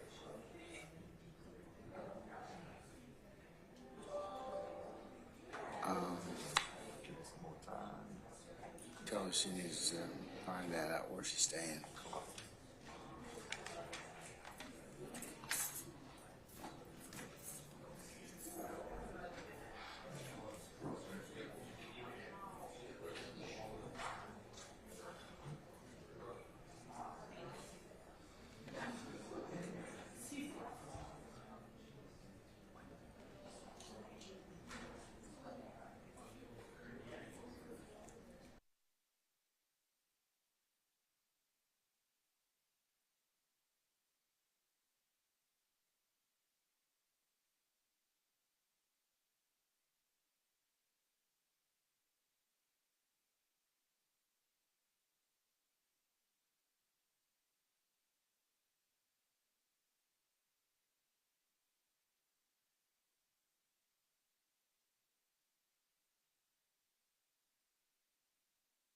At the earliest opportunity for the court to consider.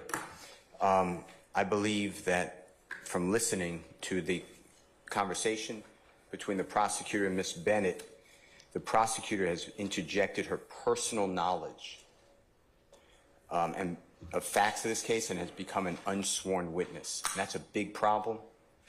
And that's what it's called, unsworn witness problem, because the lawyer is making factual assertions without being sworn.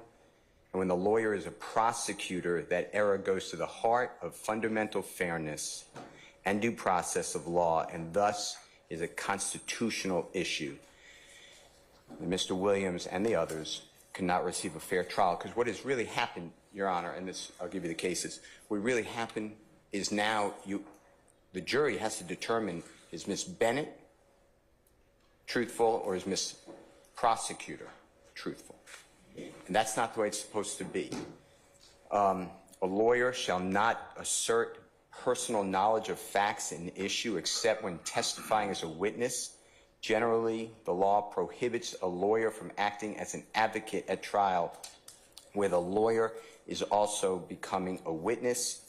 There is no doubt that assertions of fact from counsel as to the content of prior conversations with a witness have the effect of making a witness of the lawyer and allowing his or her credibility to be substituted for that of the witness. This practice is improper.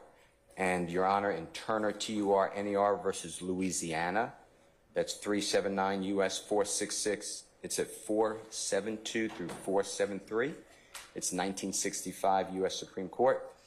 In a constitutional sense, trial by jury in a criminal case is necessarily implies at the very least that the evidence developed against the accused shall come from the witness stand in a public forum with full judicial protection. Not yet. With full judicial protection of the accused's right of confrontation and cross-examination by counsel. It's also a bar rule, and it's 3 Georgia Rule of Professional Conduct 3.7 comment 2, and as well as a Georgia Rule of Professional Responsibility and Conduct 8.4A1. A lawyer cannot do indirectly what it cannot do directly, meaning the lawyer can't take the witness stand and become the advocate, and that's exactly what happened now. There are private conversations that we have not heard about between Ms. Bennett and the prosecutor. Ms. Bennett alluded to that on 2 occasions and said, you breached your word to me because they're supposed to be private. I don't know what those conversations were, except one is definitely dealing with a parent, it sounds like. There were several series of questions by the prosecutor. Isn't it true you told me? And then a separate section was, isn't it true that I told you? And whatever it is. And here, the prosecutor at issue repeatedly and specifically referenced conversation between herself and Ms. Bennett in a vehicle and on a courthouse bench, with the prosecutor repeating the statements. The prosecutor relied upon her own unsworn repudiation or statement of what the witness's statements were, and we cannot confront her. In United States versus Locascio, L-O-C-A-S-C-I-O, and that's 6 F 3rd 924 at 934, Your Honor. It's a Second Circuit 1993 case. Your Honor, this is the John Gotti case. The Second Circuit wrote that the unsworn witness problem arises when the attorney was a participant in events to be explained at trial, and therefore the attorney may convey firsthand knowledge of events without being sworn as a witness, and therefore not subject to cross-examination. That is not allowed. Mr. Williams asserts that he is entitled to cross-examination of the prosecutor, because now what has happened is the prosecutor has put the state, the weight of the state, the pride of the state of Georgia behind her words, and we can't cross-examine her. This is from Dillon, D-I-L-L-O-N versus Kentucky. It is 475 Southwest 3D, page 1, 2015.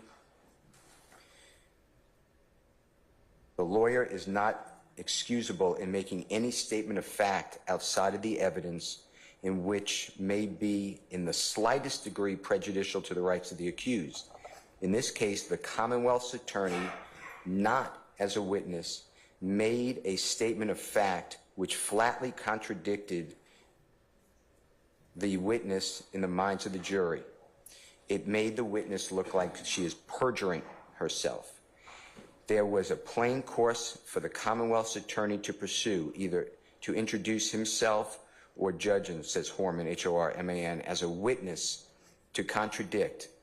But in seeking to take this course, he should have kept silent as to what occurred in the witness room, for the reason that a repetition of it, not under oath, in the hearing of the jury was incompetent evidence and of the character very damaging to the rights of appellant, which doubtless left an unfavorable impression in the minds of the jury, notwithstanding the admonishment of the court. Your Honor, in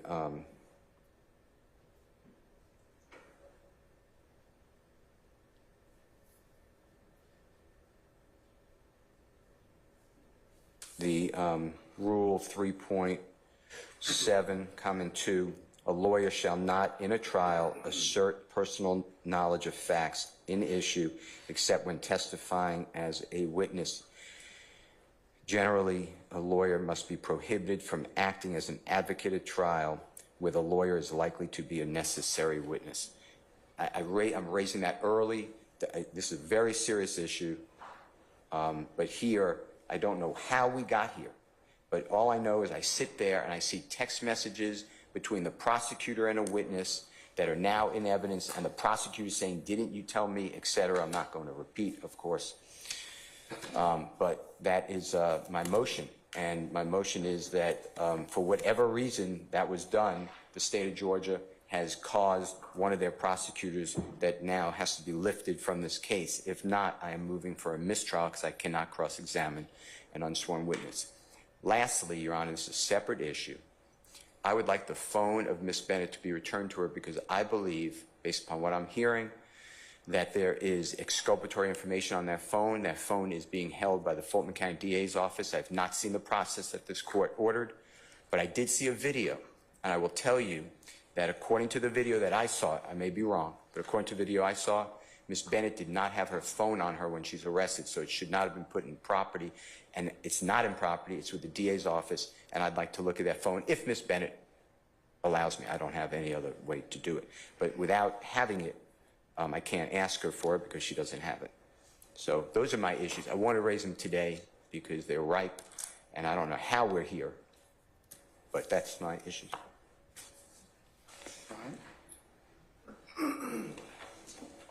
Your Honor, as this is a matter that Mr. Steele has brought up before this court orally, we would ask that the court require that he reduce or place his motion in writing so that the state may properly respond.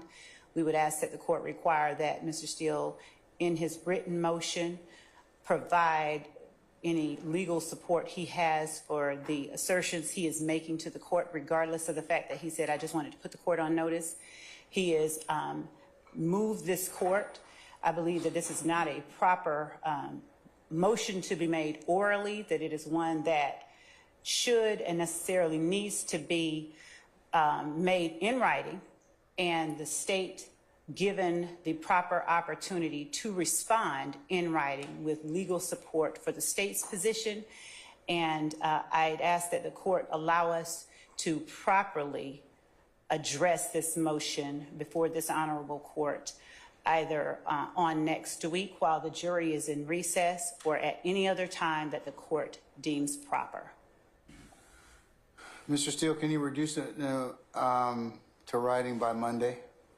And Your Honor, I'd ask that we be allowed to and required to provide the court with a brief in support of our respective. You got till Wednesday. Thank you. That Wednesday, is perfect. Mr. Steele's going to turn in his written product to or file it by the 1st of April. You'll need to turn in yours by the 3rd. Thank you, Judge. And he will be briefing his argument. I need a written motion. I concur. I agree with the state that it needs to be put in writing. Your assertions and allegations, Mr. Steele, and then I'll let the state respond to that, and then I'll hear argument on that issue appropriately and enter an order to that effect. All right, that's the first thing. That covers that, the counsel's witness issue. All right, what about the Miss Bennett's phone? I think the same thing, Mr. Steele. It's probably going to need to be put in writing. At this point, what I could do is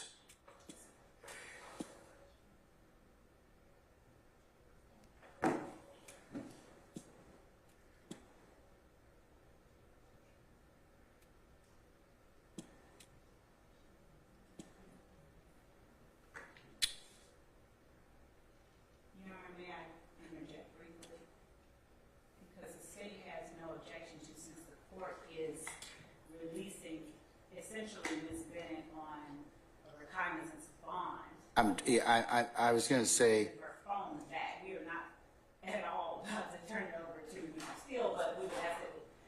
Well, what I would do is, because the search of one's phone requires a warrant, and you're not. So she can have her phone back, and if she wants to let anybody look, I mean, if the state wants to use the process authorized by law for to do that, that's your course. I think then, but the defense, the only thing they can do is just ask Ms. Bennett if we can take a look at her phone, what's in her phone. That's her call. So, but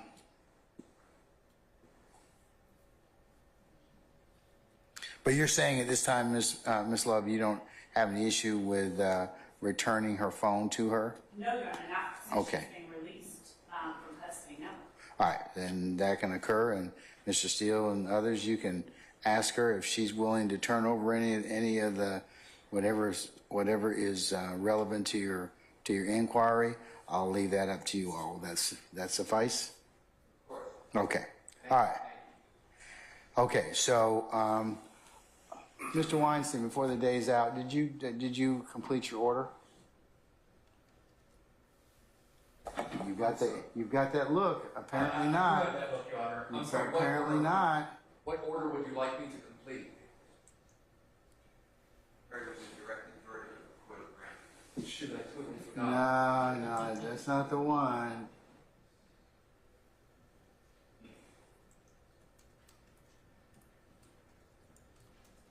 Yes, here.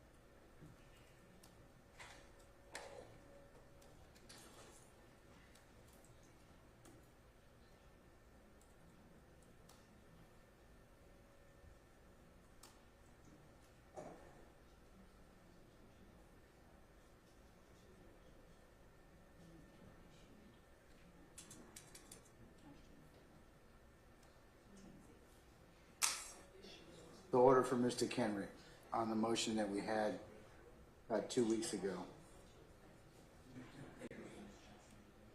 The Jackson Deno. Oh, I believe that has already been submitted to the court and entered by the court. I can double check that, Your Honor. Your Honor, my memory is that Mr. Weinstein did in fact, at least he sent to the state his proposed order, and the state responded with its requested amendments to that order, and I believe that an order was entered. All right. Thank you, sir. You're welcome, Your Honor. Okay. All right. Don't scare me like that, Your Honor. Please. All right.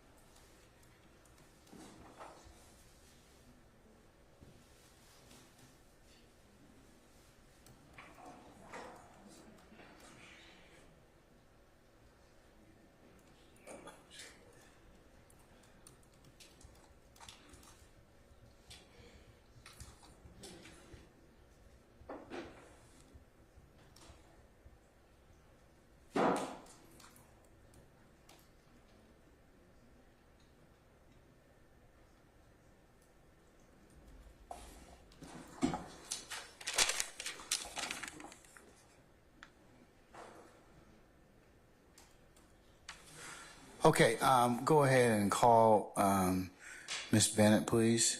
Just have her stand inside the door.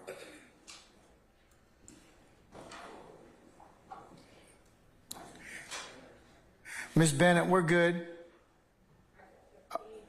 Say again? Oh, thank you. Okay, we'll see you on the 8th, okay? All right.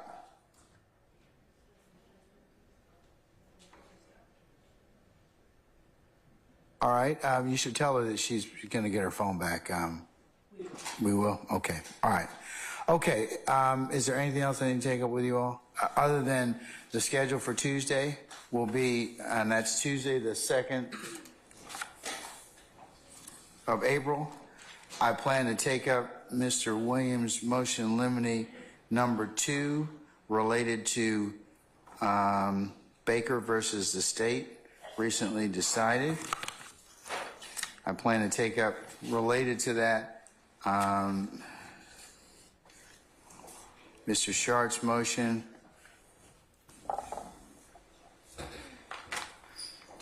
on behalf of Mr. Stillwell, similarly situated.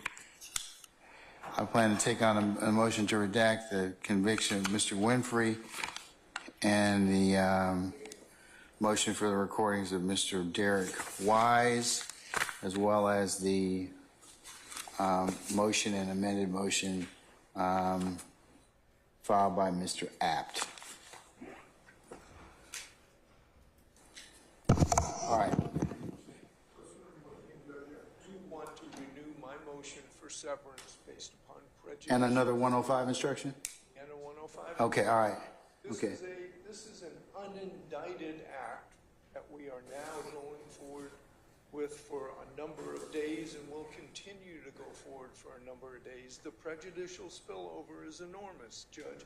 And now we're getting into issues that relate to whether or not the lead prosecutor in this case is required to be recused, none of which it can be laid at the feet of Mr. Nichols. So again, I strongly urge the court to grant a severance on behalf of Mr. Nichols.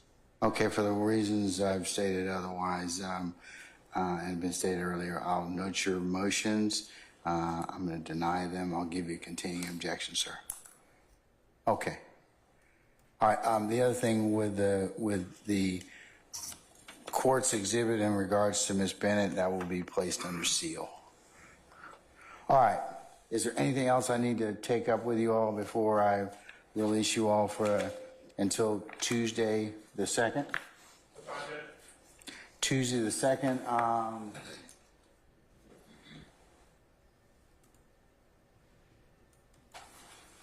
9:30 should work. Okay?